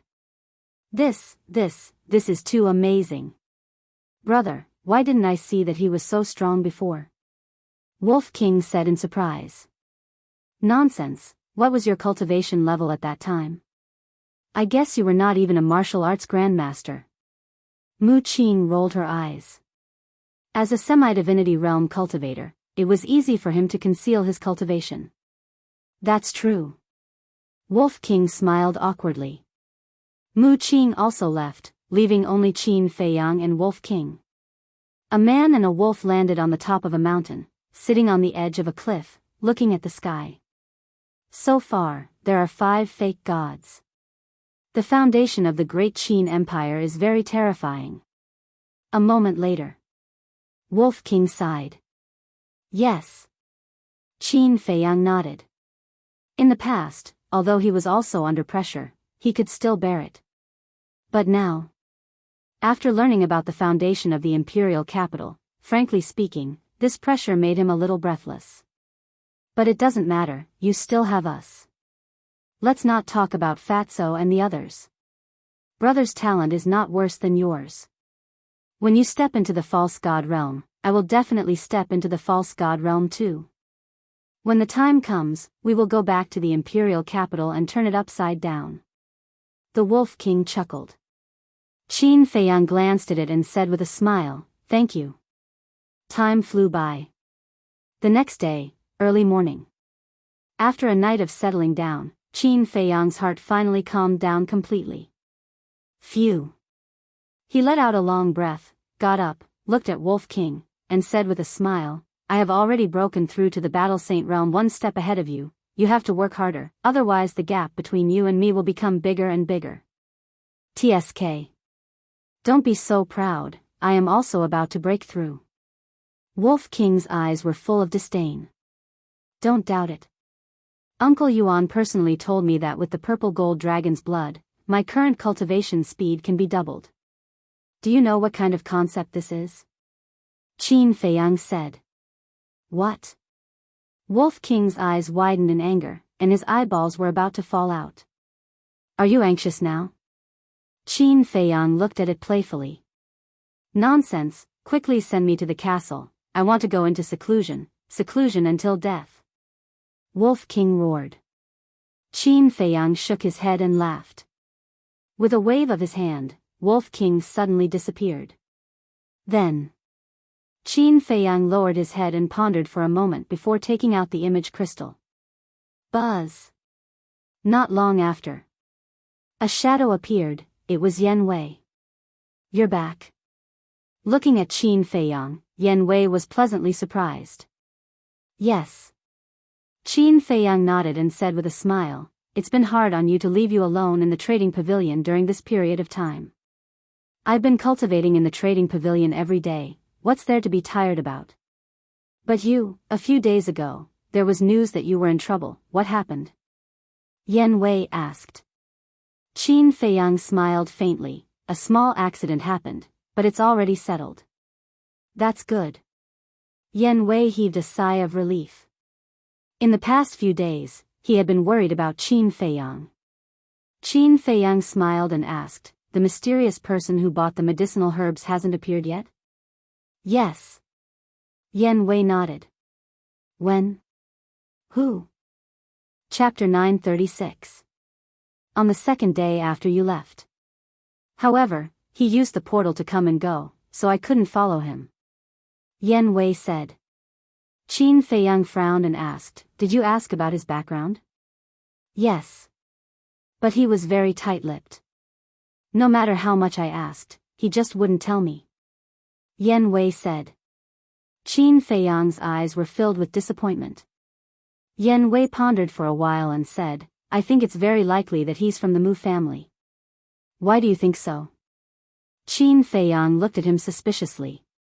You just left the Central Divine Kingdom, and he appeared right after. What does this mean? This means that he knows that you've left. And in the whole Forgotten Continent, other than me, only the Mu family knows that you've left. Yen Wei analyzed. Qin Feiyang fell into deep thought. To be honest, Yen Wei's analysis was very reasonable. He could almost conclude that it was the Mu family.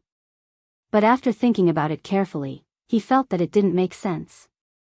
Because if Yen Wei could think of it, the Mu family could also think of it. Even if other people in the Mu family couldn't think of it, with Mu Qing's brain, he definitely wouldn't ignore this point. If he was Mu Qing, he definitely wouldn't go to the trading pavilion to buy herbs at this time. Because if he did that, he would expose himself. But other than the Mu family, who else could it be? After all, there was one thing that Yen Wei was right about. This time, in the whole Forgotten Continent, only the Mu family knew that he had returned to the Great Qin Empire.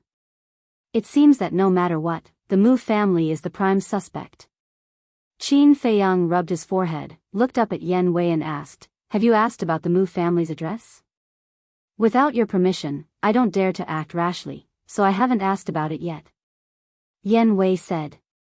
Okay. Now your first task is to find out the Mu family's address. The sooner the better. Qin Feiyang said. All right. Yan Wei nodded, and the shadow disappeared. Qin Feiyang put away the image crystal. He lowered his head and pondered for a moment. Then, he took out an illusory form pill and changed into Ancestor Mu's appearance. He then opened a portal and returned to the main tower. But he didn't return to the alchemy room in the first tower. Instead, he headed straight for the depths of the main tower. He was going to the Warrior Mountain Range. Going to the Warrior Mountain Range was naturally to find Guofeng. Because this Guofeng still owed him a rank 6 pill fire. Along the way, he had to pass by the fighting arena and martial arts treasury. Isn't that admiring the ancestors? I haven't seen him in a few days. I wonder what he's doing. Just like before, as long as Qin Feiyang appeared, it would inevitably cause a commotion. But for this, Qin Feiyang turned a blind eye to it. That's not right. Why did his aura become even stronger? He seems to have a holy aura. Could it be that he has already broken through to the Battle Saint realm? Those with sharp eyes also noticed the change in Qin Feiyang's aura, and their eyes were filled with surprise. You must be joking. He only broke through to the 9-star war sect after entering the main tower. How long has it been? How could he break through again? You must be hallucinating. Another person followed. Is it really an illusion? Some people muttered. Qin Feiyang's speed was too fast and basically brushed past people, so no one could carefully observe his aura. Soon, Qin Feiyang arrived in the air above the martial arts treasury. Glancing at Elder Wang who was guarding the door, he did not stop and continued to fly deeper. At the same time, Elder Wang, whose eyes were tightly shut, suddenly opened his eyes when he sensed Qin Feiyang's aura. 2 rays of light shot out. Wait! He hurriedly said. Qin Feiyang was startled. He stopped, lowered his head to look at Elder Wang, and asked suspiciously, Is Elder Wang talking to disciple? Yes. Elder Wang nodded, then soared into the sky and landed in front of Qin Feiyang, sizing up Qin Feiyang. What's the matter, Elder Wang? Qin Feiyang became more and more puzzled, and asked. Your aura. Elder Wang was bewildered. So it's for this. Qin Feiyang suddenly realized, and laughed, this disciple is lucky, I just broke through to the 1-star war saint. You really broke through? Elder Wang was dumbstruck. Wasn't this speed a little too fast? Lucky? Who would believe that? Whoosh! Elder Wang took a few deep breaths, and finally calmed down the shock in his heart. He smiled and asked, How is the soul refining technique? At the mention of the soul refining technique, Qin Feiyang's mind was filled with countless questions. He cupped his hands and pleaded, I hope you can tell me the truth. What level of battle art is this soul refining technique? Didn't this old man say that it has no grade? Elder Wang said. Qin Feiyang frowned, and said, This disciple does not dare to doubt your words, but according to this disciple's observation, this soul-refining technique does not seem to be simple. Oh. Elder Wang suddenly became interested, and asked, What do you mean? To be honest, this disciple has many battle arts, and there is no lack of perfect battle arts. But even if these are perfect battle arts, this disciple can easily comprehend them. But this soul-refining technique, this disciple has been comprehending it for a long time, but I have no clue at all. This is obviously not normal. Qin Feiyang's brows were tightly knitted together, and he was extremely puzzled. I see. This problem, you have to solve it yourself. This old man can only tell you that the soul refining technique is indeed a type of battle art with no grade. If you really can't comprehend it, then give up. After all, it is not a precious battle art, so there is no need to waste too much time. Elder Wang said with a smile. After saying that, he did not give Qin Feiyang a chance to ask again. He turned around and dived down, landing in front of the martial arts treasury, and sat down cross-legged, then closed his eyes. Qin Feiyang looked at him suspiciously, but did not pester him any further, and turned to leave. Not long after Qin Feiyang left, Elder Wang opened his eyes again, glanced around, and seeing that there was no one around, he took out the image crystal. Buzz! Very soon, the virtual image of a middle-aged man appeared. It was the Chief Pagoda Master. Elder Wang said with a smile, "Chief Pagoda Master, that kid has broken through to the Battle Sage realm." The Chief Pagoda Master was stunned, and asked, "Who is it?" "Ancestor Mu." Elder Wang said. "What? This is impossible, don't joke around." The Chief Pagoda Master stared and shook his head. "Look at this old man, do I look like I am joking? He just passed by me, and I personally confirmed it." Elder Wang said with a smile. The Chief Pagoda Master was extremely shocked. He was a very cautious person. When he had asked Gongsun Bei to look for Qin Feiyang, he had already investigated Qin Feiyang. Although he did not find out Qin Feiyang's identity, he knew Qin Feiyang's cultivation like the back of his hand. When Qin Feiyang entered the Central Divine Kingdom, he was still only an 8-star war sect. After a year of closed-door cultivation, he broke through to the 9-star war sect. And when he asked Gongsun Bei to look for Qin Feiyang, it was also when Qin Feiyang had just stepped into the 9-star war sect. In other words, it had only been 10 days since Qin Feiyang had broken through to the 9-star war sect. He broke through a realm in 10 days. How did he do it? When you made this request, it was because you didn't want to accept him as your disciple and deliberately made things difficult for him. But I didn't expect him to actually do it. Now, tell me, how do you plan to deal with it? Elder Wang looked at him mockingly. What else can I do? As the Chief Pagoda Master, I can't possibly go back on my word. The Chief Pagoda Master smiled bitterly. This time, he had really miscalculated. Suddenly, he seemed to have thought of something and asked, "What about the soul refining technique?" This old man also asked just now. Although he hasn't comprehended it yet, he has already discovered that the soul refining technique is extraordinary. Elder Wang said. The Chief Pagoda Master said, "In that case, this child is indeed a promising talent. Let's not talk about the soul refining technique for now. Just based on his talent in cultivation, he is worth us focusing on nurturing." Elder Wang said. The Chief Pagoda Master nodded his head and laughed. "It seems like you like him a lot. There's nothing I can do about it. His performance is too good. I can't help but like him." "Right. So many days have passed, is there still no news of Qin Feiyang and that mysterious woman?" Elder Wang frowned. "No. These two seem to have evaporated into thin air." The Chief Pagoda Master shook his head.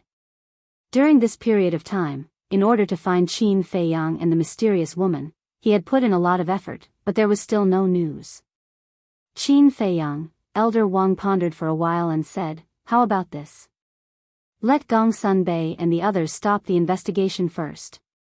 The Chief Pagoda Master was stunned and asked, "Why? If it were you, facing the investigation of the Chief Pagoda Master, would you appear?" Elder Wang asked. "No." The Chief Pagoda Master shook his head. "Isn't that right? Right now, Gongsun Bei is leading people to search everywhere with great fanfare. If it were anyone else, they would hide, let alone this cunning Qin Feiyang. But if we don't make a move first and wait for the news to pass, he will appear sooner or later. At that time, we will wait for the opportunity to capture him." Elder Wang said. "Makes sense." The Chief Pagoda Master nodded thoughtfully, then asked, "Then, should I inform Gongsun Bei now?" Elder Wang nodded. Then, the two turned off the image crystal at the same time. However, they would never have thought that the person they were looking for was right beside them. At the same time, Qin Feiyang pondered as he flew toward the Warrior Mountain Range. Although Elder Wang had repeatedly stated that the soul refining technique was a kind of unranked battle technique, he felt that Elder Wang seemed to be hiding something. What kind of secret was this soul refining technique hiding? Unknowingly, a vast mountain range entered Qin Feiyang's sight. He temporarily put aside this doubt and looked up at the mountain range. The mountain range stretched as far as the eye could see. Giant peaks stood tall, exuding a majestic aura. The mountain streams were lush with vegetation and ferocious beasts everywhere. A wide river, like a giant python, meandered across the entire mountain range. Among them, 10 giant peaks were especially special. The 10 giant peaks were of the same height, about 50 to 60,000 feet tall. They were extremely steep, like 10 giant swords, towering into the sky. On each giant peak, there were countless caves of various sizes. They looked like they were riddled with holes. However, these were not ordinary caves, but the cave dwellings of the Warrior Mountain Range's disciples. At the top of each of the 10 giant peaks, there was a tall stone tablet. On each of the tablets, there were 3 bold and powerful words engraved on them.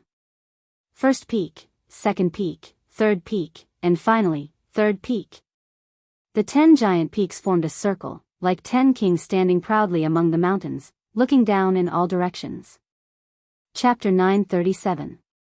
Qin Feiyang looked at the third summit. Guofeng was the king of the third summit, so he should be in one of the cave abodes at the top. Whoosh! He turned into a ray of light and flew towards the peak of the mountain. Ancestor Mu? Why did he come to our martial artist mountain range? The disciples he met along the way all looked at Qin Feiyang suspiciously. Swoosh! A moment later, Qin Feiyang stopped in front of the peak of the third summit, glanced at the cave abodes at the top, then closed his eyes and sensed carefully. He sensed the auras of many people, and they were basically all 9 Star Wars sects.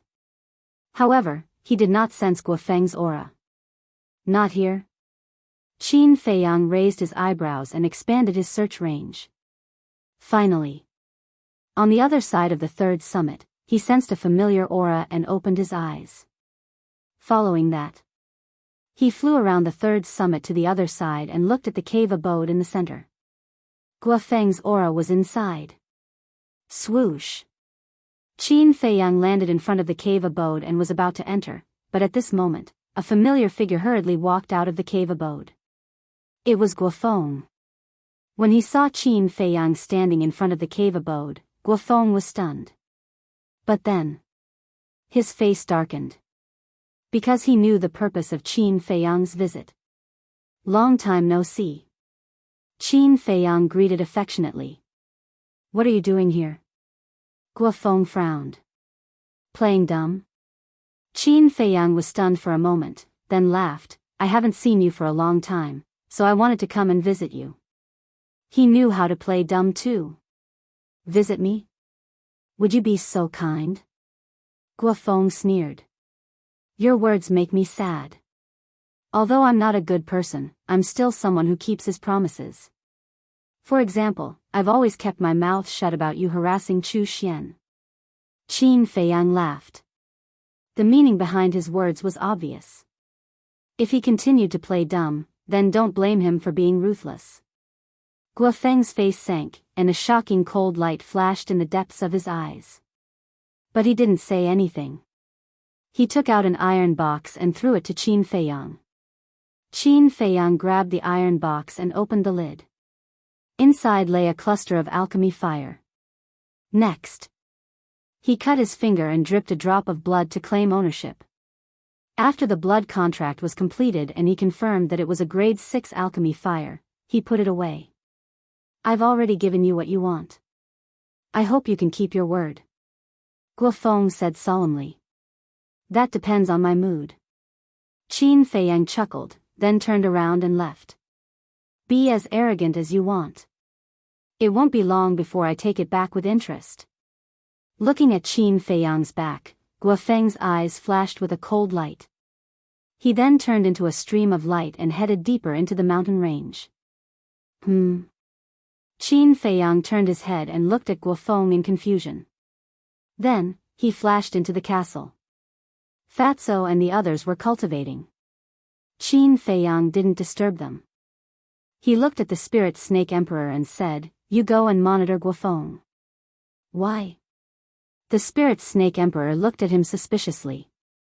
"This person will definitely not let it go, so I need to clearly grasp his every move," Qin Feiyang said. "This guy really does things flawlessly." The Spirit Snake Emperor muttered secretly. The longer it stayed with Qin Feiyang, the more terrifying it felt. But what was terrifying was not Qin Feiyang's methods, but his meticulous nature and mind. Qin Feiyang waved his hand and sent the Spirit Snake Emperor out of the castle. With the Spirit Serpent Emperor on his side, he could rest assured. Next, he took out 3 clusters of grade 6 alchemy fire. One of them was a grade 6 alchemy fire, which was left behind by Pei Zhongfeng. The other 2 were given to him by Guofeng. It could be said that Guofeng had contributed a lot to the upgrade of the Nether Devil Flame to grade 7. Soon, the Nether Devil Flame swallowed the 3 types of alchemy fire one after another, and its aura instantly soared by a large amount. Fatso and the others were all awakened by this aura. Looking at the current Nether Devil Flame, their eyes were filled with fear. This was because the current Nether Devil Flame posed an extremely strong threat to them. "Little Qin Zi, why do I feel that the Nether Devil Flame has a faint holy might?" Wolf King was surprised. "The grade of the alchemy flame corresponds to our cultivation," Li Mu said. "Grade 1 alchemy fire is equivalent to a martial artist. Grade 2 alchemy fire is equivalent to a martial master.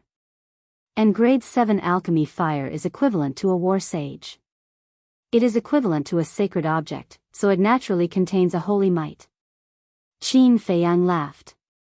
Wolf King's face froze, and said, "So you're saying, just this Nether Devil Flame is enough to instantly kill a 9-star war sect? Not one, but a group.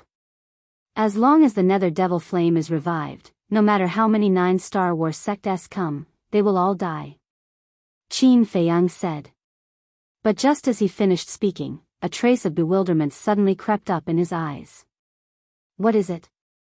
Wolf King asked in bewilderment. Qin Feiyang did not answer and closed his eyes. Ever since the Spirit Snake Emperor left, he had been spying on the Spirit Snake Emperor's inner thoughts.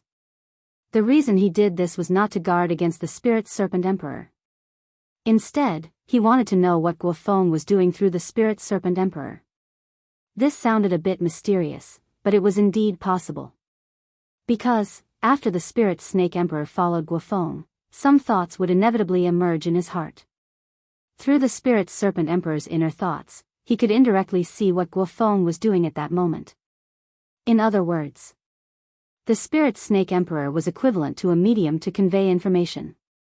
And just now, he found out through the Spirit Snake Emperor's inner thoughts that Guofeng had arranged to meet Guiyun somewhere. Moreover, what did he seem to be plotting? "You guys continue to cultivate, I'm going out for a while." A moment later, Qin Feiyang opened his eyes, said something to Fatso and the rest, and hurriedly left the castle. The castle that was exposed to the outside would automatically fall. Therefore, the place he appeared now was in a dense forest below the mountain stream. He glanced around, restrained his aura, and rushed in the direction Guofeng had gone. Not long after, he left the Warrior Mountain range and appeared in front of a mountain ridge. Then, he rushed up the mountain ridge, stood at a commanding point, and looked ahead. However, in front of him, there were mountains and lush vegetation, and there was no way to find Guofeng. "Why are you here?" But at this moment, a cold voice entered Qin Feiyang's mind. "Spirit Snake Emperor?" Qin Feiyang was slightly taken aback. He lowered his head and saw a green silhouette leaping out from the forest below. At this moment, its entire body was green, and even its eyes were green. If it was mixed in with the leaves and grass, it would definitely be impossible to find it. Qin Feiyang smiled and said, "I'm worried about you, so I followed to take a look." "Worried? Don't give me that. I think you're questioning my ability to do things." Spirit Snake Emperor looked at him unhappily. "I'll question anyone, but I won't question your ability," Qin Feiyang said helplessly. Spirit Snake Emperor said coldly, I'm not going to talk nonsense with you. I was just about to go back and report to you. Qin Feiyang didn't beat around the bush and waved his hand. No need to report, lead the way, I want to see what they are planning. You know, even without reporting, do you know how to pinch your fingers to read fortunes? Spirit Snake Emperor was shocked. I don't know how to pinch my fingers to read fortunes, but I can see what you're thinking. Qin Feiyang laughed. This, Spirit Snake Emperor was stunned and muttered, so that's how it is. Then it turned around and led Qin Feiyang into the forest below and flew forward. After flying for a while, Spirit Snake Emperor suddenly sent a sound transmission. I say, can you not peek into my thoughts in the future? I feel so uncomfortable. I'm not a peeping Tom. Qin Feiyang rolled his eyes. I think you are. Spirit Snake Emperor stopped and turned to glare at Qin Feiyang. Qin Feiyang quickly said, okay, I promise you, I won't peek into your thoughts in the future, okay? That's more like it. Spirit Snake Emperor smiled proudly and continued to lead the way. Looking at Spirit Snake Emperor's appearance, Qin Feiyang was very depressed. Who was the master here? Why did he feel that he didn't have any dignity at all? Of course. It was precisely because he didn't have any master's arrogance and never threatened or tempted others that Yen Wei and the black dragon snake and other beasts would follow him wholeheartedly. If it was another attitude, everyone would probably have rebelled. In fact, this was a way of life. If you treat others well, others will naturally repay you double. About 20 breaths. The Spirit Serpent Emperor brought Qin Feiyang to the edge of the forest. They stood behind a bush and looked ahead. Not far away, there was a lake. The lake was about 1,000 feet long and the water was clear and sparkling. The shore of the lake was overgrown with weeds that were about 1 meter tall. Obviously, very few people set foot here. And on top of a blue stone by the lake, a figure stood. It was Guofeng. His back was facing Qin Feiyang and Spirit Snake Emperor. He lowered his head and scanned the lake. No one knew what he was thinking about. Swish. Soon, a figure descended above the lake. It was a purple-clothed young man with a tall and straight figure, bright eyes and white teeth, and an outstanding temperament. You're here. Guofeng finally raised his head and looked at the purple-clothed young man. And the purple-clothed young man was the king of the second tower, Guiyun. Guiyun nodded and landed in front of Guofeng. He frowned and said, "What's the matter that made you look for me in such a hurry?" Ancestor Mu came in the end. Guofeng said in a low voice. Guiyun raised his brows and said, "You gave it to him?" Guofeng said gloomily, "I had no choice but to give it to him." "Isn't this all your fault? Why did you look for Chu Xian for no reason? Her family is just a small tribe. She has no value at all." Guiyun said angrily. There was also a trace of anger in Guofeng's eyes. "It has already happened. What's the point of saying this now?" Guiyun said, "I'm just reminding you to be more careful in the future." Then, he paused and said, "No matter what, we've finally settled this matter with Ancestor Mu. Although we lost 2 clusters of 6th grade pill fire, it's worth it. Now, what you have to do is to settle Pei Yu as soon as possible." "Not necessarily." Guofeng shook his head. "What do you mean?" Guiyun frowned. Guofeng said, "Ancestor Mu is a greedy and insatiable person. I'm worried that he might use this matter to blackmail me. Even if he doesn't blackmail me, what if he tells Pei Yi about it one day? Our efforts would go to waste." Guiyun's eyes turned slightly gloomy, and he asked, "What do you mean?" "Kill him and get rid of all future troubles." Chapter 938. Kill me? Qin Feiyang frowned. This Guofeng was quite bold. He actually wanted to get rid of him.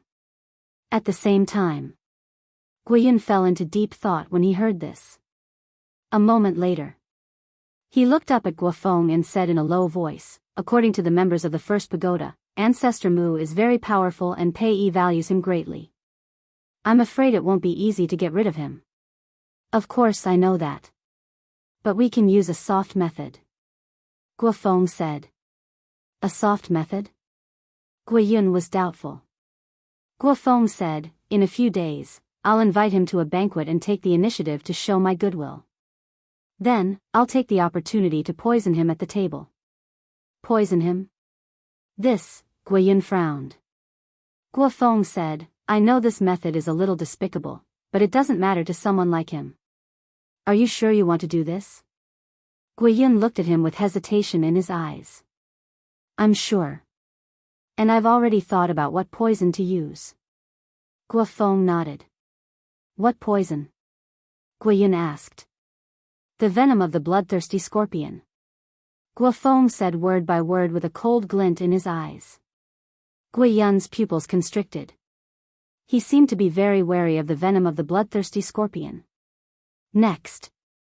The two of them secretly discussed for a while more before leaving. The spirit serpent emperor asked, Qin Feiyang, what is the bloodthirsty scorpion? Qin Feiyang said, it's a poisonous creature from 10,000 years ago. It's very scary. How scary? The spirit serpent emperor was curious. Qin Feiyang said, the antidote pill can't remove it. Once poisoned, you'll die within 3 breaths. What? The spirit serpent emperor was shocked. In this world, there was actually poison that couldn't be removed by the antidote pill? The spirit serpent emperor asked, then what do you plan to do? I didn't want to deal with them at first, but they were too insensible. They actually wanted to plot against me. And they used such a despicable and vicious method. In that case, this time, I'll get rid of all of them and make the scorpion tribe disappear completely. Qin Feiyang said with a bone-chilling killing intent in his tone. The spirit serpent emperor asked, so, you've already thought of a plan? No. Qin Feiyang shook his head.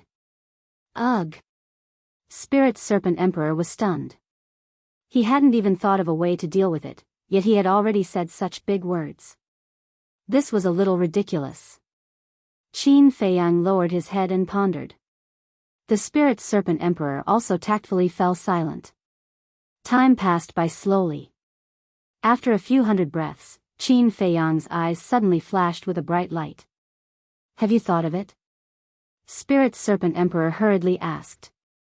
Qin Feiyang nodded, a cold smile appearing in his eyes. With a wave of his hand, Fatso appeared out of thin air. As soon as Fatso came out, he said impatiently, what are you doing? Fat Lord is going into seclusion. Qin Feiyang shook his head and laughed. It seemed like Fatso was starting to get anxious after learning about the benefits of the purple gold dragon blood. I'll go into seclusion after this matter is settled. Qin Feiyang said. What is it? Fatso was suspicious. Qin Feiyang said, help me find a spider called Blood Soul Spider. Blood Soul Spider? Fatso was slightly stunned and asked, what's the use of it? Qin Feiyang smiled and said, the Blood Soul Spider is also a highly poisonous creature from 10,000 years ago. It's even stronger than the bloodthirsty scorpion. Fatso's pupils shrank and he said in surprise, why are you looking for it? Qin Feiyang smiled and said, of course it's to neutralize the venom of the bloodthirsty scorpion. What do you mean? Fatso was more and more confused. Although the venom of the blood soul spider and the bloodthirsty scorpion is enough to kill people, if you swallow these two venoms at the same time, it will have the effect of neutralizing the toxicity. In short, the combination of the venom of these two creatures is equivalent to the antidote. Qin Feiyang explained. This, Fatso and the spirit snake emperor looked at each other. Was this the legendary, fight poison with poison? Fatso frowned and said, then where is Fat Lord going to find this blood soul spider? If I knew, why would I ask you out? Qin Feiyang rolled his eyes at him. Fatso pursed his lips and said helplessly, all right, I'll go ask Li He first. After saying that, he opened a portal and left. When the portal disappeared, Qin Feiyang looked at the spirit snake emperor and said with a smile, let's go and find that key person. What key person? The spirit snake emperor was suspicious. A person who can crush anyone into pieces. Qin Feiyang's eyes flashed. He changed into a clean set of clothes and opened a portal. The spirit snake emperor looked at him in confusion and then shrank its body, turning into a stream of light and coiled around Qin Feiyang's index finger. The color of its skin quickly turned silver without any impurities. At first glance, Qin Feiyang looked like he was wearing an exquisite ring. Qin Feiyang raised his hand and shook his index finger. He nodded and said with a smile, "Your ability to change color is really good. Are you jealous? But this is something that can't be envied." The spirit snake emperor smiled proudly. Qin Feiyang shook his head and smiled. He retracted his aura to the extreme and entered the portal. At the next moment, he descended on a street. On the street, there was an endless stream of people. And right in front of him, there was a restaurant with dragons and phoenixes. It was the Dragon Phoenix restaurant. Although it was still morning and not meal time, there were many people entering and leaving the restaurant. Qin Feiyang tidied his clothes and strode into the Dragon Phoenix restaurant. "Young Master Mu, what a rare guest. What have you been busy with recently? It's been so long since you came to our Dragon Phoenix restaurant." A waiter immediately came up to greet him, nodding and bowing with a smile. To the waiter of the Dragon Phoenix restaurant, Qin Feiyang could be considered an acquaintance. "I'm busy cultivating. I don't have time," Qin Feiyang said with a faint smile. The waiter said with embarrassment, "Young master is so talented and hardworking. You really make us mediocre people feel ashamed." Qin Feiyang smiled. The waiter asked, "Young master, do you want to sit in the hall or go to the pavilion?" "Let's sit in the hall," Qin Feiyang said. "All right, young master, follow me." The waiter shouted and turned around to lead Qin Feiyang to an empty table. There were already many guests in the hall. When they saw Qin Feiyang, there was a trace of curiosity in their eyes. During the last auction of the Dragon Phoenix wine, Qin Feiyang suppressed everyone and won the first place. However, in the end, he gave the opportunity to young Master Hao. Since then, this matter had been discussed enthusiastically in the Dragon Phoenix restaurant. Therefore, they all wanted to see what was so extraordinary about Qin Feiyang. And towards all of this, Qin Feiyang had always been calm. He sat at the dining table, looked at the waiter and said with a smile, "Give me a pot of dragon's wine and a few special dishes." "All right."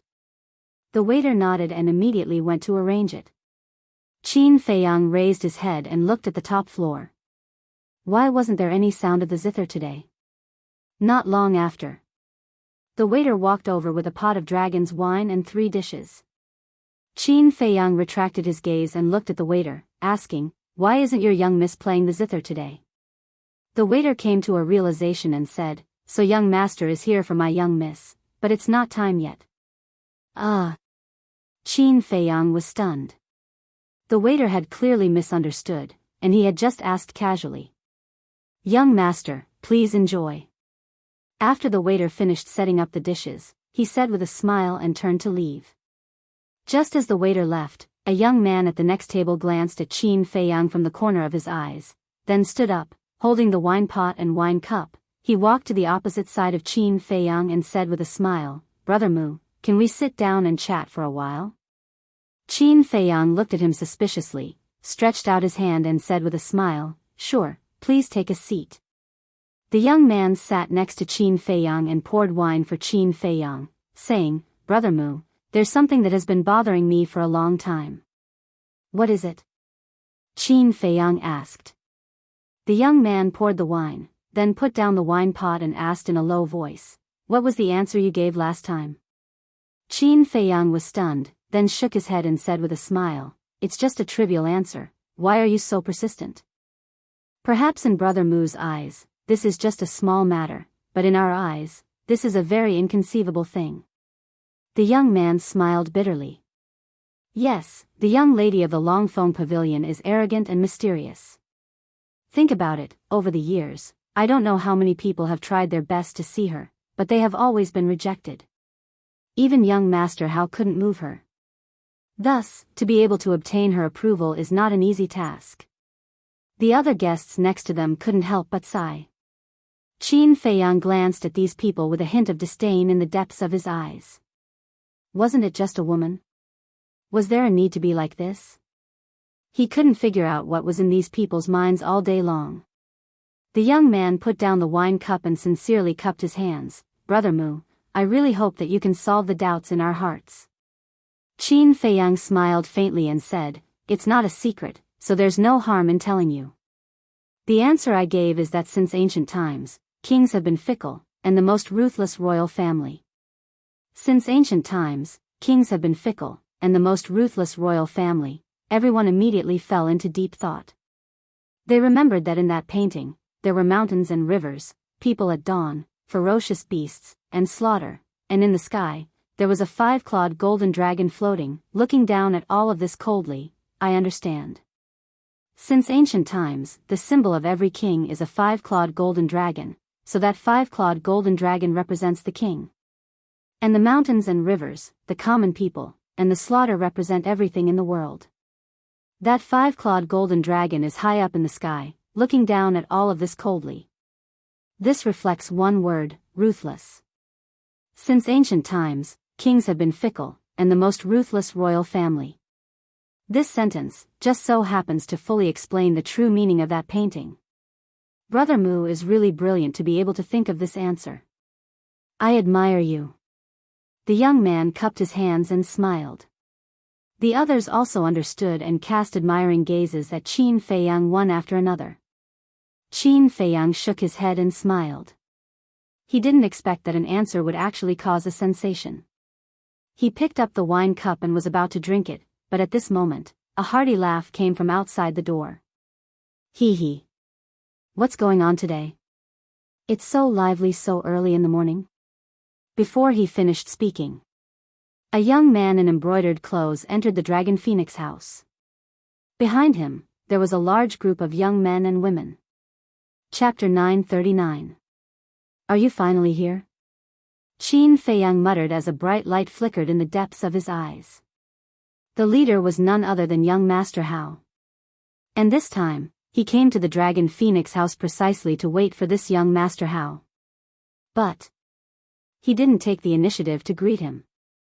Because he knew that young Master Hao would take the initiative to greet him. Sure enough. When he saw Qin Feiyang, a smile crept onto young Master Hao's face, and he said, Brother Mu, may I have the honor to invite you up for a few drinks? These words were quite polite. Is that necessary? The group of young men and women behind him raised their eyebrows without leaving a trace. In their opinion, Qin Feiyang was indeed a talent, but compared to them, he was still far from being worthy of sitting with them. Not to mention sitting with them and drinking. But this was young Master Hao's invitation, and they didn't dare to refute it. Qin Feiyang raised his head to look at young Master Hao, and then glanced at the group of young men and women. Over the years, what kind of people had he not seen? Looking at the eyes of the group of young men and women, he could guess what these people were thinking. However, young Master Hao was very sincere in inviting him. Mu, didn't you hear young Master Hao's words? One of the women with heavy makeup saw that Qin Feiyang didn't speak for a long time, and a trace of impatience crept onto her face. Her tone was also very cold. I'm not deaf, of course I heard it. However, I know my place, and I don't deserve to sit with you disciples of famous sections. If young Master Hao wants to have a few drinks with me, then you can only lower yourself and sit in this hall. Qin Feiyang said with a faint smile. It could be seen that these people were all vain people, so he might as well satisfy their vanity. Sure enough. Hearing his words, the group of young men and women all had bright smiles on their faces. At the same time, the disdain on their faces became even stronger. What was young Master Hao's identity? He actually made young Master Hao lower himself and sit in this hall. Was it possible? To think that this person dared to open his mouth. Who did he think he was? Young Master Hao stared at Qin Feiyang in a complicated way, nodded, smiled and said, all right, let's drink to our heart's content in this hall today. After saying that, he walked towards Qin Feiyang. What? The group of young men and women were petrified. The other guests in the hall, as well as the waiters in the restaurant, were also in disbelief. This was because many people knew that young Master Hao had never stayed in the hall before. This was his first time. This ancestor Mu really had too much face to let young Master Hao break the precedent. Young Master Hao, isn't this inappropriate? The gorgeous woman caught up with young Master Hao and said with a frown. What's wrong? If you can't swallow your pride, you can go to the private room upstairs. Anyway, don't spoil my fun. Young Master Hao said without looking back. Then, he walked straight to Qin Feiyang. The young man from the very beginning also immediately picked up his wine jug and wine cup and stood up to give up his seat.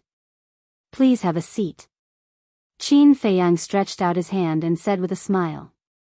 Young Master Hao smiled faintly and sat opposite Qin Feiyang. The group of young men and women looked at each other and finally walked to Qin Feiyang's table. Wait. Qin Feiyang stretched out his hand and said with a smile, I didn't ask you to sit. Why? Are you afraid that we'll eat and drink your food? Don't worry. You don't need to pay a single gold coin today. All the expenses will be on us. The young men snorted coldly. It's just a gold coin. I don't care about it. I'm just worried that sitting with a country bumpkin like me will bring shame to your young masters and young mistresses. Qin Feiyang smiled faintly. The group of young men and women's faces immediately darkened. Obviously, he didn't give them any face. Young Master Hao waved his hand and said, That's enough. Just find a seat and don't make a fuss. Since young Master Hao had spoken, these people naturally didn't dare to make a fuss. There was an empty table at the side. A group of people sat around the table, their faces full of anger. Although they didn't say anything now, this grudge had been formed. The waiters of the restaurant also became busy. After all, these people were not only regulars here, but also disciples of famous families in the city. They didn't dare to neglect them. One of the waiters brought a set of clean cutlery and wine glasses to young Master Hao. Before leaving, he gave Qin Feiyang a look of admiration. In this divine city, only Qin Feiyang dared to treat these foppish disciples with such an attitude. Young Master Hao said suspiciously, Brother Mu, I heard that you've been cultivating in seclusion. How come you're free to come to the Dragon Phoenix restaurant today? I don't have time to be free. I'm just relaxing appropriately. Qin Feiyang picked up the wine pot containing the dragon's wine and stood up to pour wine for young Master Hao while shaking his head and smiling. That's true. Relaxing appropriately is helpful for cultivation. However, you're still not telling the truth. Young Master Hao transmitted his voice meaningfully. Qin Feiyang was slightly startled. He returned to his seat and thought to himself, what do you mean by that? Brother Mu, don't play dumb. Although you're hiding it very well, I've already heard from my father that you've already broken through to the War Saint realm. I believe that I'll have another junior brother soon. Young Master Mu transmitted his voice with a smile. You found out so quickly? Qin Feiyang was surprised. It seemed like Elder Wang had told the Chief Pagoda Master. I have to thank you for this. Without your help, even if I broke through to the War King, I might not be able to become the Chief Pagoda Master's disciple. Let me toast to young Master Hao. Qin Feiyang raised his wine cup and laughed. Brother Mu, you're too polite. I'm just an introducer. What really moved my father was your hard work. Congratulations. Young Master Hao also raised his wine cup. Clang. The two of them lightly clinked their wine cups, and then drank it all in one gulp. Next. Young Master Hao transmitted his voice. Brother Mu, I have some doubts in my heart, can you answer them for me? Please speak, young master. Qin Feiyang said. Young Master Hao waved his hand and said, Sigh, don't call me young master, if you don't mind, just call me brother. Qin Feiyang laughed out loud, this is my honor. You. It doesn't look like you're trying to curry favor with me. But if you say you're not trying to curry favor with me, it's a little like you're trying to curry favor with me. Tell me, why are you so hard to see through? Young Master Hao shook his head, feeling rather helpless. Qin Feiyang said, this is because we haven't opened our hearts yet, so we can't be considered true friends. Young Master House said, then tell me, when can we be honest with each other? Time. Because only time can let you clearly recognize a person. Qin Feiyang said. Young Master Hao was startled, and laughed bitterly. Chatting with you is really too tiring. Let's not talk nonsense. I want to know, how did you manage to break through from the 9-star war sect to the war sage in a mere 10 days? Young Master Hao looked at him suspiciously, with a trace of anticipation. Of course. These words were also transmitted in secret.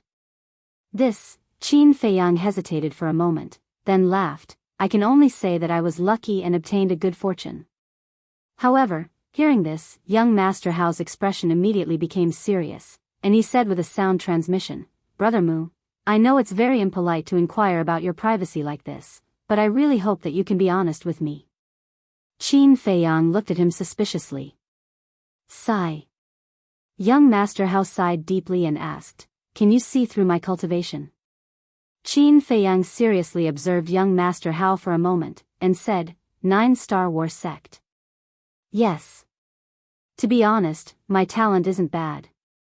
I've already stepped into the 9-star war sect after cultivating for less than 100 years. However, ever since I stepped into the 9-star war sect, I felt as if I had encountered a bottleneck and was unable to break through. Young Master Hao sighed, looking somewhat disappointed.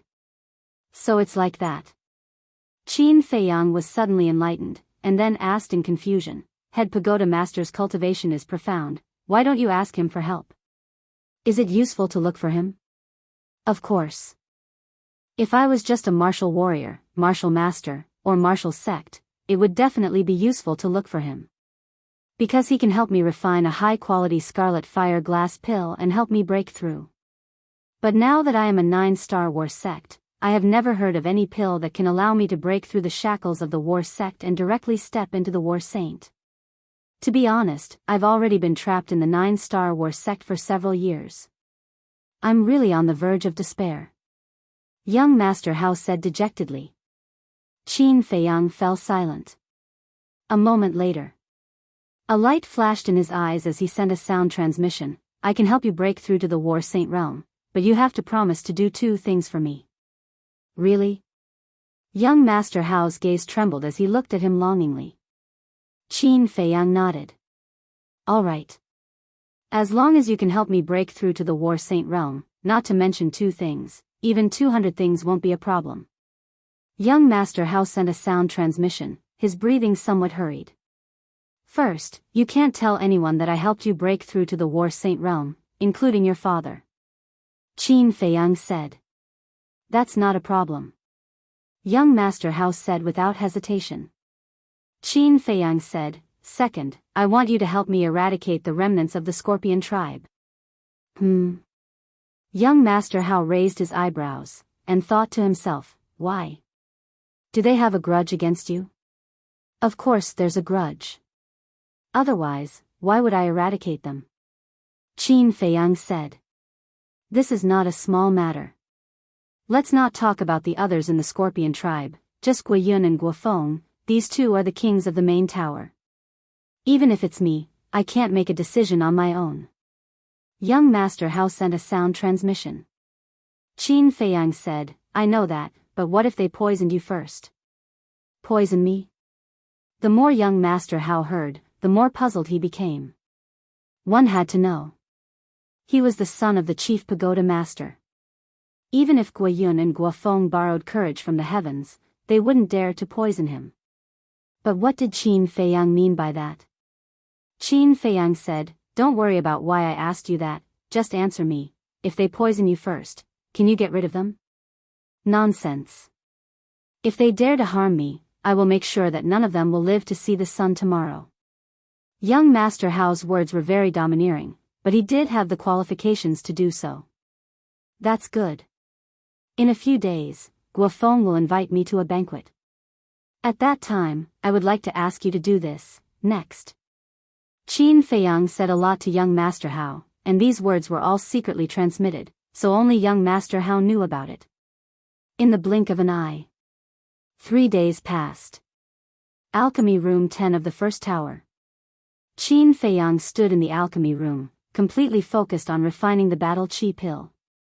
After all, with the addition of the Ghost Snake Emperor, the number of battle chi pills he needed was even more than before, so he had to prepare enough battle chi pills at all times. Schwa. At noon. Fatso appeared out of thin air in the alchemy room, hurriedly ran to Qin Feiyang's side, and said, "Boss, found it." As he spoke, he took out a transparent glass bottle, only the size of a thumb, half filled with blood-red liquid. Qin Feiyang ignored Fatso. After the battle chi pill was out of the furnace, he took the glass bottle and pulled out the cork. A pungent stench immediately rushed into his nostrils, making him feel nauseous. Holding his breath and carefully observing for a moment, Qin Feiyang nodded and said with a smile, "It is indeed the venom of the blood soul spider. Where did you get it?" "Fire Phoenix Mountain Range." "It took a lot of effort to get it." Fatso chuckled.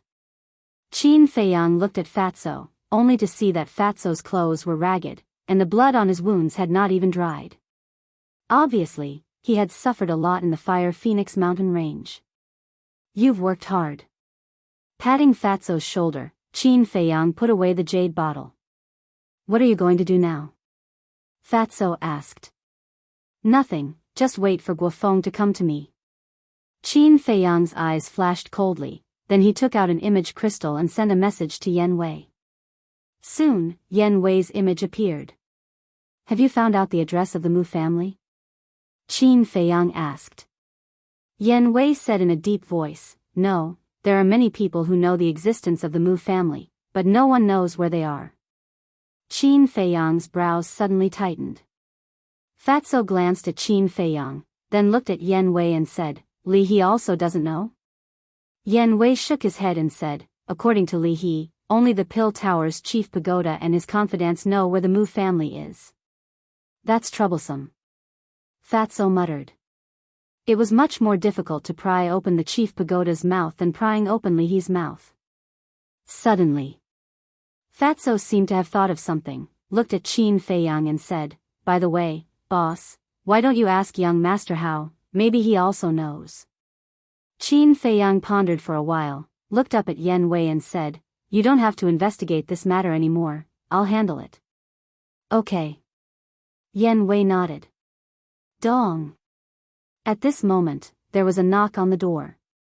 Qin Feiyang and Fatso looked at the stone door of the cultivation room at the same time. Could it be Guofeng? "I still have something to do, you be careful in the trading pavilion." Qin Feiyang reminded Yen Wei and turned off the image crystal, then sent Fatso to the castle. Then, with a wave of his hand, the stone door slowly opened, and a familiar face came into sight. It was Guofeng. "It's you?" But Qin Feiyang pretended to be surprised. "What? Am I not welcome?" Guofeng said with a cold face. "Senior brother Guofeng personally came to find me, this is my honor, how can I not welcome you? Come in quickly." Qin Feiyang smiled and then stepped aside. Guofeng looked at the alchemy room and shook his head. "Let's not talk too much, this time I came to invite you to Longfeng House for a few drinks." "Huh?"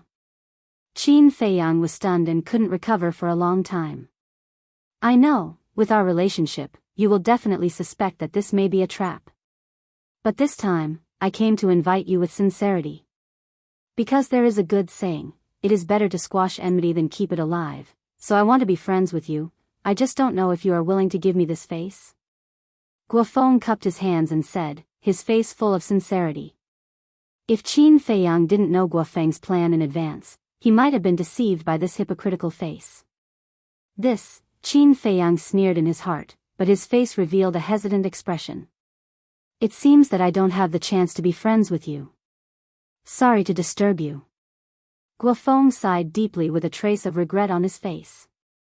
Then, he cupped his hands and turned to leave. "It's a pity that you don't want to be an actor." Qin Feiyang shook his head and said with a smile, "Senior brother Guofeng, wait. What's the matter?" Guofeng stopped and turned to look at Qin Feiyang suspiciously. "To be honest, I really can't believe that you can say such words, so I have a doubtful attitude. But I can see sincerity on your face."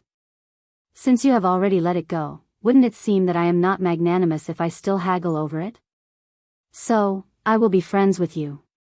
Qin Feiyang said with a smile. Guofeng immediately revealed a friendly smile and asked, what about the Dragon Phoenix Pavilion? Friendliness was just a facade, and under this facade, there was a murderous knife hidden. Go, of course I have to go. Wait for me first, let me change my clothes. I have been refining pills these days and my body is covered in dust. After Qin Feiyang finished speaking, he closed the stone door. Friends? Do you really think that I want to be friends with you? Don't be naive. Chapter 940. At the same time. Inside the alchemy room. Qin Feiyang's eyes also turned cold.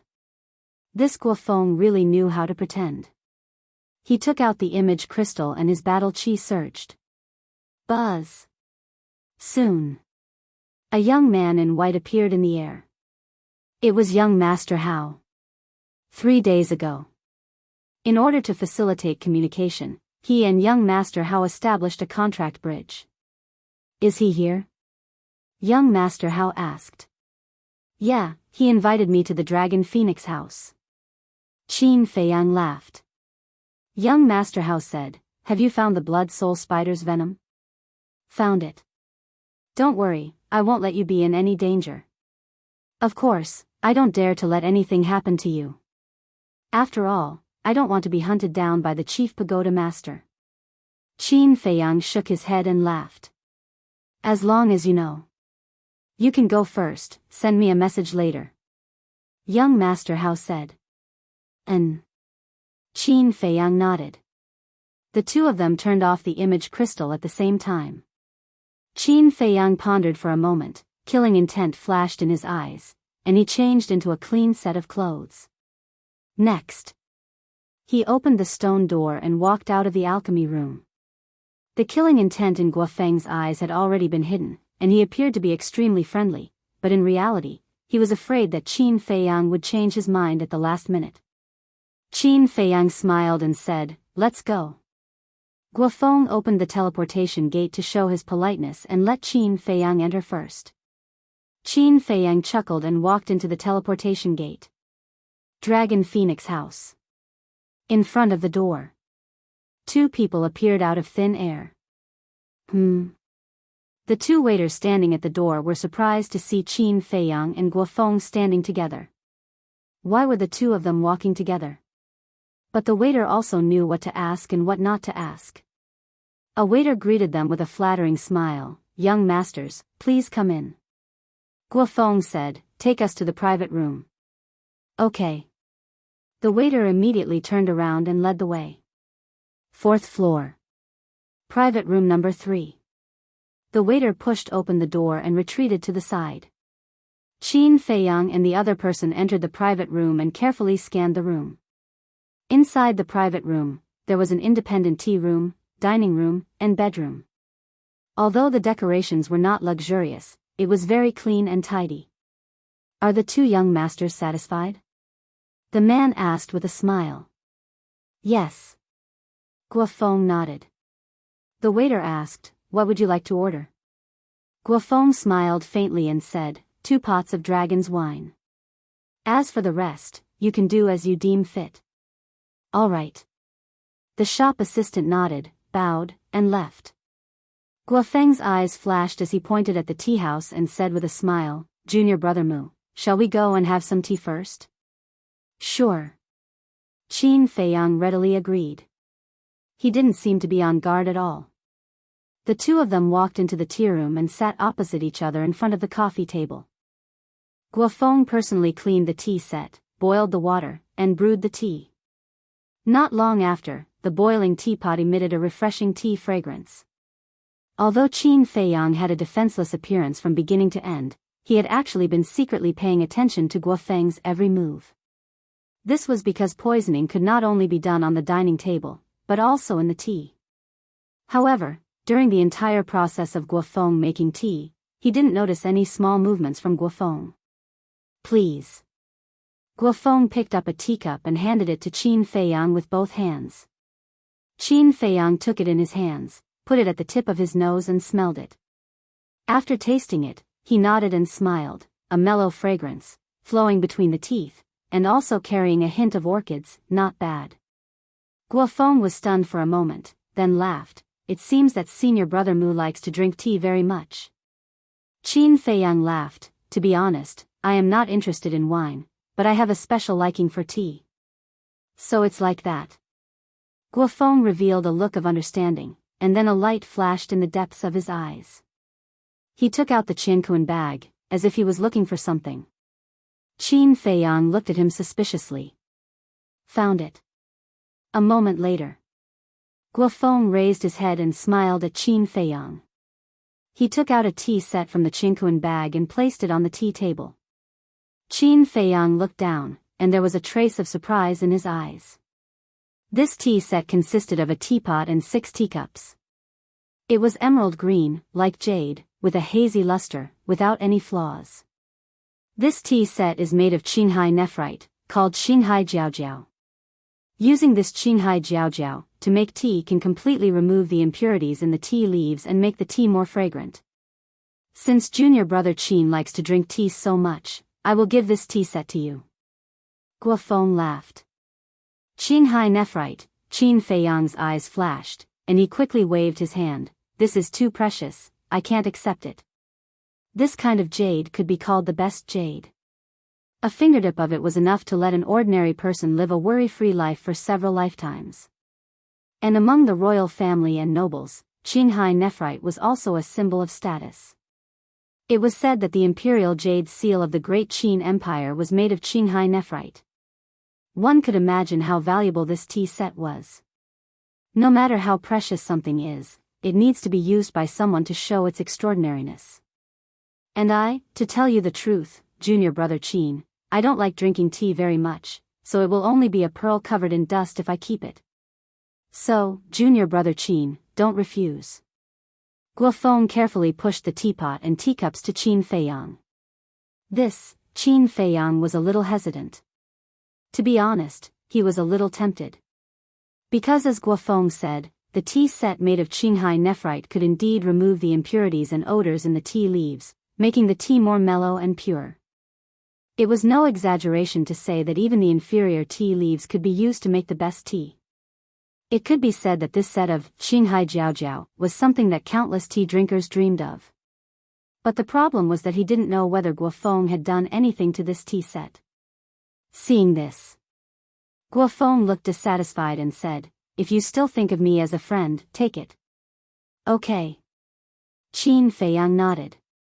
That's right. Come on, now I'll use this Qinghai Jiaojiao to make a pot of good tea for you. By the way, I'll let you check it out. Guofeng smiled and began to clean the tea set. Qin Feiyang smiled but didn't say anything, carefully paying attention to Guofeng's every move. At last. Until Guofeng finished making the tea, he didn't find anything strange. Try it. Guofeng picked up the teapot, poured a cup, and pushed it in front of Qin Feiyang. Then he poured another cup for himself, raised his head and drank it up, then looked at Qin Feiyang and said with a smile, the taste is really much better than before. Seeing this, Qin Feiyang completely let go of his doubts. Guofeng dared to drink it directly, so there must be no problem with the tea set. Guofeng probably gave him the Qinghai Jiaojiao just to let him completely relax his vigilance. Then Qin Feiyang also picked up the teacup, put it to his mouth, and tasted it. There was a trace of shock on his face. This pot of tea and the previous pot of tea were made of the same tea leaves. However, the taste was completely different. It was mellower and sweeter. And it also had the smell of the sea, which made people feel relaxed and couldn't help but be intoxicated. How is it? I didn't lie to you, Guofeng said with a smile. Qin Feiyang laughed. This tea set was indeed made of Qinghai nephrite. Because when he was a child, he also used this kind of tea set in the imperial palace, so it was not difficult to distinguish. Dong! At this moment, there was a knock on the door. Come in. Guofeng looked at the door and said. The waiter pushed the door and entered, followed by more than a dozen staff members, each of whom was holding a plate of delicious dishes in their hands. Please enjoy, young masters. After putting the dishes on the table one by one, the waiter led the staff members out of the elegant room and closed the door. Brother Qin, please. Guofeng got up and stretched out his hand with a smile. Please. Qin Feiyang also got up and made a gesture of invitation. Then the two of them walked to the table together. After sitting down, Guofeng picked up the wine pot and said, let's make it clear first. Today we are going to get drunk, so we can't use battle qi to dissolve the alcohol. Of course. Qin Feiyang said without hesitation with a smile. At their level, no matter how strong the wine was, it couldn't make them drunk. Because as long as they activated their battle qi, they could instantly evaporate all the alcohol. And Guofeng said so because he wanted to get Qin Feiyang drunk and then find an opportunity to make a move. Qin Feiyang's answer was also to reassure Guofeng. But in fact, the two of them were secretly activating their battle qi to dissolve the alcohol and stay sober. The two of them drank while talking and laughing. They didn't mention the previous grudges again. If people who didn't know saw this scene, they would really think that the two of them were old friends for many years. In less than an hour, the two of them finished 2 pots of dragon's wine and ordered 2 more pots. Gradually, Qin Feiyang began to show signs of drunkenness, and his words became more and more unscrupulous. Brother Gua, I'll be honest with you. I used to hate you very much. Qin Feiyang waved his hand and said. Why? Guofeng looked at him in confusion. His eyes were also hazy with drunkenness. Because you are the king of the 3rd peak. You are arrogant and condescending. However, after getting along with you now, I realize that you are quite a nice person. Qin Feiyang said. Guofeng laughed and whispered into Qin Feiyang's ear, brother, to be honest, I used to hate you too.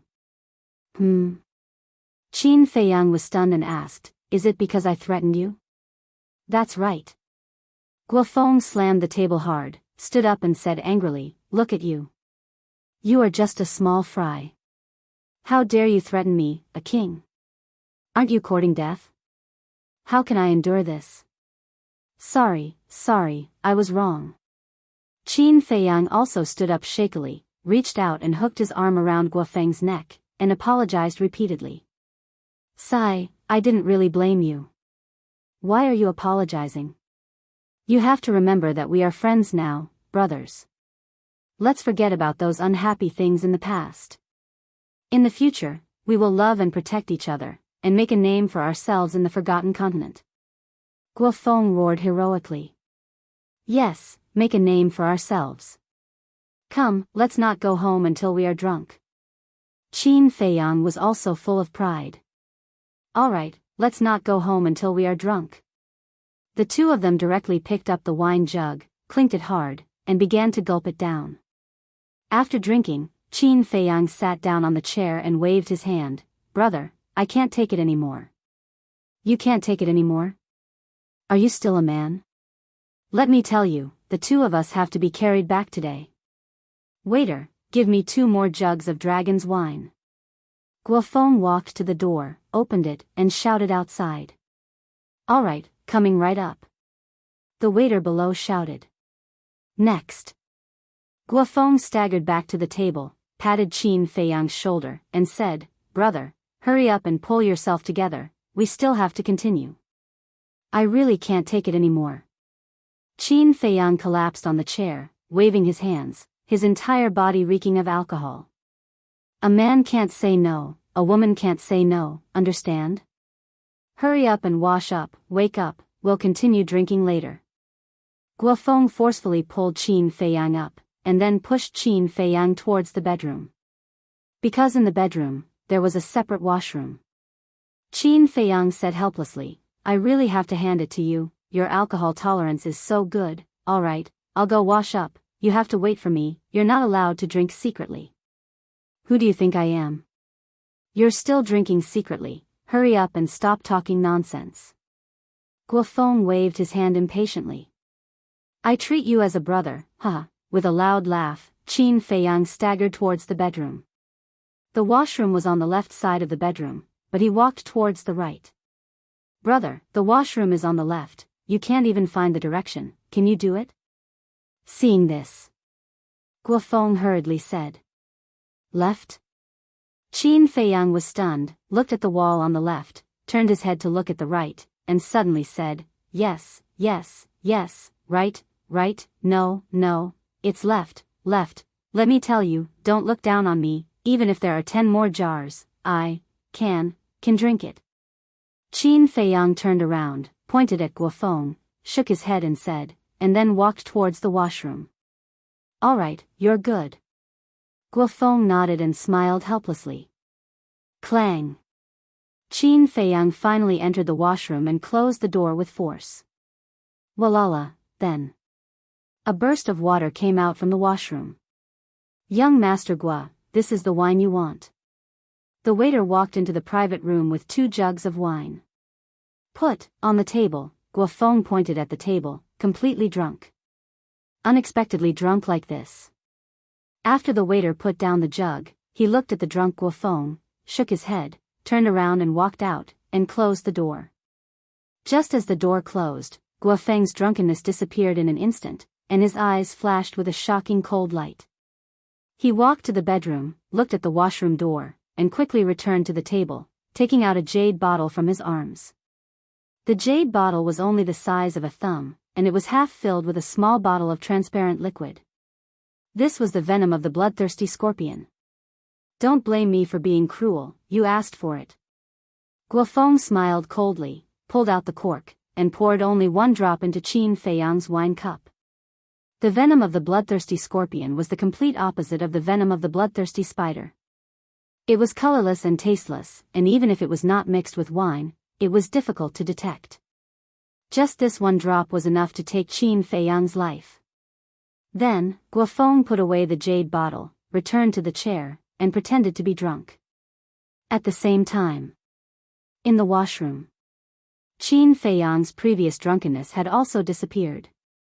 At this moment, he held the image crystal in his hand. Soon, young Master Hao's shadow showed up.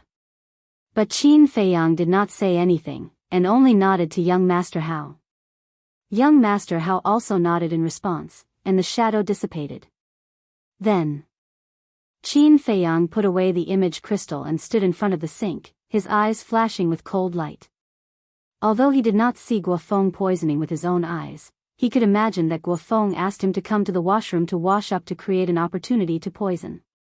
It's not that easy to kill me. Qin Feiyang sneered, held the water, washed his face, and returned to the table in a drunken state.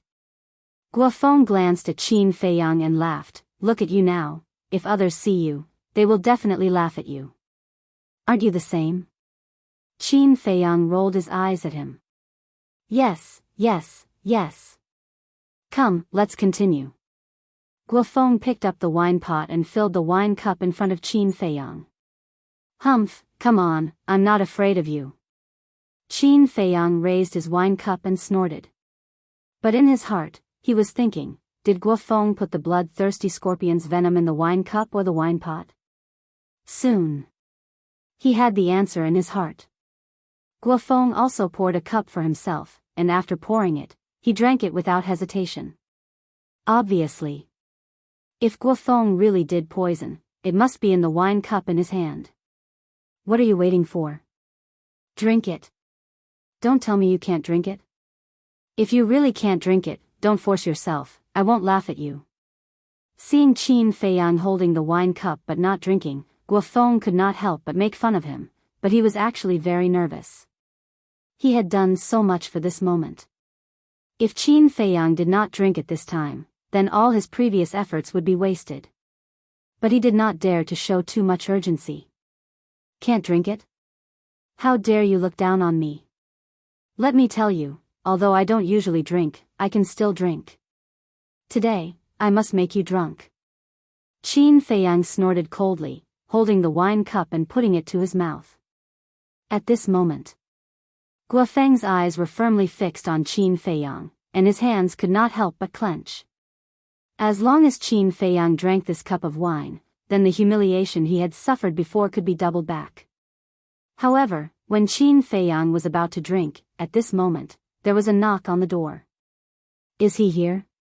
Qin Feiyang muttered secretly, but pretended to be puzzled, put down the wine cup, and looked at the door suspiciously. Damn it. Just one more step. Which bastard came to ruin my good thing at this time? Guofeng was about to go crazy, and he was even about to vomit blood, but he had to endure. He also looked at the door, and with a sullen tone, he shouted, "Who is it? Can you not ruin our good mood?" The door opened. A white-clothed young man with his hands behind his back entered uninvited with a faint smile on his face. "Young Master Hao." Guofeng's gaze trembled. Why would young Master Hao come? At the same time, Qin Feiyang secretly sent a sound transmission and laughed. "Luckily you came in time, otherwise, would have had to drink this cup of wine." Young Master Hao glanced at the wine cup in front of Qin Feiyang, then looked at Guofeng and Qin Feiyang, and laughed. "Just now, when I entered the Dragon Phoenix house, I heard from the waiter that the two of you were drinking here, and that you were already drunk, so I came to take a look out of curiosity. You won't blame me, right?" "No, no. It's our honor for young Master Hao to come, isn't it, Brother Gua?" Qin Feiyang immediately stood up and laughed. "Yes, yes, yes." Guofeng nodded his head, but in his heart, he was cursing the waiter's 18 generations of ancestors. Why was he so talkative? Actually, the waiter was also very wronged. Because this matter had nothing to do with the waiter at all, and he also did not tell young Master Hao that Guofeng and Qin Feiyang were drinking here. And young Master Hao said so just to find an excuse to not arouse Guofeng's suspicion. Young Master Hao laughed, "Looking at the smell of alcohol all over your body, you really drank a lot. How about it, won't you invite me to drink a few cups?" Guofeng was about to say that it was not convenient, but Qin Feiyang beat him to it. Of course, quickly, please sit." Like this, Guofeng could not say anything more. Young Master Hao closed the door behind him, walked to the table, and sat between Qin Feiyang and Guofeng. Then, young Master Hao looked at Guofeng and said with a frown, "Why aren't you moving? Do you not welcome me?" Guofeng shuddered and quickly took a clean wine cup, placed it in front of young Master Hao, and filled it to the brim. At this moment, he was very flustered. Ever since Qin Feiyang gave the opportunity to meet Dragon Phoenix House's young miss to young Master Hao last time, young Master Hao had a good impression of this ancestor Mu. If now, he poisoned Qin Feiyang to death in front of young Master Hao, it would definitely arouse young Master Hao's dissatisfaction. Young Master Hao might even report this matter to Chief Pagoda Master. At that time, he would be charged with the crime of poisoning a fellow disciple. And once Chief Pagoda Master investigated, he might not even be able to save his life. But the poison had already been used, and it was too late to take it back. What should he do? Suddenly, his eyes lit up, and he looked at Qin Feiyang and said with a smile, "Younger brother Mu, you see, this place has been messed up by us. It's really a bit inappropriate to use it to entertain young Master Hao. How about we change rooms?" As long as they changed rooms immediately, Qin Feiyang would not drink this cup of wine.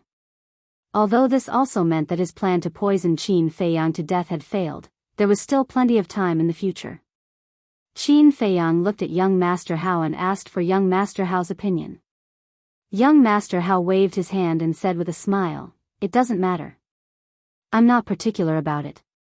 Just do as you like." This, Guofeng's face stiffened. Qin Feiyang picked up the wine cup and said with a smile, then as young Master Hao said, "Come, let's drink this cup." "Okay." Young Master Hao nodded and clinked the wine cup with Qin Feiyang's. "Wait." Guofeng hurriedly stretched out his hand. "What's wrong?" Both of them looked at him in confusion. Guofeng's eyes kept rolling. Now he was in a bit of a dilemma.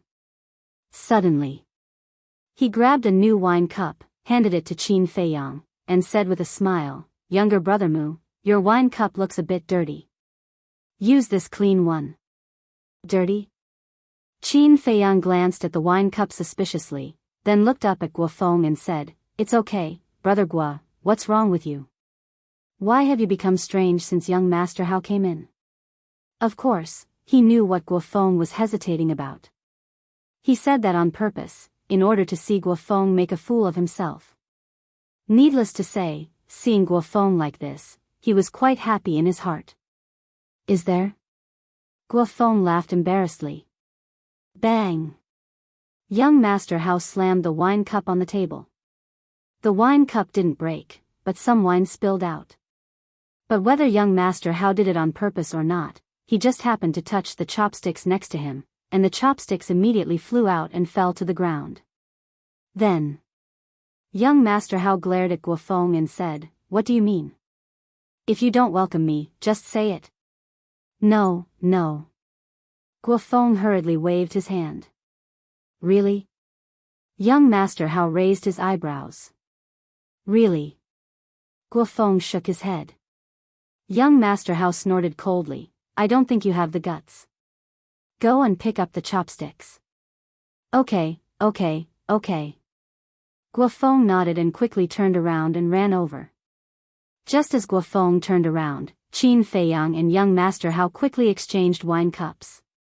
In other words, now the poisoned wine cup was in young Master Hao's hands.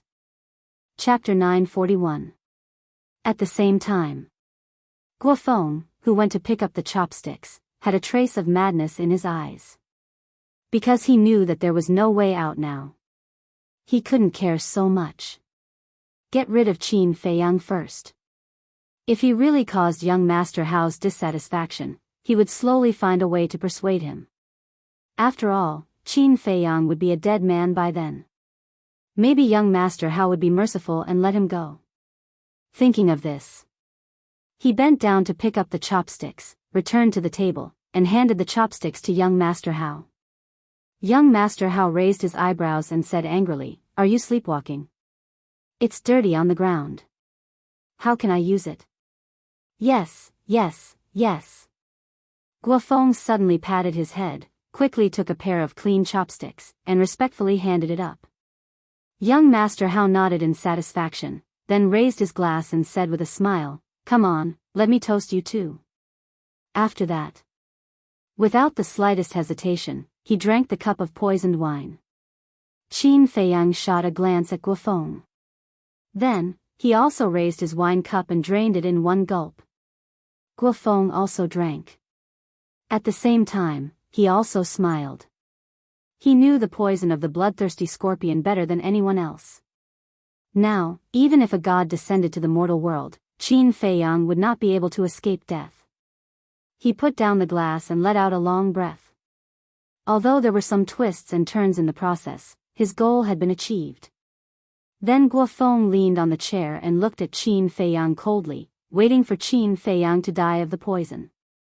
However, Qin Feiyang also laughed. He slowly put down the glass and took out the jade bottle containing the blood soul spider's poison. Guo Feng's pupils shrank, staring at the jade bottle. It was also at this time. Young Master Hao suddenly screamed in pain. "What's going on?" Guo Feng immediately looked at young Master Hao, his eyes full of surprise. Young Master Hao was holding his chest at this moment, his face quickly turned pale, and his lips turned purple. This was obviously a sign of poisoning. But wasn't the poisonous wine drunk by Qin Feiyang? How could young Master Hao be poisoned? Whoosh! Guo Feng suddenly looked at Qin Feiyang, only to see Qin Feiyang sitting there without any signs of being poisoned. How could this be? He was dumbfounded. Those who drank the poisoned wine were completely fine. Those who didn't drink the poisoned wine were poisoned instead. He couldn't figure out what was going on. "I can only tell you that you're finished." Qin Feiyang grinned and quickly pulled out the cork. He stood up and poured out a drop of blood soul spider's venom for young Master Hao. Hearing Qin Feiyang's words, Guo Feng was slightly taken aback. Then, when he saw Qin Feiyang feed young Master Hao the poison in the jade bottle, a name suddenly appeared in his mind. Could that be his face was instantly filled with disbelief. Qin Feiyang slowly put away the jade bottle and said with a smile, "Yes, this is the venom of the blood soul spider." "This is impossible," Guofeng shook his head. Only he and Guiyun knew the plan to poison Qin Feiyang. Guiyun would never leak the secret. How did Qin Feiyang know? And he prepared the venom of the blood soul spider in advance. Was it a coincidence? After taking the venom of the blood soul spider, young Master Hao looked even more uncomfortable. The two poisons collided crazily in his body, making him feel worse than death. His face had been distorted. But in less than 10 breaths, the pain on his face slowly dissipated. And his pale face and purple lips were also gradually returning to normal. Seeing this, Qin Feiyang also secretly breathed a sigh of relief. Although he was fully confident that the venom of the blood soul spider could detoxify the poison of the bloodthirsty scorpion, he still couldn't help but feel nervous. Because he was afraid that something would happen. After all, young Master Hao's identity was too terrifying. If anything happened, even if he had 10 lives, it wouldn't be enough to kill him. Then Qin Feiyang returned to his seat and looked at Guofeng jokingly. "You don't think this is a coincidence, do you?" Guofeng's face darkened. Qin Feiyang said with a smile, "I admit that your performance today was very good. There was no flaw at all, but you found the wrong target." Guofeng growled, "Since there was no flaw, how did you know?" "Because when you and Guiyun were plotting by the lake, I was hiding nearby, so I heard every word you said to Guiyun." Qin Feiyang said with a smile. "What?" Guofeng's eyes trembled. It turned out that this person had known early on. Then it was obvious that all the previous actions of this person were purely acting. "You think you are very smart. You think that everything is under your control. But in fact, from the beginning, your ending has been doomed." Qin Feiyang shook his head and said. Guofeng said in a deep voice, "What about young Master Hao? Did you find him on purpose as well?" "That's right. 3 days ago, I told young Master Hao everything." Qin Feiyang nodded. "Why?" "You already know my plan. It can be said that it's easy to deal with me. But why do you still want to involve young Master Hao?" Guofeng roared. "It's very simple. The people I want to deal with are not just you, but also the rest of your scorpion tribe, including Guiyun." Qin Feiyang said with a smile. Hearing these words, Guofeng couldn't help but tremble. It turned out that this was the real purpose of this person. If young Master Hao was not involved, then even if the matter was exposed, the only one who would be punished in the end would be him, and Guiyun and the others would not be implicated. But now, young Master Hao was poisoned, which was equivalent to him being charged with murdering the son of the chief pagoda master. This was not a small matter. Because young Master Hao was the only son of the chief pagoda master, even the chief pagoda master himself was reluctant to scold him. One could imagine what kind of consequences he would face once the chief pagoda master knew that he murdered young Master Hao. "I'm afraid that no one in his scorpion tribe would survive." "You are really vicious." Guofeng stared at Qin Feiyang with resentment. "Vicious?" Qin Feiyang was stunned, shook his head and said with a smile, "It seems that compared to you, I am still far behind." Guofeng's face was as calm as water, his hands clenched tightly, making a cracking sound. If looks could kill, then Qin Feiyang would have already been dismembered into 10,000 pieces. Suddenly, Guofeng looked at young Master Hao and said, "I don't understand, why are you helping him?" The poison in young Master Hao's body had been completely neutralized. Facing Guofeng's question, he only smiled faintly and did not give any explanation. "Answer me, why is that? What benefits did he give you?" Guofeng roared in exasperation. Young Master Hao raised his eyebrows and said, "This is my business, you can't interfere." "Yes. You are the son of the chief pagoda master, high and mighty, and I am just a remnant of the scorpion tribe, of course I can't interfere with your business. But don't push me too far." Guofeng roared. "You asked for it. If you had been more honest and not schemed against Brother Mu, would this have happened? Young Master Hao said indifferently. Honest? Are you joking? Although my scorpion tribe has been destroyed, I am still the king of the third peak. And him?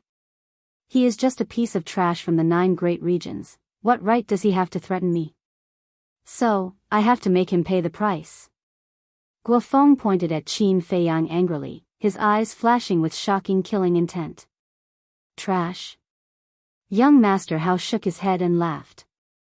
Guofeng was indeed the king of the third peak, but Qin Feiyang could refine the Juku yellow dragon pill. It was obvious who was more valuable between the two. So in young Master Hao's opinion, Guofeng was simply talking about himself when he said the word trash.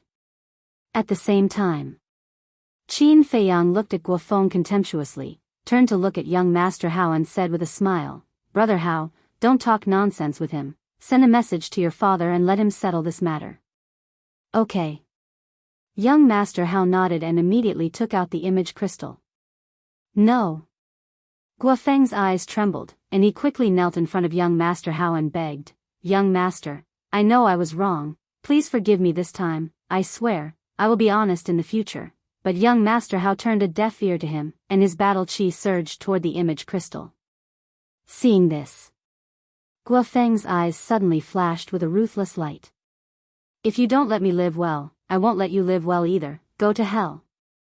Boom. He suddenly stood up and threw a punch at young Master Hao. You're courting death. Young Master Hao's eyes were also full of killing intent. Boom. At the same time, a terrifying holy aura burst out in the room, instantly imprisoning Guofeng. Guofeng looked at Qin Feiyang in shock and anger. Because the owner of this saint aura was Qin Feiyang. Qin Feiyang laughed and said, You didn't expect it, right? I have already broken through to the battle saint realm. So fast, Guofeng was extremely shocked and also despaired.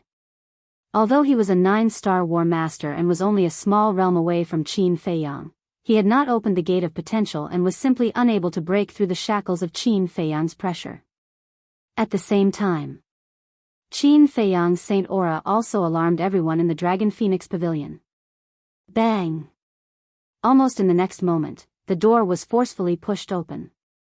A slightly plump middle-aged man barged into the room. It was the steward of the Dragon Phoenix Pavilion, Pang Su. But when he saw that it was Qin Feiyang, young Master Hao, and Guofeng in the room, his expression froze. Greetings, young Master Hao. Greetings, young Master Mu. Coming back to his senses, Pang Su hurriedly bowed and saluted. Then he looked at Guofeng, who was imprisoned in the air, and asked suspiciously, Young Masters, what's going on? Wang. It was also at this moment that the image crystal in young Master Hao's hand shone brightly. An illusory figure appeared. It was a middle-aged man, about 30 or 40 years old. His body was thin, and he had a head of long snow-white hair. He was also wearing a white robe that was spotless. At this moment, he was sitting in a pavilion in a courtyard, drinking tea alone. Each of his actions was emitting a scholarly aura. That's right. This was young Master Hao's father, the Pill Tower's chief pagoda master who controlled the Forgotten Continent. Seeing the chief pagoda master's shadow appear, Guofeng's face immediately turned as pale as paper. Pang Su's gaze also trembled slightly as he hurriedly bowed and said, Greetings, chief pagoda master. An uneasy premonition arose in his heart.